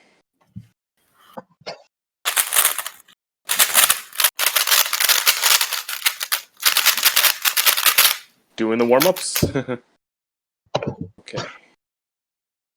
randomize the orientation. Can't have any cross bias. All right. So I believe Maddie's going to prepare. Okay, both competitors ready? Okay, thumbs up. Think it looks good to start.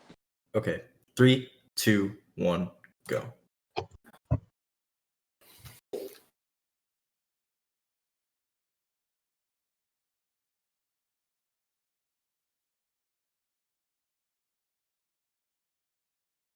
Ray experiencing some F12 lockups, but overall, Ray is finished. Pretty all right finish. Maddie's finished. Let's So see those Ray times. with an 8.1 for Ray. Yeah, 812 versus a 612. 612. All right. So the 612 takes it. Yeah, Maddie so- scores 1-0. Yeah, very, very brilliant solve. So let's get to race 2. Maddie is very good at balancing efficiency and turning speed. He's got young hands, can turn very quickly, but he also can solve very intelligently when he needs to. And he's a Jedi. Yes. Yeah, I think that has to do with his social media. Mm. Yeah, his warm-ups are frighteningly fast. Yeah, you can, for sure. You can hear just how fast the cubes turn. All right, but yeah, let's hope that we can get some nice solves coming.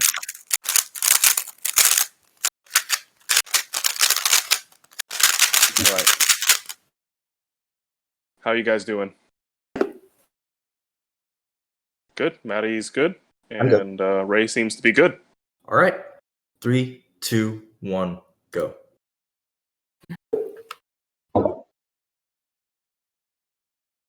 Starting off, this is... Oh, Ray's taking very little inspection here. Yeah, a little hesitation after Yeah. the cross. The yellow cross but is the rest of pretty the hot. F12. And that's the not corner gonna be very twist. good. Meanwhile, Maddie's just zooming as usual. 670 for him. 1167. Ray, oh, I had a corner that's twist. unfortunate. Yeah, so that'll be. Yeah, the corner twist. Yeah, Corner so that'll twists put are never friendly.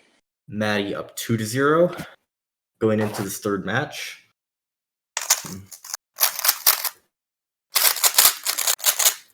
We've seen this kind of consistency from Maddie before in earlier cubing at home competitions, and it's not easy to be a newcomer to finals going up against a veteran like this.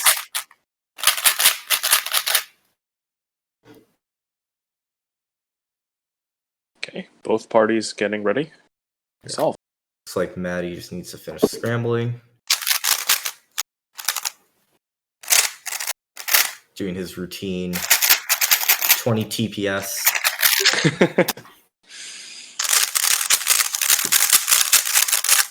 The impressive warm-up. I wonder if people warm up to intimidate the other competitors. Ooh, that could be an interesting strategy. Yeah, it happens in sports all the time. Yeah. If both All right. competitors are ready, it looks like they are. 3, 2, 1, go.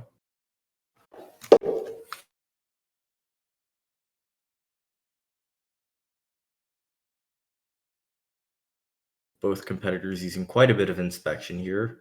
Probably good strategy for a head-to-head competition. You know, use the free resources that you have. Ray taking a little while to recognize the ZBLL, but it's all made up for by doing it. And Maddie gets a 756. Yeah. And Ray's Ray results with an 1144. So Maddie is just increasing his lead 3-0. You know, we'll see if Ray is able to take a point off of him. Yeah, and chat, definitely cheer for Ray if he's your guy, okay?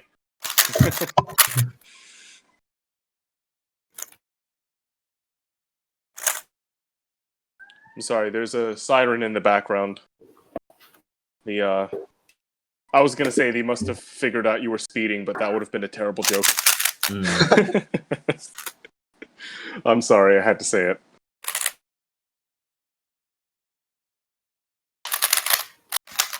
So we'll wait on our competitors to both be ready. Then we can start momentarily.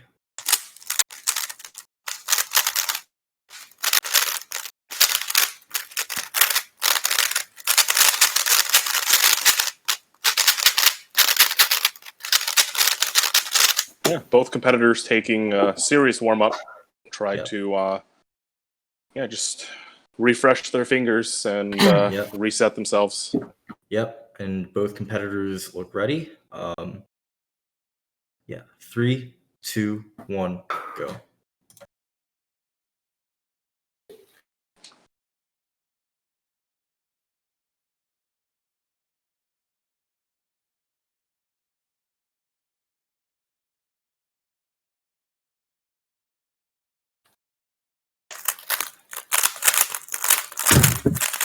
Ooh, little hesitation.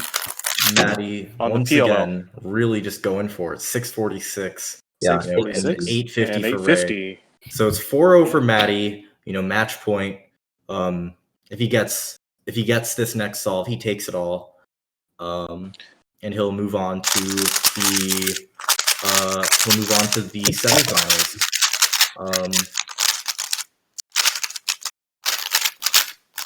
And we've been seeing and great for the chat, go wondering what cubes they're using. They both seem to be using GAN cubes. Maddie sounds like an XS, and I don't know what Ray's using, but they look like GAN cubes. XS. XS? Yep. Yes. So both guys using the XS. Popular cube. I'm using an X. Oh, you are? Okay. Yeah. Well, that's my mistake. So Ray is just getting a little bit warmed up. Maddie seems to be ready. So once he is ready. Yep. All right. 3, 2, 1, go. And we'll see if Maddie can continue this dominant performance we've been seeing. You know, very consistent solver. Looks like he's using his finger to track some things, which is very interesting. But looks Ray's like he's doing blind. Yeah.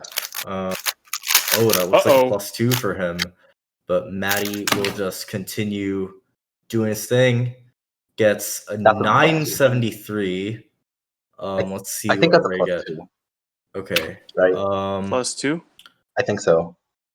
Yeah. Yeah. +2. Yeah, looks like a +2. What was your result?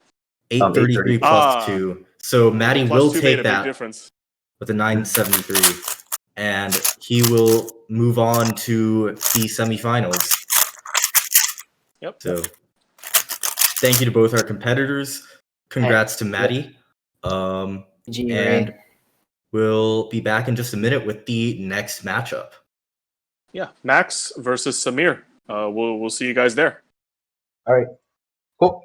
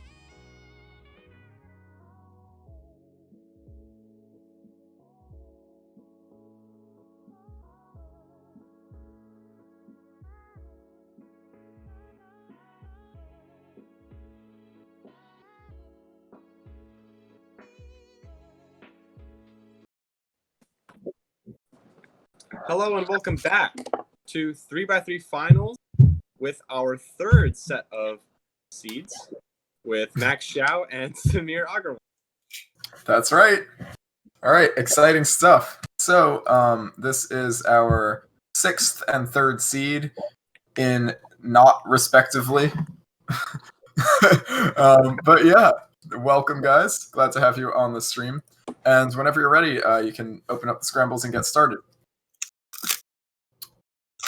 Should I mute you guys? Or yeah, you can mute us. Just give us the thumbs up whenever you're ready before each solve. All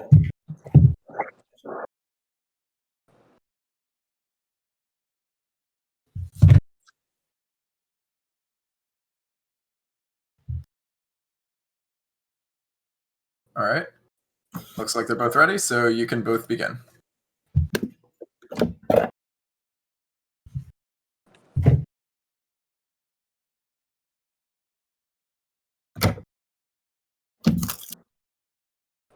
Samir is off. And Max is off, too. Both doing white or yellow. Interesting. 764 and an 853, so Max is going to take the first solve.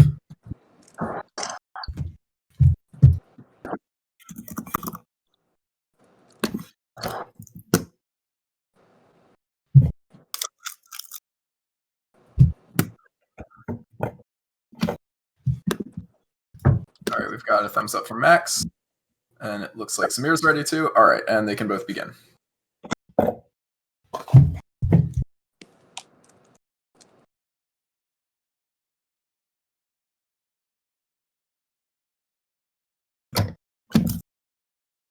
Wow.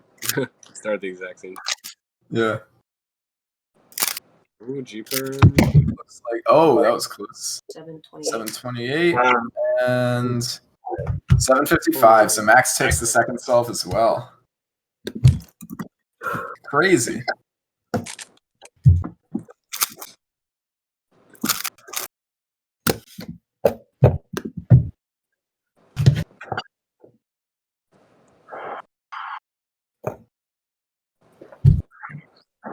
Always hydrate. Max seems to be hydrating. Good. He's ready. Looks like Samir's ready too. All right, they can begin solve 3. Hydrating might be the reason why Max could win. Could be. We will see. You got to make sure your fingers are hydrated. Ooh. All right. Solid H perm there for Samir. 724. It's gonna be close. 655. All right, Samir takes it. It is a close race, 2-1.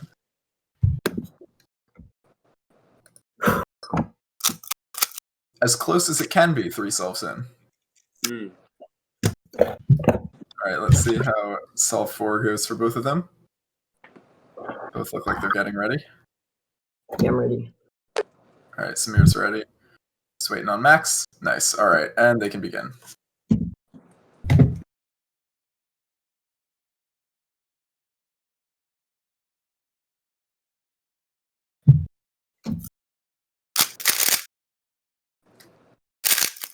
Fast turn from Max. 8. 736. 736 and 851. So Max takes solve 4 for a 3-1 lead. Interesting.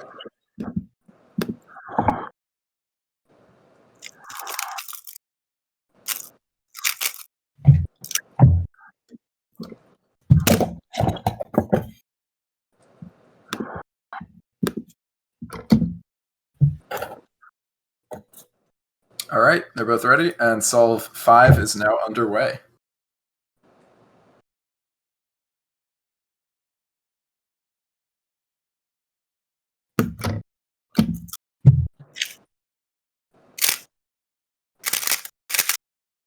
Ooh, very smooth upthrow from Samir. Not Stopped at the same time, but who started first? 43. Oh. So Max takes it. 4-1. Wait, sorry, what's... Very sizable lead. Okay.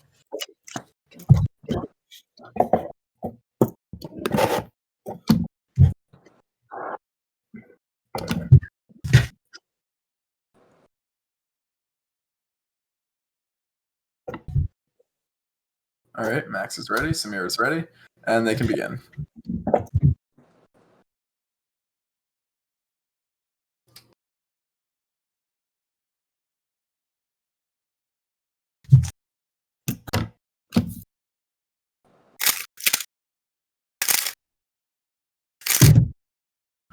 Ooh, Max is probably going to take that one.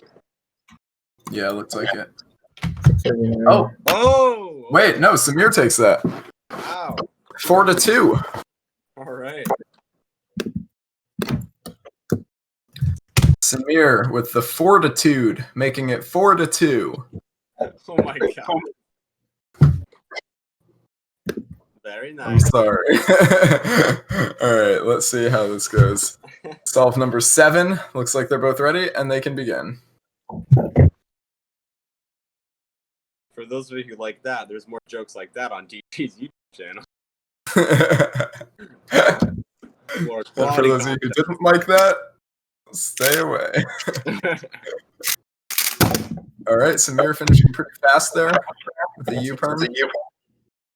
661. Couldn't quite tell what either of those times was. 661 for Samir. What was that for Max? I'm not sure what Max's time was.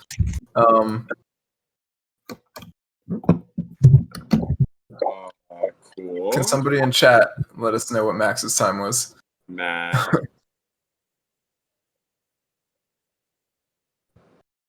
Oh, okay, okay. So Max did not take that one. Samir is going to take that. It is 4-3.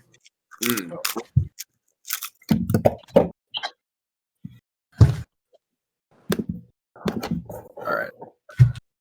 Looks like they are both ready. Okay, nice, and they can begin.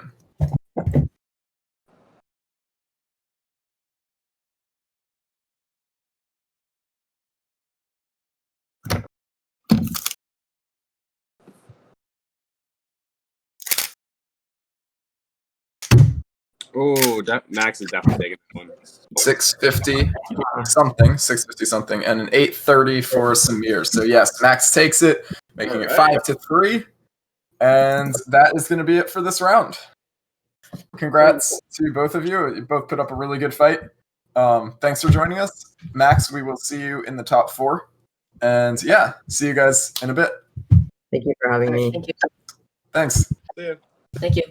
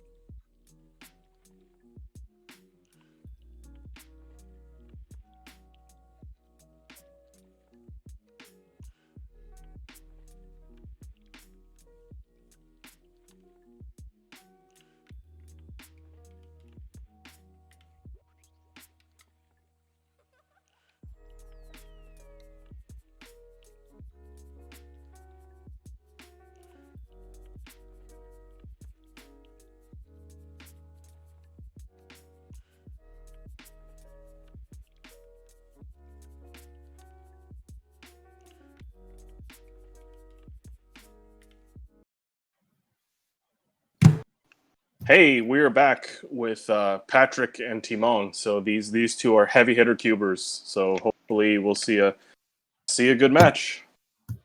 And yeah, these competitors are preparing themselves and waving to the camera. 1 second. There you go. All Okay. right. Sorry. All right. Camera set. We're good. And yeah, let's get started. Good stuff. So once both competitors are ready, just give me a signal, and I'll count down as we discussed. All right. So Cool. So Timon still needs to scramble. Yep.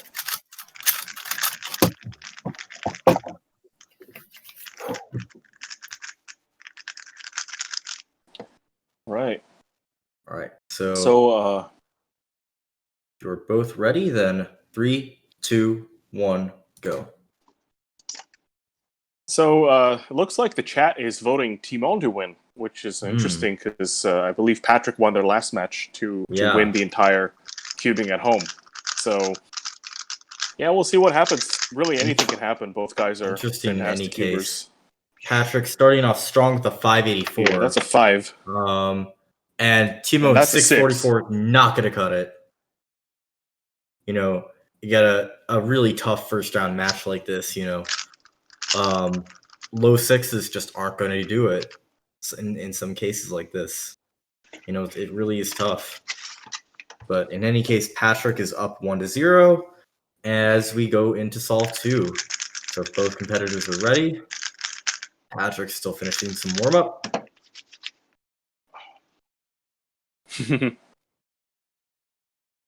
All 3, right. 2, 1, go.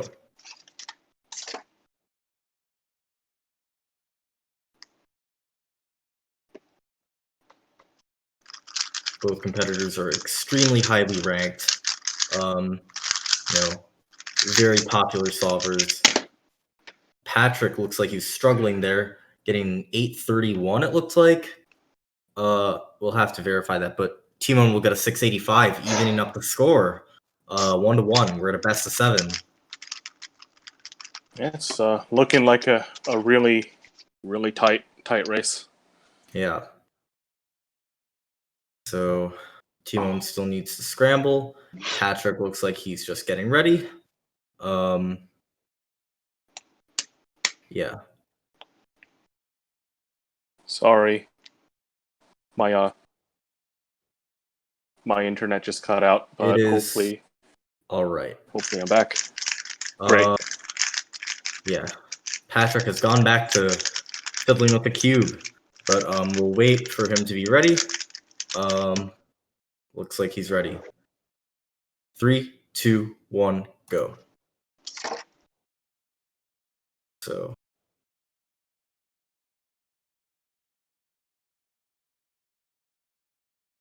see these. Patrick looks like he's getting off to a very good start.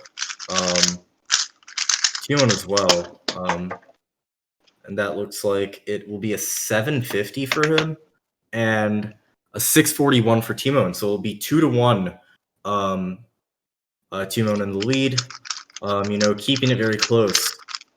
Yeah, and the votes have definitely gotten closer as as this race has gone on. When it was first started, it was extremely Timon heavy, but now it's looking like about 60-40. So that's actually pretty close. Okay, that's very interesting. Yeah, thank you for this vote feature, by the way. It's fantastic. Looks like both competitors are just finishing up their warm-ups. And Timon is ready. 3, 2, 1, go. And Patrick with a fast inspection. Fast inspection to fast turning, Fast inspection isn't always the answer, but in a case like this, getting when you get a 594, sometimes it just works out in your favor. And it looks like that will Timon getting the 598 and losing it. So that must be tough.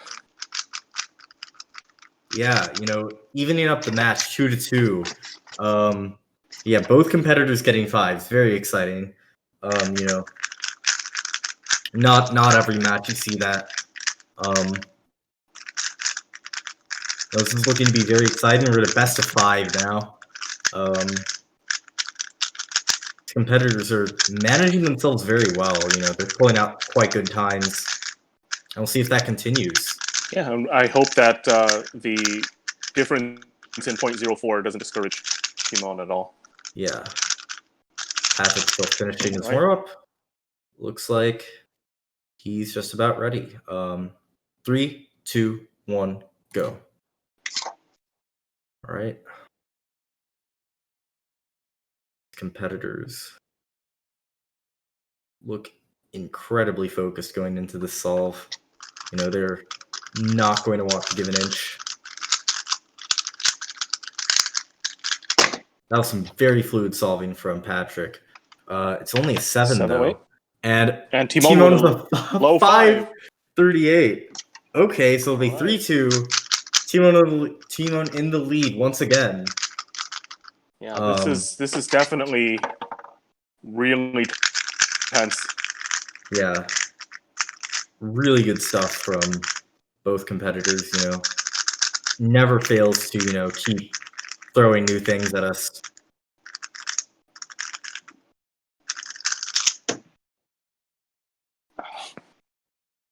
Okay. Let's just wait a little bit for the warm up. Yep. Timon is just Ya, finishing. no ahora. Yeah, throwing in some Spanish right now. Yep. Yeah, And both these guys bilingual. Yep. Pretty cool. Indeed. Very useful skill. 3, 2, 1, go. Yep. And someone in the chat asks, "What if they tie?" Exactly, if they tie, I'm not actually sure. Yeah. But we'll We'll probably just hear from one of the organizers. We'll see if it happens first. That is unlikely, but it could happen. And he's getting a 662. We'll see if that is enough to win it, and it looks like it might be. Didn't see how good Yeah. Timon's beginning was, but that looked like a bit shaky. Yeah. And it will tie it up 3-3. Best of 3 now. Just keeping it evened out the whole time. Yeah. Both competitors, you know. Yeah, Timon shaking his head at a 6. That's when you know the guy's dedicated. Yeah.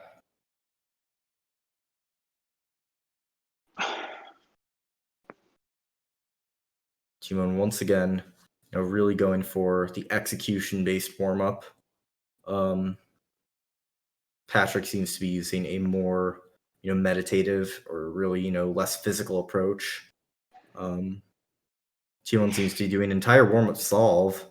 Yeah, someone in the chat's asking, what keeps Patrick using? I think, it looks to me like a Slaughterhouse WRM. I could be wrong, but that's what it looks like right now.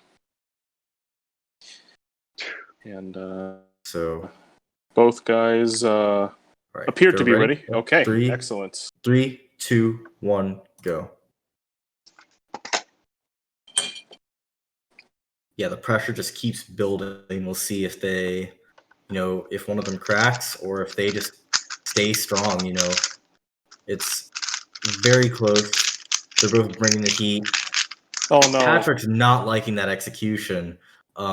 Getting what was It's a that? 9. Timon's not happy either. But he gets a 621. He gets a 6. That will give him the solve. 4-3, match point.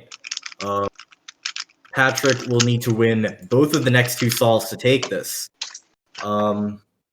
If not, he's out of the competition.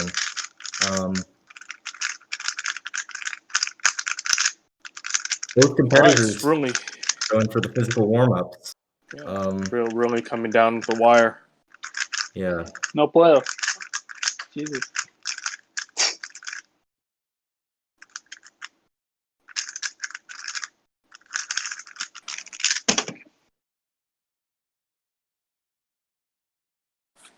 Patrick seems to be just about ready.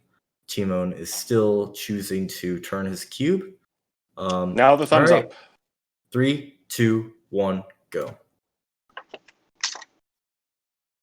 So yeah, this is a very tense moment. Patrick's using very little inspection, but that strategy's worked for him in the past. Doesn't look like it suited him too well this time.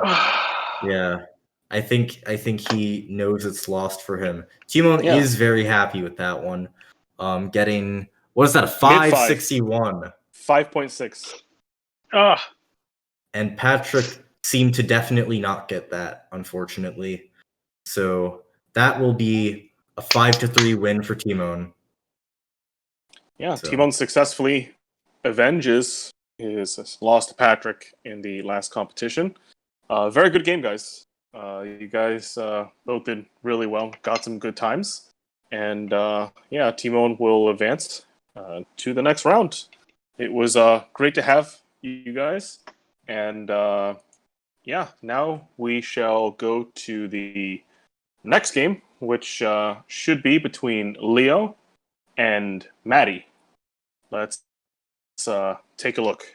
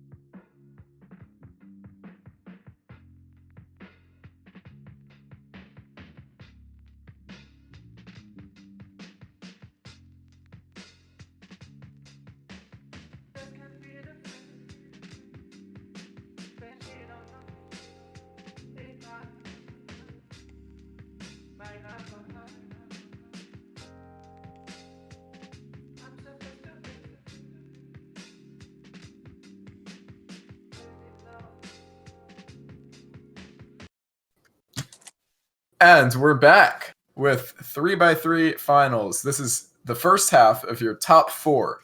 We're here with Leo Barameo and Maddie Hiroto Inaba. They both won against their respective competitors, and it's going to be really exciting to see how they do this round. So whenever you guys are ready, once you've scrambled your first cube, if you could give me the thumbs up, and then we'll get started.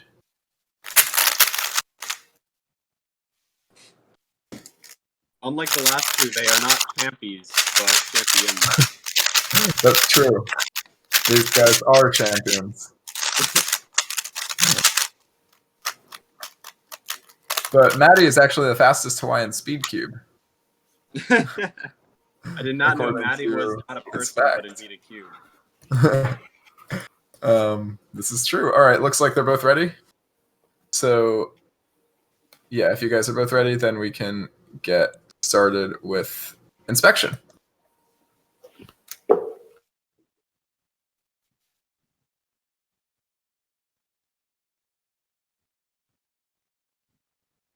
Leo is wearing a great shirt today. Oh, it is amazing. Absolutely beautiful. Yeah. EB from... Oh, tough. 723 for Leo and a Ooh, 608. Maddie takes the first solve there.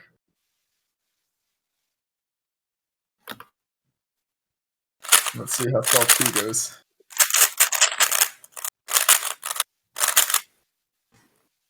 All right, Leo's got his game face on.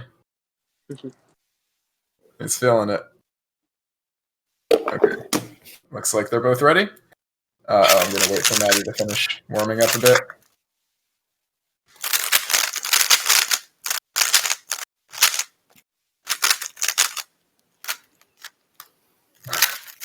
All right. I think with that, hopefully you guys, Maddie, are you ready? Okay, cool. You can begin inspection. It's always good to warm up, but you don't want to psych yourself out. Yeah, that's the tough part. Got to find a good balance for what's going to warm you up and what's going to calm you down. Yeah. Ooh. 726 for Leo. And Maddie with a 710. Whoa, 710. Taking the second solve. Wow. These are close. These are close matches here. Leo's ready to step it up and bring out some Yeah, he's smooth gonna have to solves. go. We're gonna need some Ultra Leo here. Ultra. See how this goes. Whatever that means. Whatever that means. That means him getting 4s or something like that. Yeah, probably. He needs to win 5 out of the next 8. Or sorry, out of the next 7, if he wants to take it, actually. Yeah. Looks like they're both ready. Maddie's doing a little bit of warm-up here. And whenever he's ready, he'll give us the thumbs up. Cool. Looks good, and they can both begin.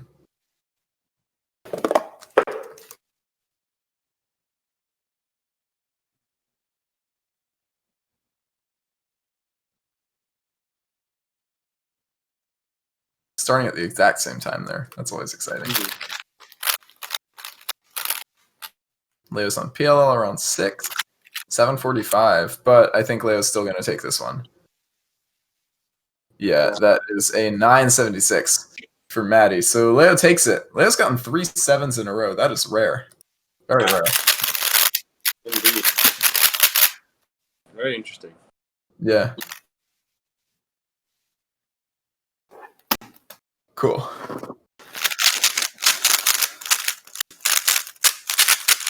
Both of them getting ready for solve 4.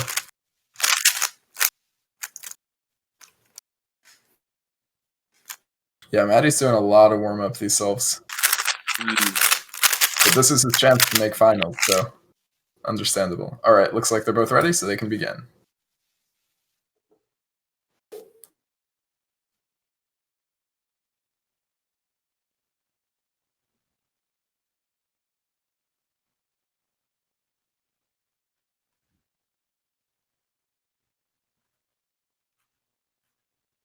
Oh, E-perm.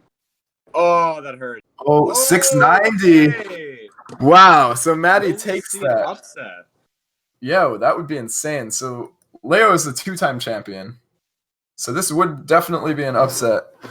Yeah. It's rare for him to not make finals. So It's rare for him to lose in general. Just watching the Monkey Leagues, like he usually takes most of the points pretty easy. yeah, true. All right, so Leo is ready. Maddie is preparing. It's interesting that he can warm up on the cube he's using to solve. That's not something you can do in comps. Yeah, that's true.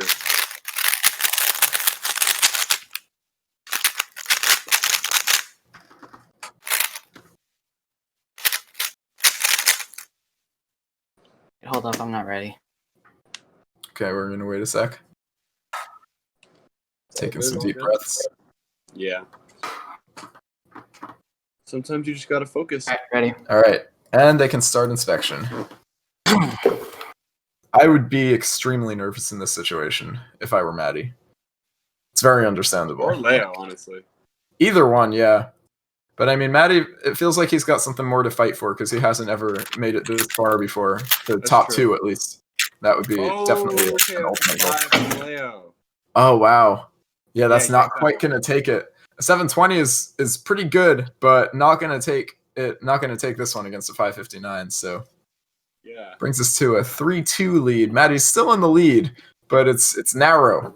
It is very close. We've got a good competitive smile from Maddie. He knows Yeah. what he's up against. He knows he has to work hard for it. Absolutely. I mean, he has every reason to be slightly nervous right now. Yeah. Given that he's going up against a 2-time champion, and he's got a lead. So it's just a matter of whether or not he'll be able to avoid the self-sabotage. I think that's what it comes down to. Yeah, Leo seems like maybe the nerves are hitting him a little bit. Can't quite tell. Yeah. But we'll see. All right. So they're both scrambled, waiting on the thumbs ups. Leo seems ready. Leo's ready for anything. Maddie gives us the thumbs up, and they can begin.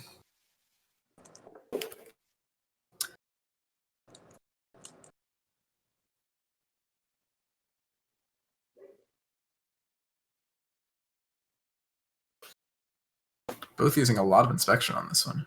Yeah. Whoa. 647 for Leo. Ah, Oh That's my probably God. going to tie it up. Yeah, that ties it up. Oh, man. All right. That is a 9 for Maddie, bringing it to 3-3. Interesting. So Leo's Being got able to get 3, huh? Leo's back in the game. It's not Yeah. really as much. Absolutely. I mean, he is Leo, so in a way, he's always been in the game. Yeah. but you know, still, score-wise, he's definitely back in it now. For sure. All right, looks like Maddie's just warming up a little bit. Trying to get not too nervous, but I imagine he's shaking a bit. We'll see. Breathing. He's ready? All right, they can begin.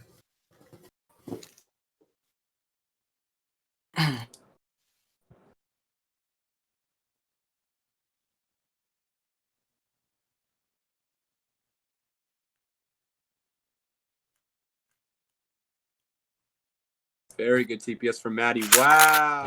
Oh! Dude. Oh, and the +2. That's What was it? Such a pop-off. Oh, that was a +2. 5. Oh, Dude, with the that was- +2. I was gonna clutch it, bro. Oh my Wow. So Leo takes the fourth solve because of a +2. Or sorry, his fourth solve.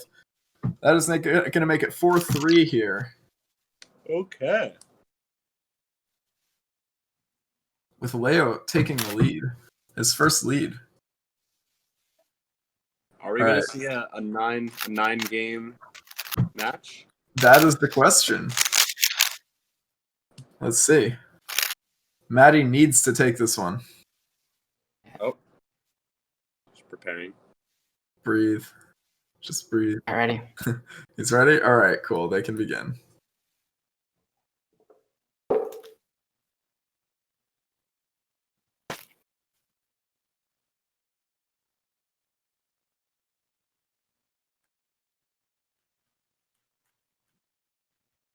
Oh, F6 R perm.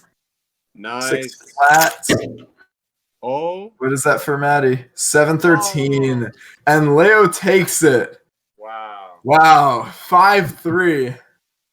With one of the closest matches we've seen. Yeah. That's insane. That is absolutely crazy. Great job. Wow. Yeah, great job to both of you. Maddie, we will see you in the third place match in just a bit. And Leo, good luck in finals. Thanks to both of you for joining us. See ya. G Leo. Bye.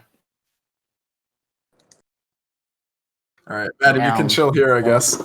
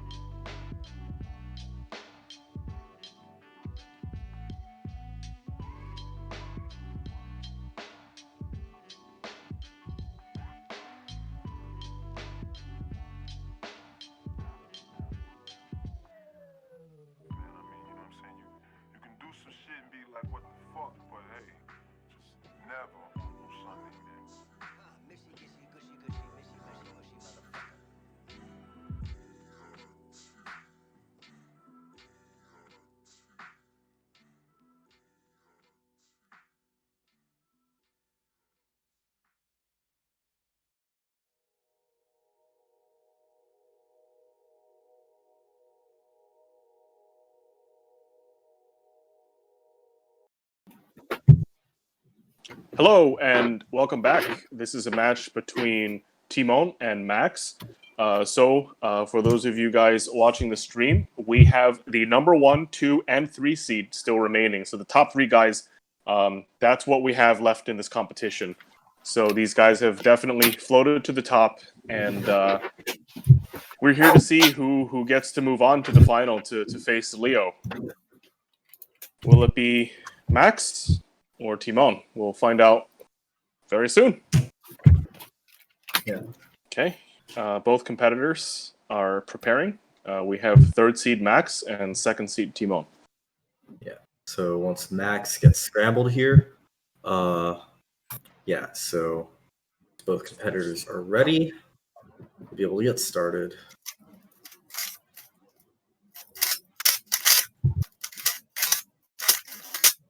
All right. Max is ready, and Max Timon is ready. is ready. Leo, All Timon right. is ready. Good. 3, 2, 1, go.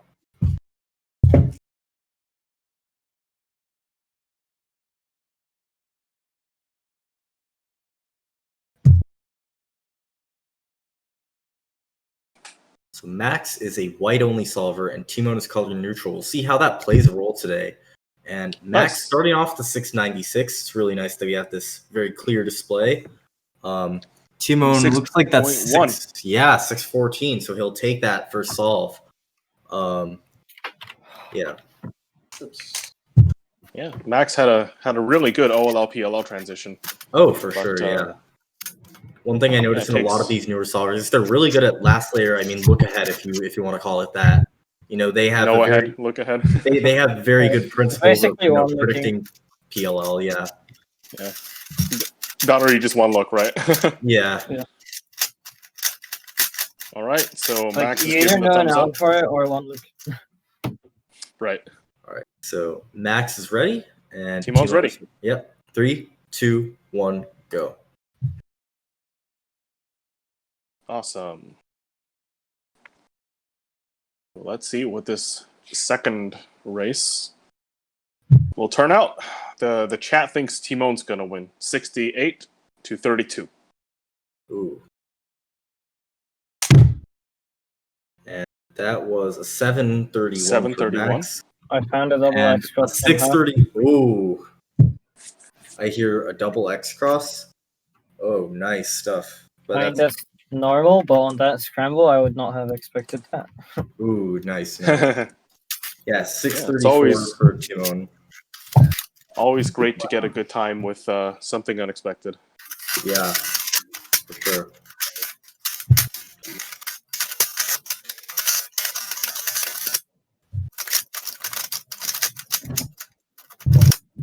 Competitors is about ready. Max is ready.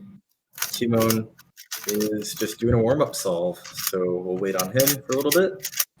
And 3, 2, 1, go.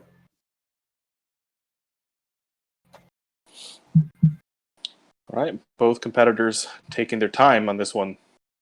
Yep. Can never be too careful to collect your thoughts. Right. More good last layer transitions for Max. Timon's 732. having some trouble with lockups. It's a pile. Not the best finish, unfortunately. So we'll get a 9. And Max will start to close the gap, and it's 2-1 for Timon. Yeah. All right, well, now Max is on the board.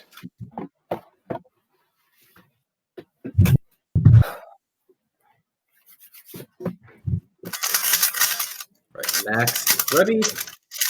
And Timon is still finishing up his warm-up. All right, thumbs up from Max. And thumbs up. 3, 2, 1, go.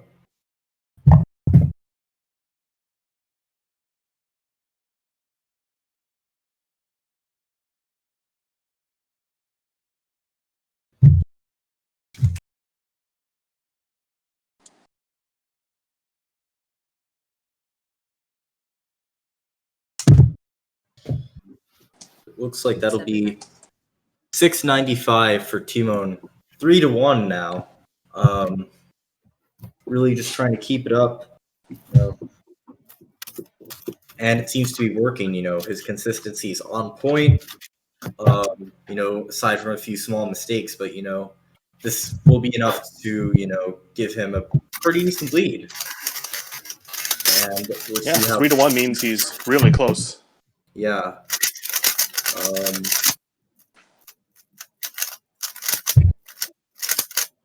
Max is ready. All right. Timon is doing some more turns. And it looks like he's ready. So 3, 2, 1, go.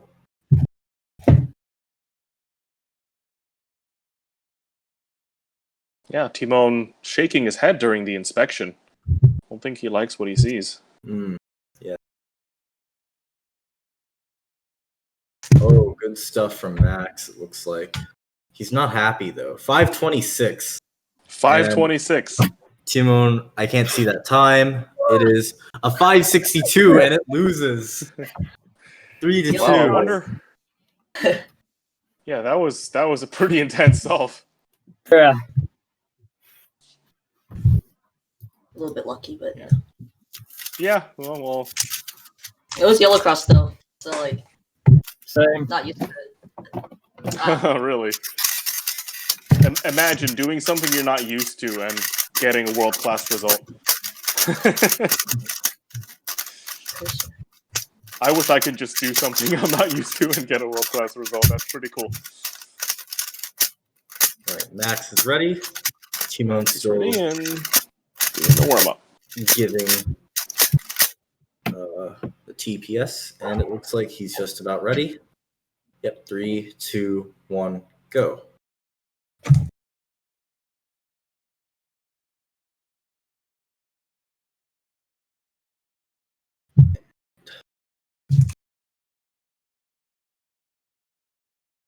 Is Max going for another yellow cross? Whoa. And no. That's an unfortunate DNF for him. All right, so not seeing the Timon POL just needs to get a correctly. result. And he did indeed. It's not a bad result either. 679. He'll be up 4-2. Match point. Max has a pretty steep road ahead if he wants to come back from this current score line.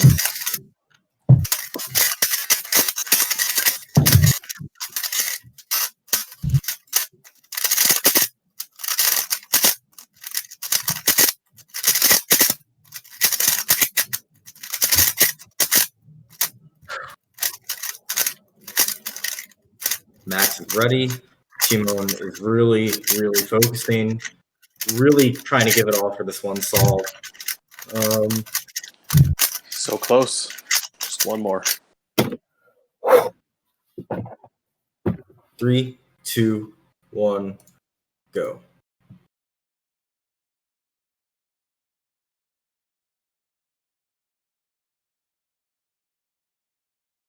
And both competitors taking a while to inspect, as you would expect. Long inspection.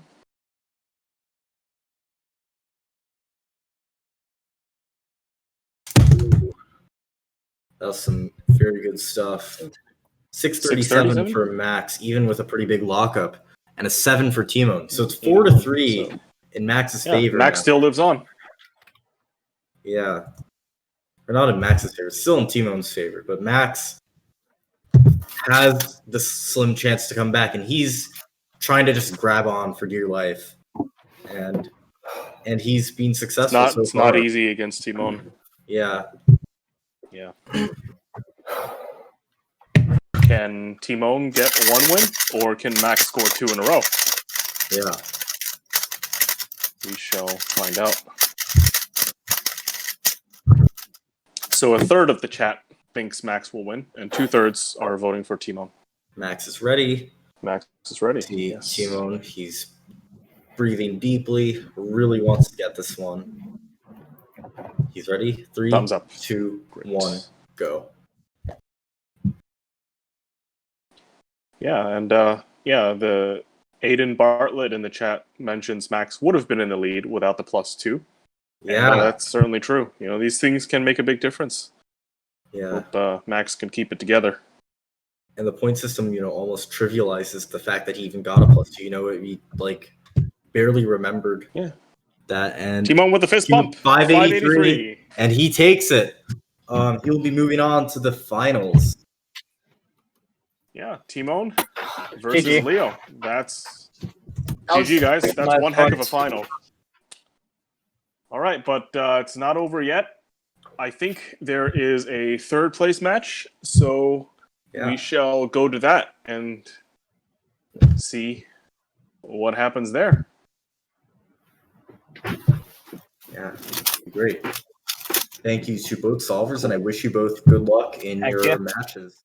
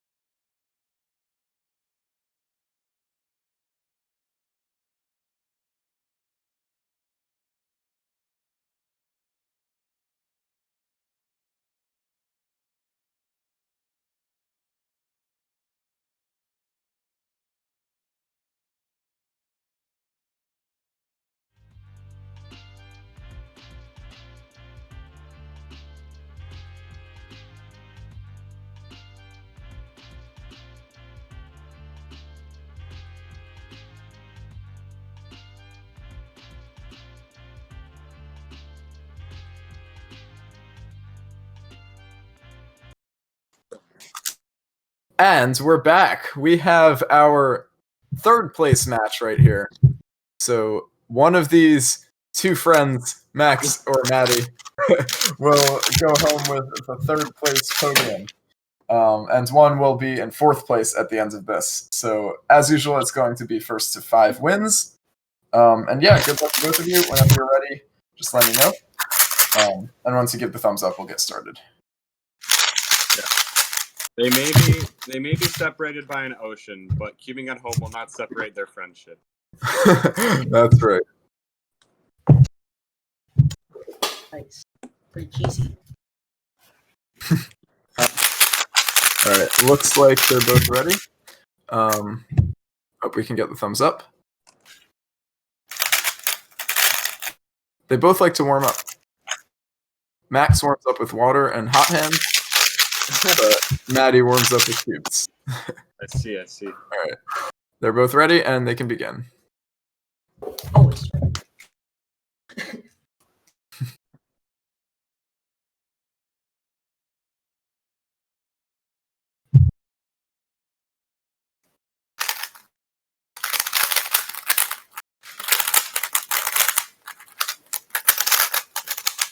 Not a great solve for either one. Oh, a DNF. All right. A DNF for Max and an 8 for Maddie. Will take it.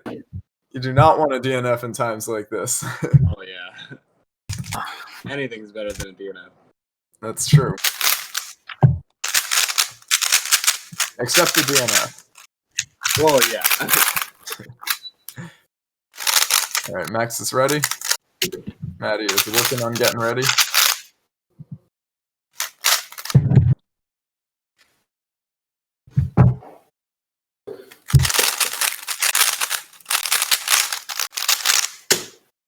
All right. Once we get the thumbs up, good, and they can begin.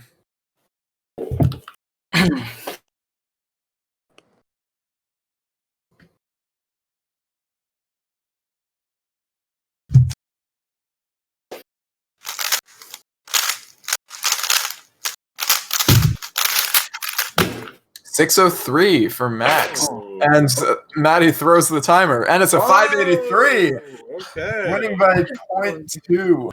All right.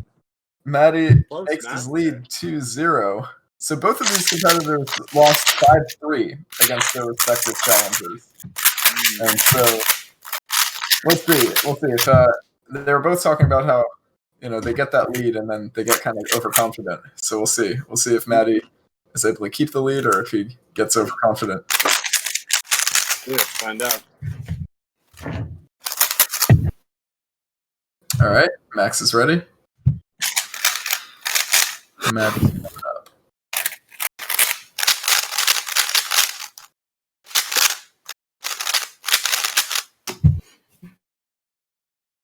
All right, and they're both ready. They can begin.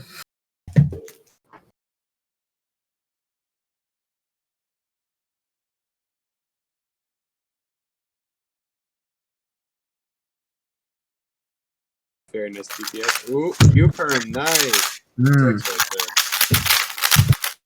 there. Nah, looking like a 6 from Maddie. Oh, Oh, wow. 602. What? Wow. It's Okay, crazy.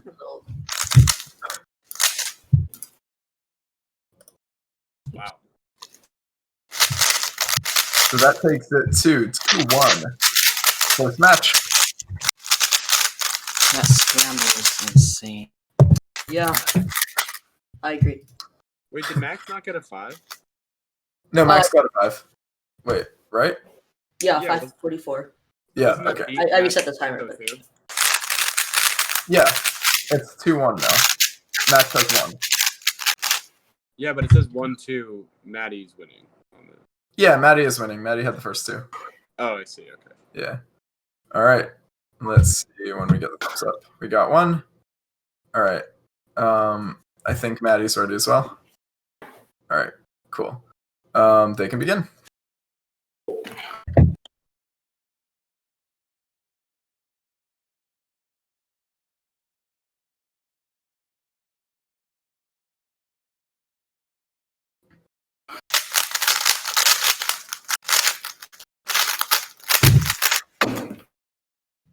Wow. That was just turning. Oh, is that a look? Oh, 6-0. 606 for Maddie. God. That's going to be a 3-1. 3-1 lead for Maddie. Wow. This is for the podium. 2 more. That's all he needs.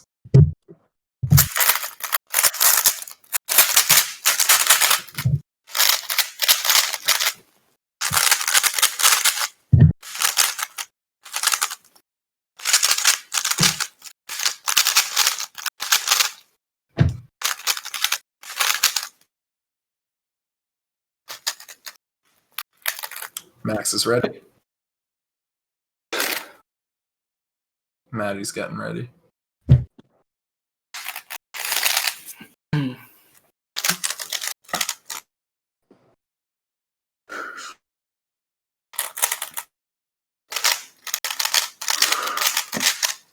hold up. All right, they can begin.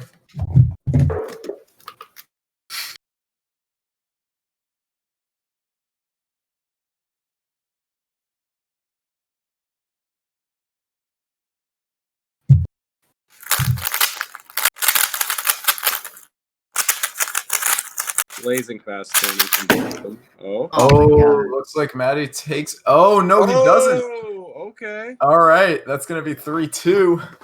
Interesting.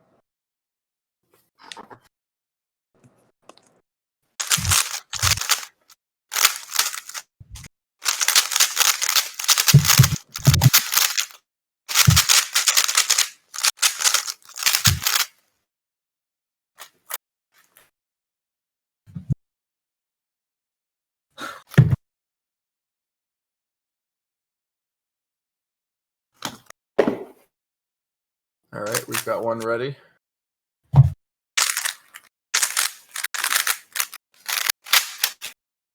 Yep. All right, and they can begin.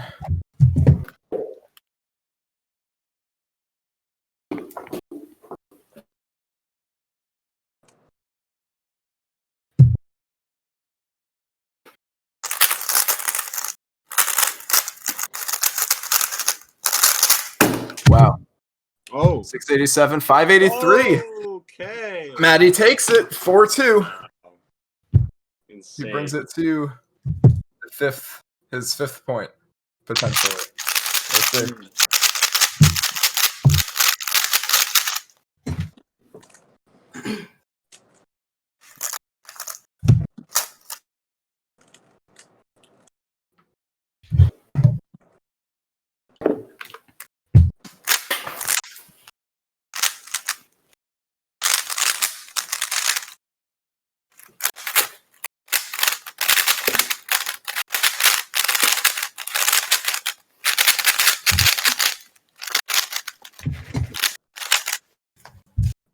All right. We're waiting on Maddie. And they're both ready. They can begin.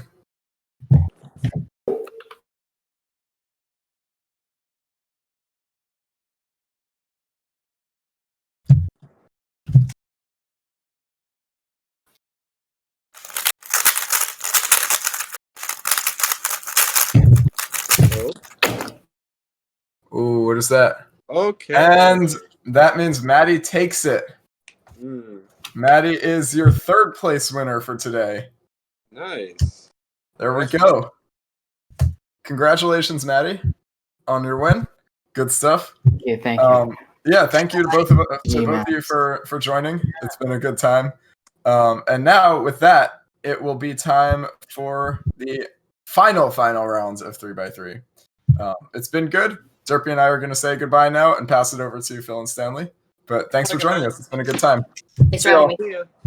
Thank you. Having me.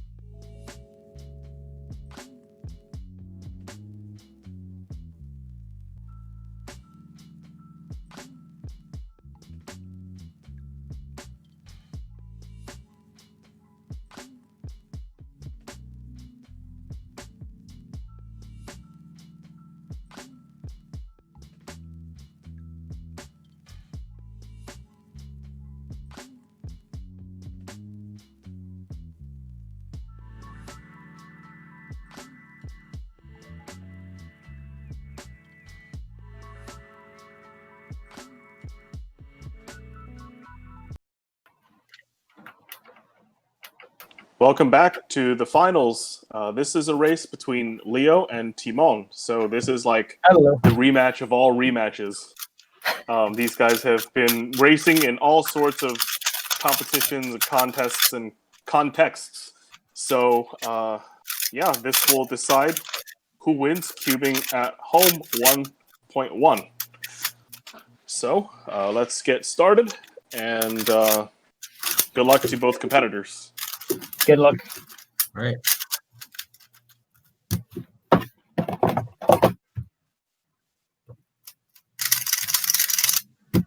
Yeah, and the chat notes correctly. Every big online comp comes down to this. These guys are everywhere. Absolutely. They are the big names of the current 3x3 scene. They're the ones who are doing like active competing in a lot of these competitions. It's great to see.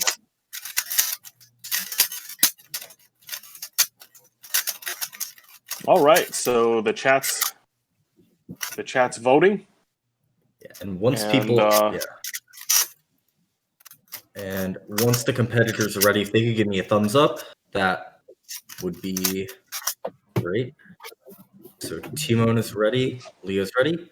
All right, 3, 2, 1, go. Awesome.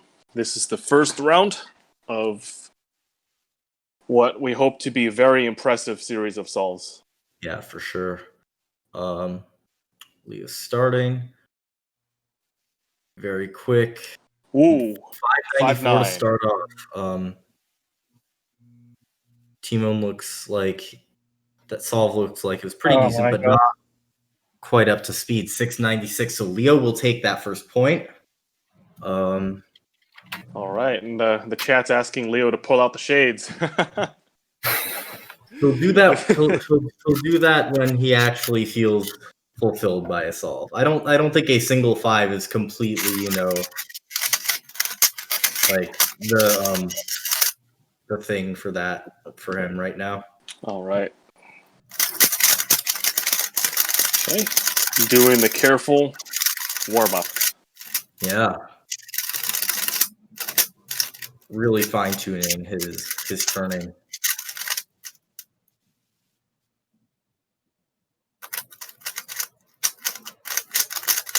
All right.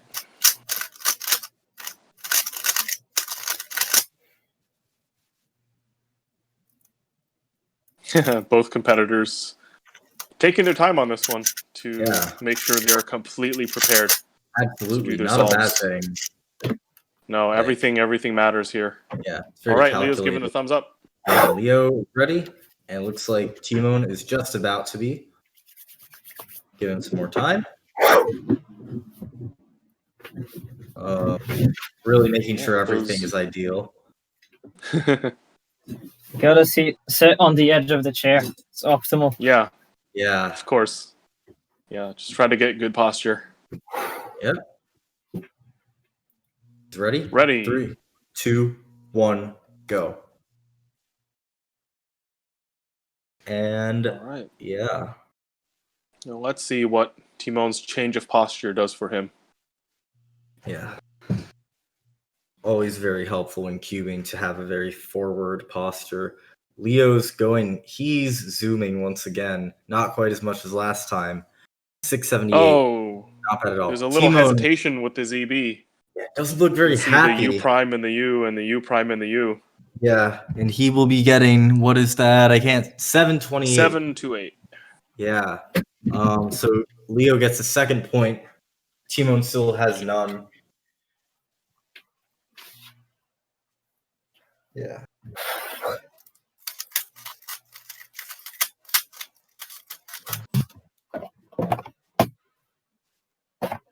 I didn't check the scramble. Okay. All right. And the chat notes Leo is going full Leo. Yeah. It is almost 6 a.m. where it is for him. So he's really, really, having to pull through. And he's, fighting through the time zone disadvantage very well. Yeah, I mean, it's late for Timon as well. It's late night. So Yeah. Definitely not both as these late. competitors. Definitely not as late as it is for Leo, though. And yeah, both of these competitors still having very disadvantageous time zones compared to the target audience of US cubers for this competition. But it doesn't stop them. So were we to say cubing that is truly an international sport. Yeah. And Timon's just really going for it on these warm-up solves. He's just taking his sweet time. Yep, let's get to solving soon. Yeah.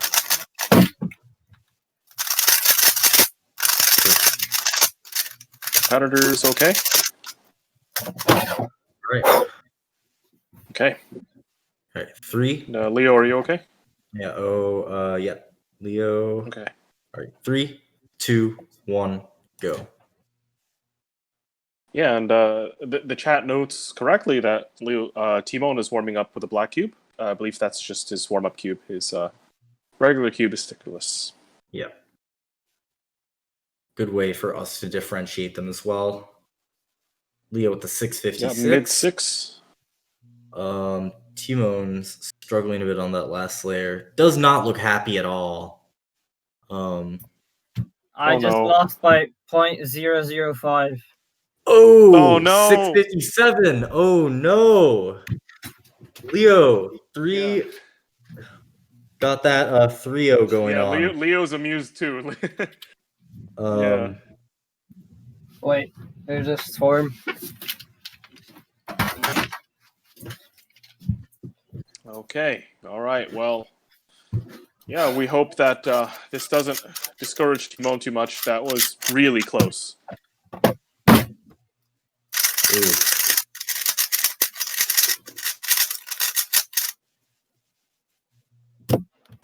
That was 0.00 something.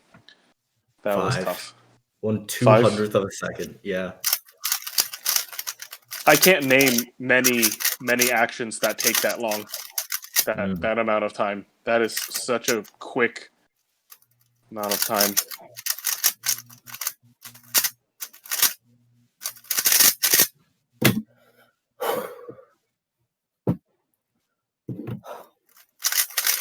All right. Leo leads 3-0.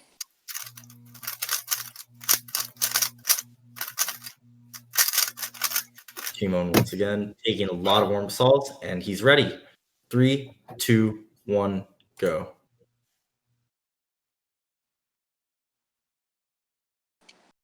And see if he's able to come back from this, but it's really just about what you do in relation to your opponents. So, and Leo's going pretty fast, but lockups on Peel 6-5. gonna get another mid-6. And Timon is happy. That looked like it would have been a 5. He's Timon, very that happy. fist pump is a sign of positivity. Yeah, 540. I found a double extras again somehow. Nice. So the sigh of relief gives him his first point of the match, 3-1. Not going to go down without a fight.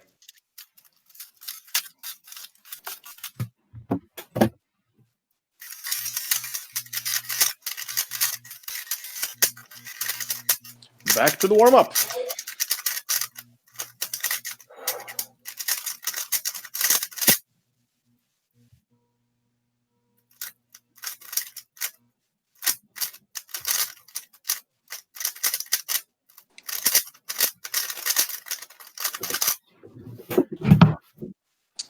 All right, Timon still preparing.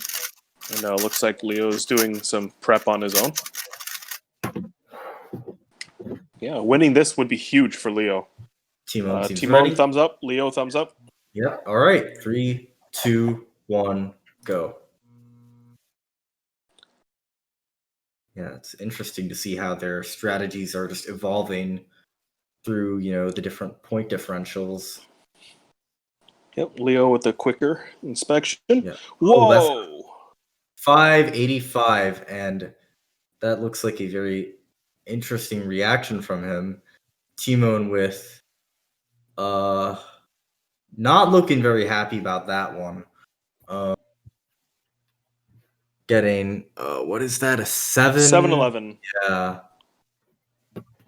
Unfortunately, 4-1 for Leo. So unfortunately for Timon, he will have to win the next. Oh, hold up. He might have plus 2'd.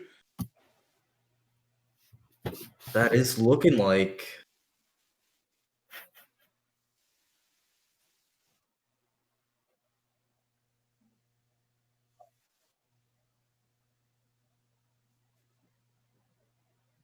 Huh. Yeah, that looks like a plus 2. So it'll be 3-2. Yeah, we Leo- spoke too That's so soon. lucky. Oh my god. But Sorry, yeah, Leo. Yeah, we've makes seen it- these plus 2s wreak havoc on the results. Originally game point, now it's it's a lot more even at 3-2. like yeah, 2 points is like a 2-point score difference. You know, that's half the match. Yeah, especially when the winning competitor is at 4. Yeah. Like once someone gets to 4, it's basically match over. Like it's incredibly hard to come back from that. Yeah. Like it because you don't have any time. Like you can't make a single mistake. Right. Yeah. 3-2. You know, evening up the score a little bit. But yeah, Team Wells get ready, and Leo looks frozen. Yeah, he looks a little frozen. Hopefully he comes back.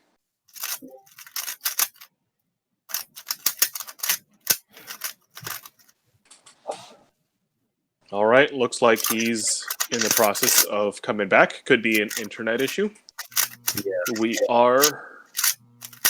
All right, so we're going to be right back as soon as we resolve the connection issue with Leo. I mean, we are streaming from the Philippines, Poland, and the United States, so hopefully we'll be back soon. And yeah, you can. Oh, all right. Can so... I like do?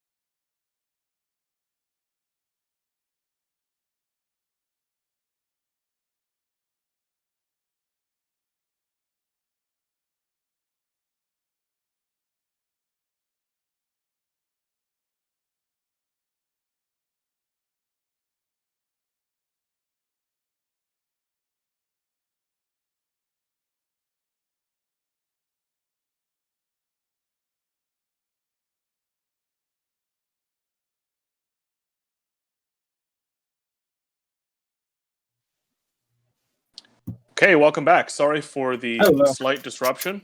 And yeah, hopefully we can continue this exciting match. All right, so Timon is doing the scramble. Cube cover. Warm up. This is the routine. Yeah. To remind everyone, you know, as you can see on the screen, the score is 3-2. Leo with the advantage right now. You know, it's anyone's game still. Match is still up in the air. It'll be exciting to see how these competitors finish.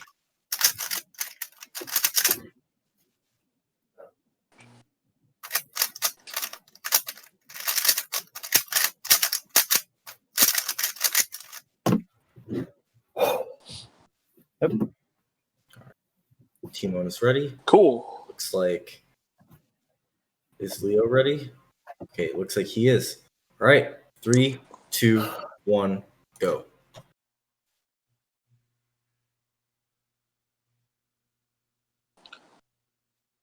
Yeah, people are still voting. Still looks like 63% Leo and 36% Timon. Mm. Oh, Unfortunately, he'll get a 9. Solve mishap with Leo. Timon is satisfied. He looks just satisfied to win that. He gets a 638. So, yeah. Evening it up 3-3. We're at a best of 3 situation right now. Very intense. As you might know, winning this matchup will give the winner, quite a bit of tournament points, which will be the ranking used to determine the order of prizes received from the Rubik sponsorship at the end of the season. Yep. Many thanks to Rubik's for this sponsorship. And of course, these podium finishers will also receive some prizes from the cubicle.com. I guess that's me, but yes. All right. So hopefully Leo can not be too discouraged after the 9. Timon looks like he's regained his momentum. And looks like they're both ready. Yeah. 3, 2, 1. Oh, wait. Wait. Leo looks like he's just. Yeah. Are you ready? Yeah. Sorry. Could we just get a ready one more time? All right. Cool. Good. Yeah. 3, 2, 1, go.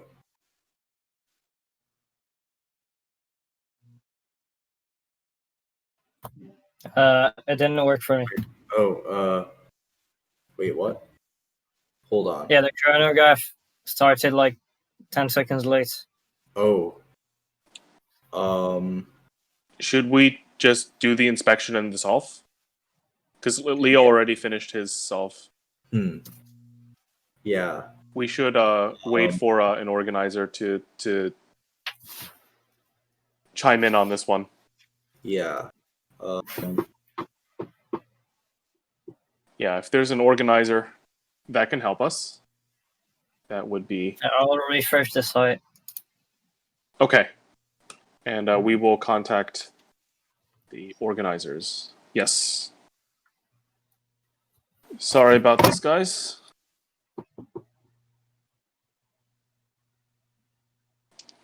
Something happened with the app we used to synchronize their starts.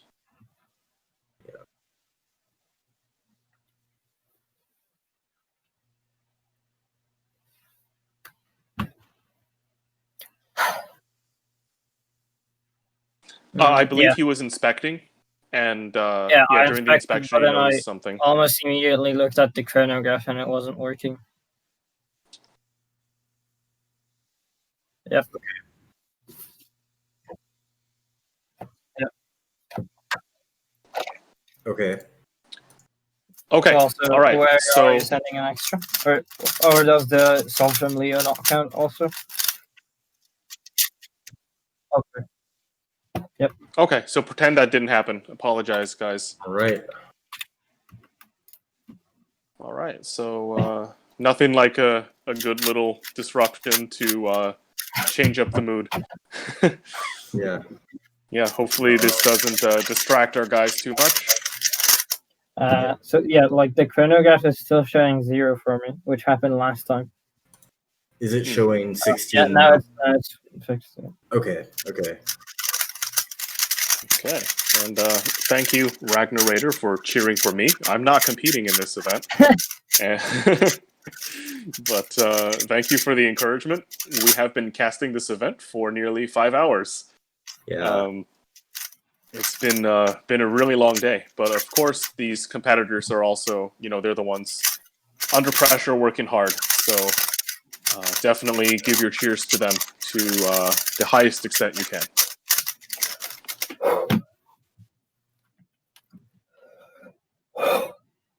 Yep. So Stanley, you got some cheers too. Oh, great. Thank you, everyone. So if Leo is ready, then 3, 2, 1, go. All right, it's looking like a normal start. Mm-hmm. Yeah, people are cheering for Felix. I remember there was a tennis match where two players were playing, and a guy yelled, "Let's go, Federer!" Except Federer wasn't playing. It was fantastic. 565 strong stuff. Timon's not looking happy with that. He'll get an 8. 8-3. 4-3 to Leo. Match point. Timon will need to get 2 consecutive wins to take this one. Yeah, championship point. Yeah. This is the point to determine the championship.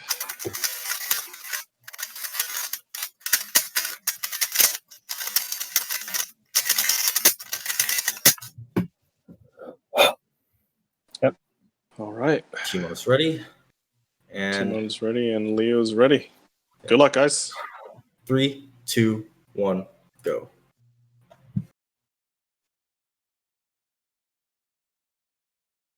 People praying for the 4-4 to see more cubing. On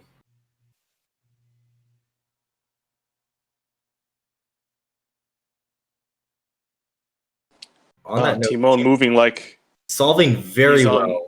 Yeah. Yeah, that movement was amazing. Leo with the 687. He's very happy. 534. 534. Timon looked like he was on fast forward. Yeah. That was crazy. But we're at a 4-4, you know. That's turning like his life depended on it. God. All right. Next is this sudden death? Oh, did I enter it? Oh, I didn't enter it. Wait. What was my time? Okay. Well, I still need to enter it. What was my time? 5:34. 5:34. Okay. Yeah. All right. Okay.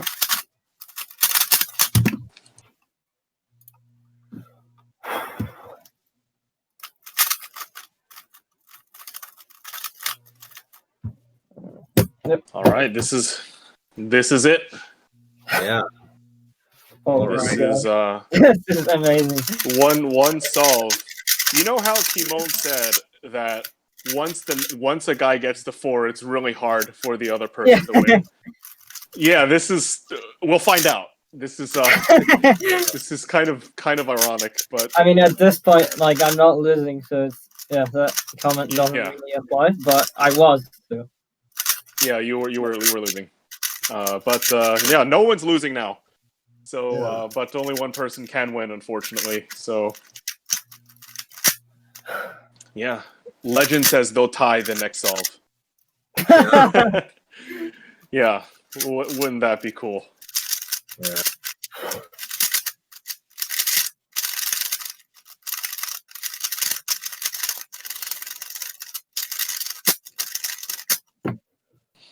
Right. All right. The thumbs are up. Ready. 3, 2, 1, go. What an exciting moment. Yeah. Neither of these guys wants to lose. Yeah. And it's showing in Leo's turning, and I'm sure it will in Timon's as well. Unfortunately, Timon's moving. 665. He's moving. Very happy. Yeah. He's very happy. Looks like he got the win. 544. 544 to take the entire competition. Oh man! Congrats to Timon. What a comeback from the guy who said it was hard to come back. Yeah, good game, guys. And good game. Yeah, thank you so much for. Yeah, thank you so much for this tense race. That was absolutely impressive. The comeback was exciting. The celebration was exciting, and you guys both are exciting cubers, and we thank you for that. Thanks. Yeah. Thank you for an amazing show.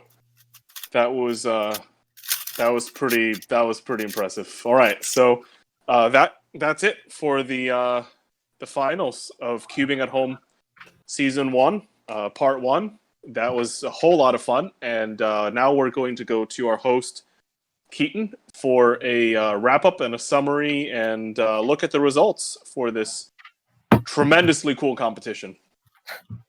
Thank you.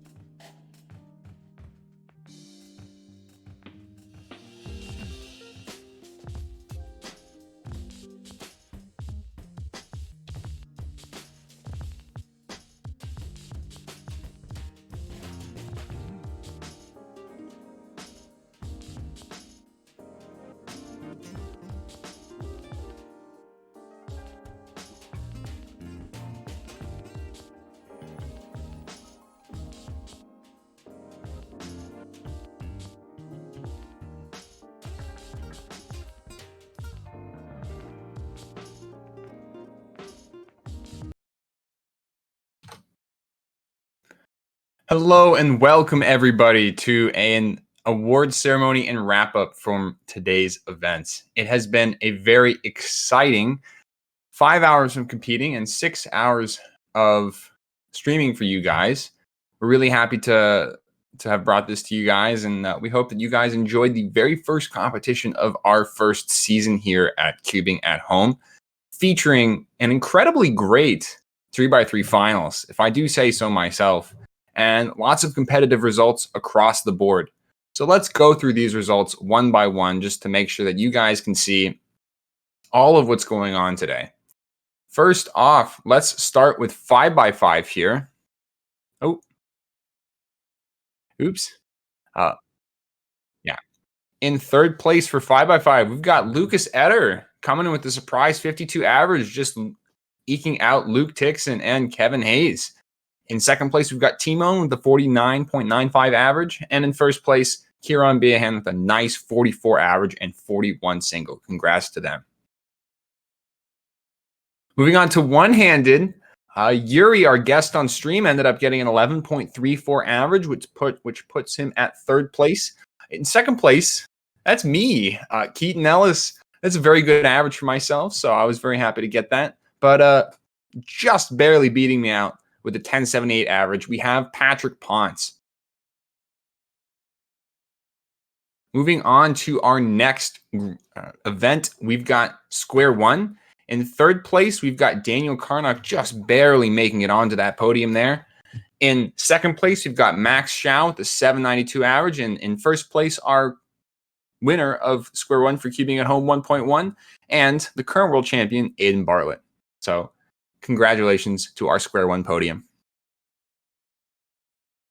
Moving on to multi-blind. So this does not contain the Rowe and Graham results, but otherwise, in third place, there's Fletcher Berry with the 25, 25 out of 28. In second place, we've got Paul Taylor with 34 out of 41, which is 27 points. And in first place, there's Mohammed Ayman Kohli, who is one of the former feet world record holders, with 42 out of 48. That is 36 points. Do remember that in our Rowe versus Graham match, Rowe ended up getting 43 points and Graham ended up getting 50. So those two would top the podium here in this situation. So big shout out to all of our multi-blinders out there. Moving on to mirror blocks, something that I really honestly didn't have a clue of what speed level we should be expecting for this competition. In third place with the 24 average, we've got, I want to make sure I pronounce that name perfect, Abdallah Taher.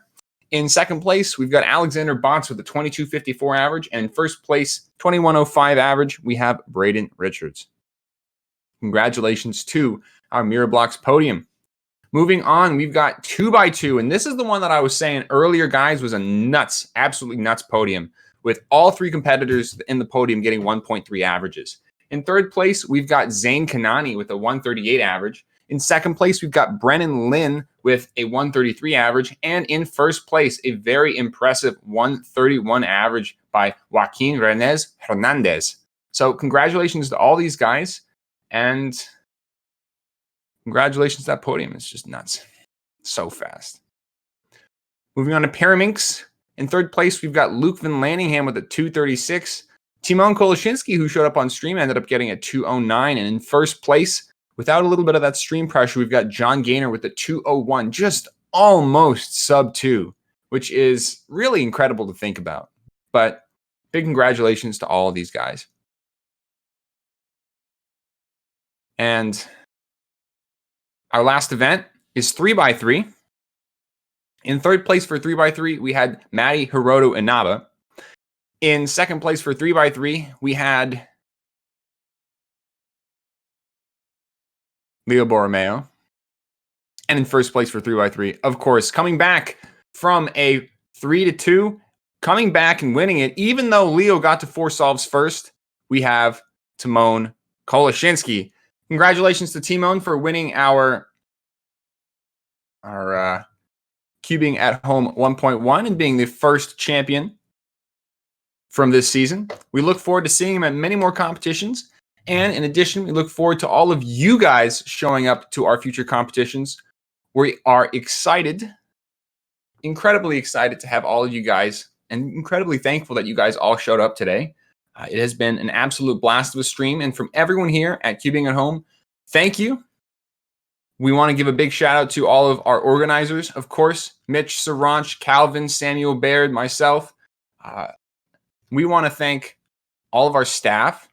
You guys see the stream team all on stream, but there is a huge amount of work that is put in behind the scenes for all of these competitions. And we'd like to thank all of our staff members, including our new ones in particular, for stepping up to the task and putting on a fantastic show for you guys today. So communications, media, production, results, software, and the stream team, you guys have done an absolutely fantastic job. We are incredibly proud of you. And thank you from the bottom of our hearts. And finally, again, thank you guys, all of the viewers, all of the competitors who have been here all day with us, seeing some of the coolest, fastest solves, watching an incredibly tight and exciting finals, and having fun at a time where it's a little bit more difficult for us to get together and do these types of events. So I really appreciate it. Thanks so much for coming out, and we will see you guys in a future Cubing at Home. To finalize the stream, we are going to go with a raid, and we are going to be raiding a solver who was not on today, but was fairly close to making a square one final, our square one podium. And that is Sam Fang, who is currently streaming on Twitch as Cube Master Twitch. So we're going to go raid him.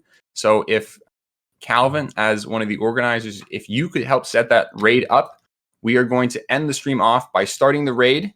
And then at that point, we will be moving over to him.